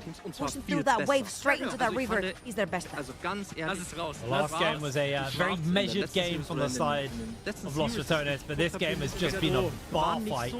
Constant action breaking out. They're looking to send one member back. Got themselves a man advantage. Vayu going quite low here. Hostile takeover still hasn't been used. There it is from Wendell. Vayu goes very low. Gooby gets caught by the Bearlack. Can they get him out in time? Yes! He's able to save his life. The Smite stays alive. Turtle goes down. Elder gonna get fired onto. Riot and Snyla. Can they find the steal? The zombie's taken away. Look at the base! The base! Wendell is gonna get into danger here. They're gonna continue to chase on to Gooby. Bearlack will come through, and it's just gonna waste the time of Chaos. The base has been opened up, and Venomcrest have been able to find their opening, find their way into this game. 36 minutes on the clock. Venomcrest have bang! And Venomcrest quite literally bites back. I just want to remind everyone that Chaos was the team that took them out of the playoffs run over in winter by just completely destroying them 3-0. And I just want to take my hat off to Turtle, first and foremost, for a fantastic Sion game. I feel like he angles he was finding throughout the entire game were incredible. However, was this game the cleanest from both teams? Absolutely not. Was it entertaining? Absolutely yes, because there were fist fighting consistently. However, the lack of CC, the lack of engage on both sides just really showed when they literally kept ping-ponging back and forth and didn't necessarily capitalize on those fights. Mit einer Fury Jungle nicht. Chaos, that game was their names. It was just pure chaos. It felt like anybody could have won at any moment. An incredibly tight game for both those teams. But then Impress finally put some venom in their fangs and take that victory. We are going to pass it over to the desk though to break that game down. Reset auf der Ult und dann nochmal rein. Ich finde es auch sehr spannend. I mean, just because höher als Nafiri werden, weil Kindred Denmark beat almost Denmark. 5 games to 4, and I know what comes out on top in that equation. Not clean, but a win is a win. A win is a win, boys. Sometimes a win is not a win. It's not, because there was a lot of chaos, and I'm not even making the pun. I agree with Hipbrain on this. It was so chaotic. This game was so chaotic, back and forth. But this also means like, okay, Venomcrest is looking like a good team if they can get their act together. But Chaos is relentless, and Turtle subbing in, just as Trouble highlighted, he was making a wonderful performance. So where should we start this? How do you believe the game went from beginning until everything started going bananas? Oh, where do you even start? Honestly, that's so hard to pinpoint at where to even start with breaking down this game, because it's so hard to look at it like in a retrospective. I think we can maybe start with Gooby, because he was a very big question mark for us before the game even started, with him role swapping from the AD carry to the jungle. It was the question of how is he going to fare in this completely new role with so much responsibility on his shoulders. And by the end of the game, he showed us some really interesting moves, but in the first half of the game, he was not having a fun time at all, being almost constantly on the vision, getting caught out, getting caught on the invades. It was not a good game for him as a first game as a jungler. I think this World drafting a composition where he's essentially the only front line. And that once he got CC'd against so much CC on the other side, it was an inevitable death, right? The CC train was unstoppable, and I mean he had to fight tooth and nail for any chance of survival. It was rough for him. The job was difficult to execute for him, but they made it work, and I think, as Larry said, he definitely picked up the pace as the game progressed and started showing better and better sides. I don't think this was an easy game to play as an Ashe, by the way. And Kobe did a wonderful job, the way he was sidestepping, and he was just controlling the fights. Even when he was caught by Cyan, he was able to stay alive and just do the yard walking, as Double Lift would say. I think that was a rough game to start off, and he did a wonderful job. I understand you're a fangirl of Salari. I kind of agree.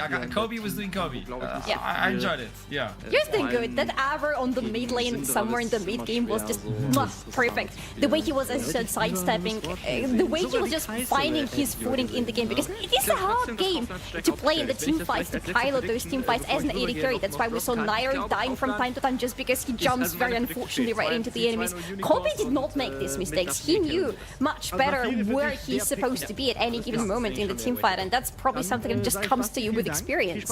I very much agree on that. It is very much the fact that this is a chaotic team, a bit crazy sometimes, but Kobe throughout this split will be the rock who, makes them a bit more solid, who has the right positioning, makes the right tone of saying we do not fight. Because what we're watching here is a bit of that chaos unfold, right? A messy fight in the beginning, like a recalling, TPing back in, a bit too deep in the beginning of the start as well.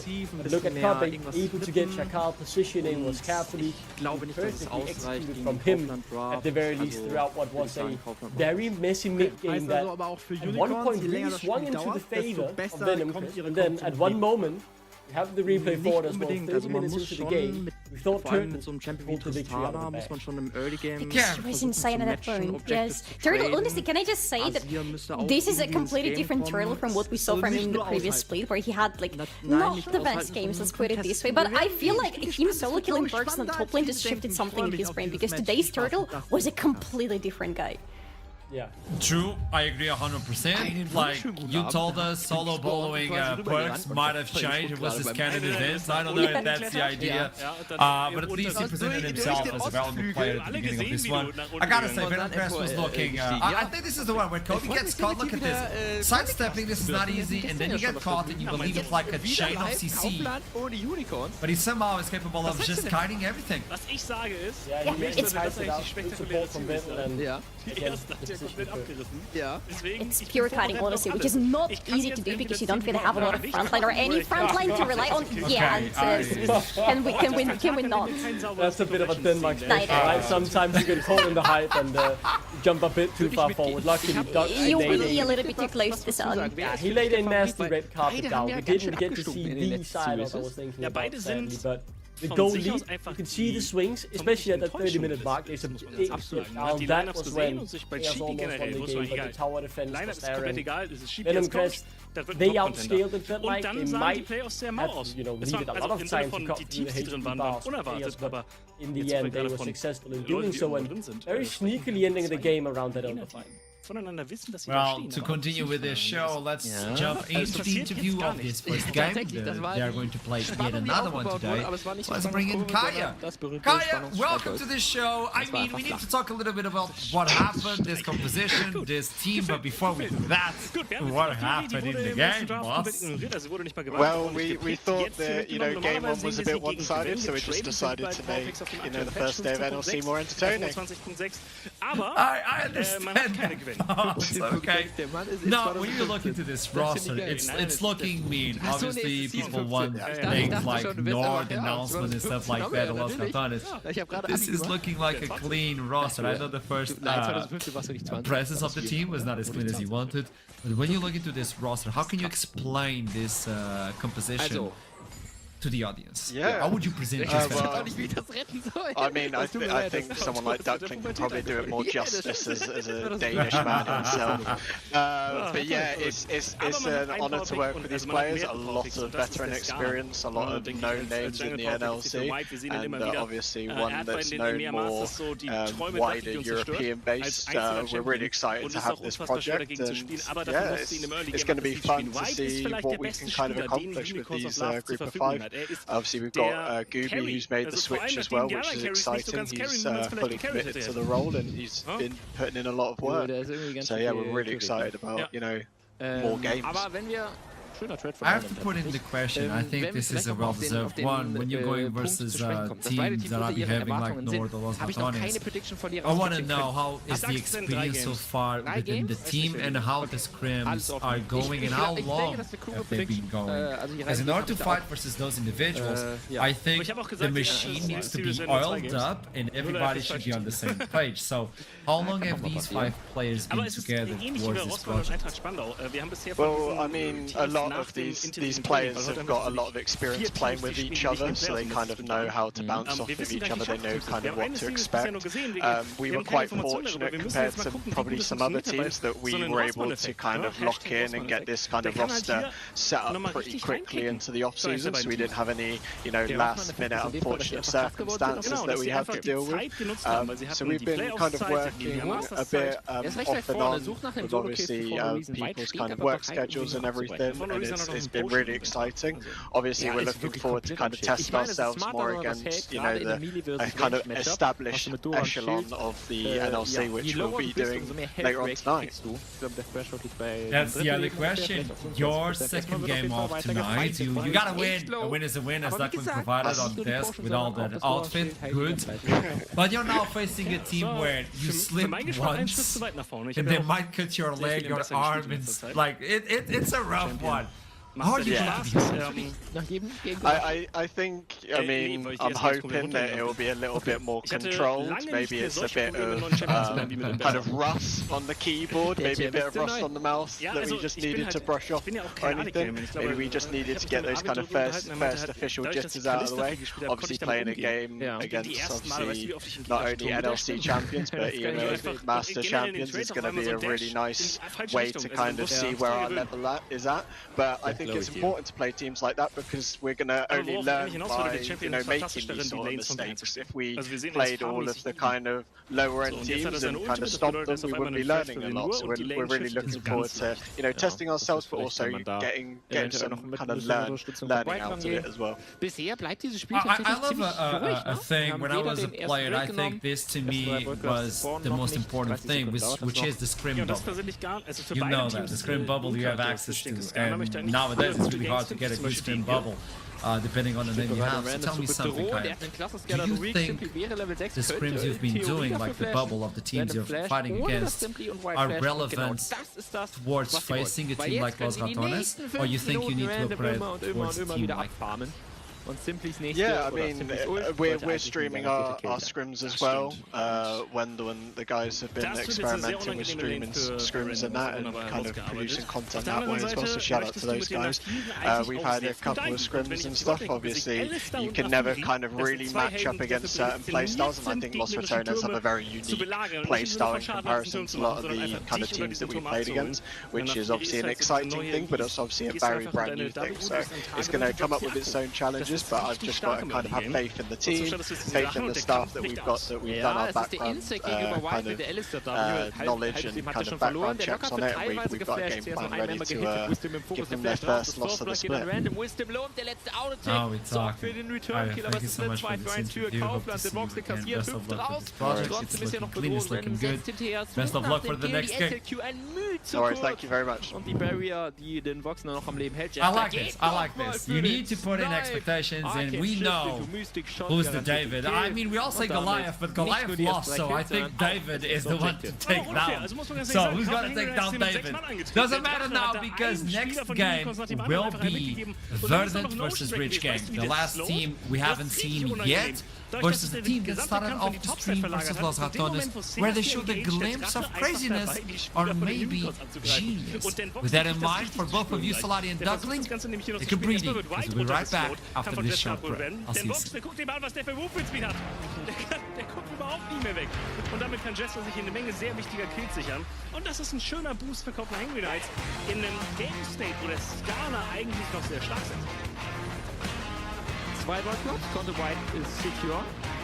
Der dritte kann nicht mehr ganz genommen werden. Wir kommen aus dem Hüfte raus und es ist sofort das nächste Objective, welches angegangen wird. Das sind 2:1. Ich denke, das ist für beide Parteien fein.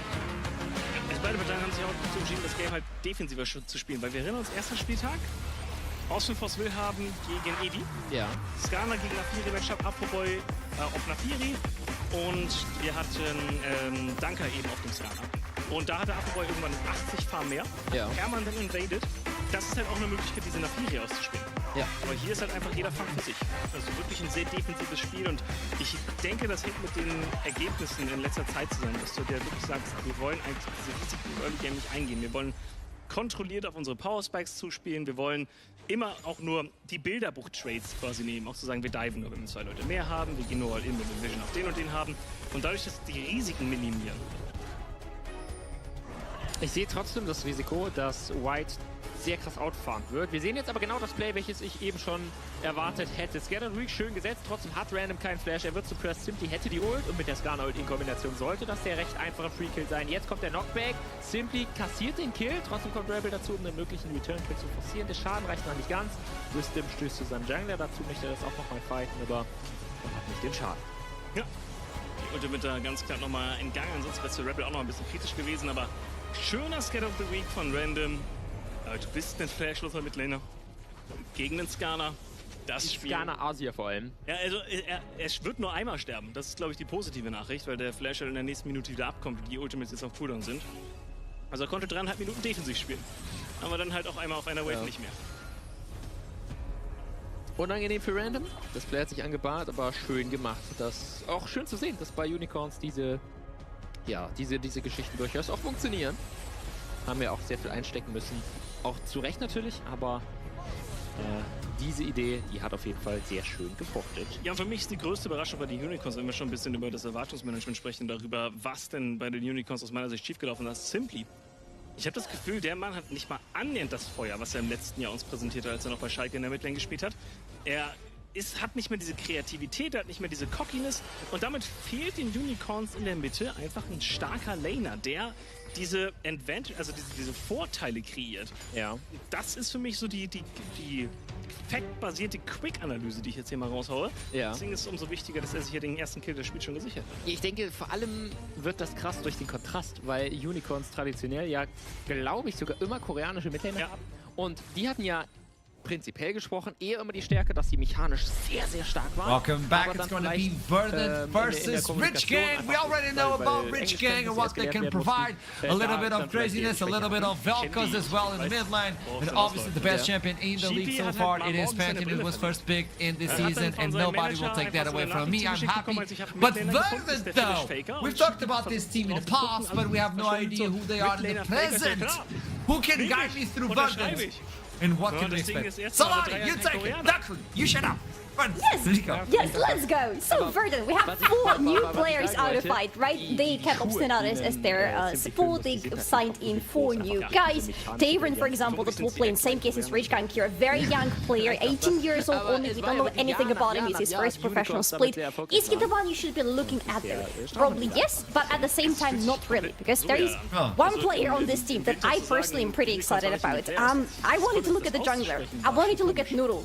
Great nickname, by the way. He has pretty good stats throughout his professional career. He's pretty good as a jungler, but the thing is, I'm not saying that that's something that's gonna happen, but I wanted to look at this replay and I wanted to look at the minimap, because this is the very beginning of his game. He's a jungler for a Vanir. Yes, thank you very much, production. Just look at the minimap. I didn't notice anything. Also, ja, hat es gut, wenn sie einen Catch bekommt, sieht es mal anders aus. Just a casual flash over the Baron wall on level 2. This is 2022, isn't it? Why? Because he can. He just goes into the enemy jungle like that. And I'm not saying it's gonna happen, but if it happens, we're gonna get. I think we deserve. Yeah, I am looking forward to seeing sometimes, definitely committed to his place. He is a very good team player. I had a bit of a chat with the guy who now coaches my team, who's worked with him before, and most recently won the Aurora Cup in the NLC with him in 2024. And he is a very good team player, very good leader, and definitely able to play around the lane. And the more I look at this roster, I think they have a very safe roster. I think they have a solid roster. And I hope this will allow their top player to really shine and grow in his first rookie season, because he's surrounded by veterans. Yeah, when you look into this composition by Verdant, I'm like, this is a good composition. This is a wonderful roster. You were talking about top 4. I might say this could be one of those seasons for Verdant at least, but I'm gonna say it. I might be sued, but I'm gonna say it. We might have a Verdant moment. They always pull it off. Und es war ja it is a thing. So, dass man I think Duckling, you were the one who put them as like your second team for the power ranking for nur der Trade. Zweiter Rating, zweite Void. Might have put Venom Curse there for my game 5, but I do think on paper Verdant has the better team, but it was very tough on my heart to build against them. Right, so let's head into the draft game. We're about to see what is going to unfold. We're going to have a rookie off in the top lane, the 16-year-old versus the 18-year-old, both having their first split in ERA once here. So, you know, the first player is to go that way as well. The Darius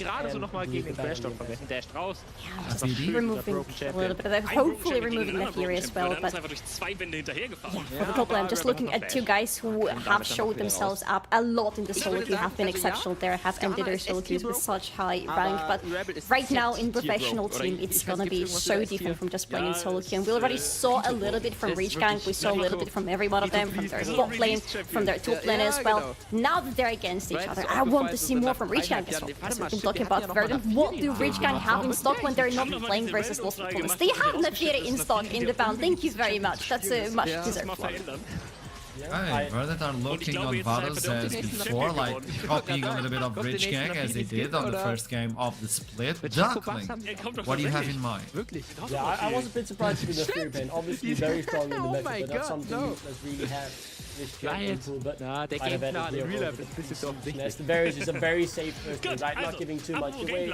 Lass uns nochmal darüber sprechen. Du hast 5 Void Grubs, glaube ich, bei den Copenhagen Unites. We've seen you can exploit that, Vados. I know you can go poke, you can go attack speed, but one who has been left alone is the Maokai, and instantly they go with the Jhin.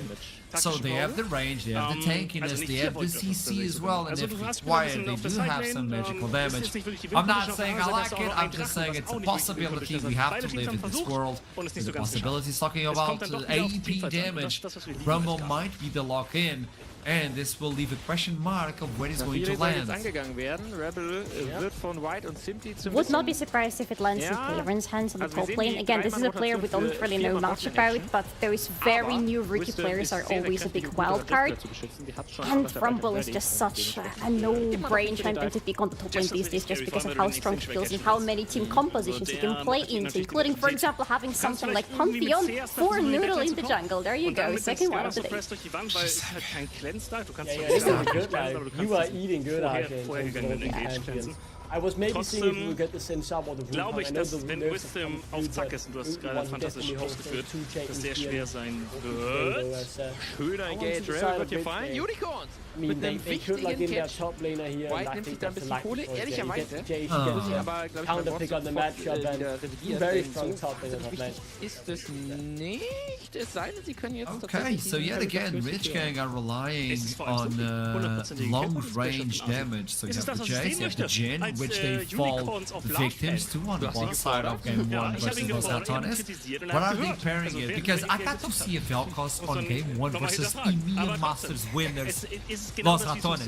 If you don't do something crazy versus Verdant, I'm gonna be confused. I want to see your personality, Rich Gang.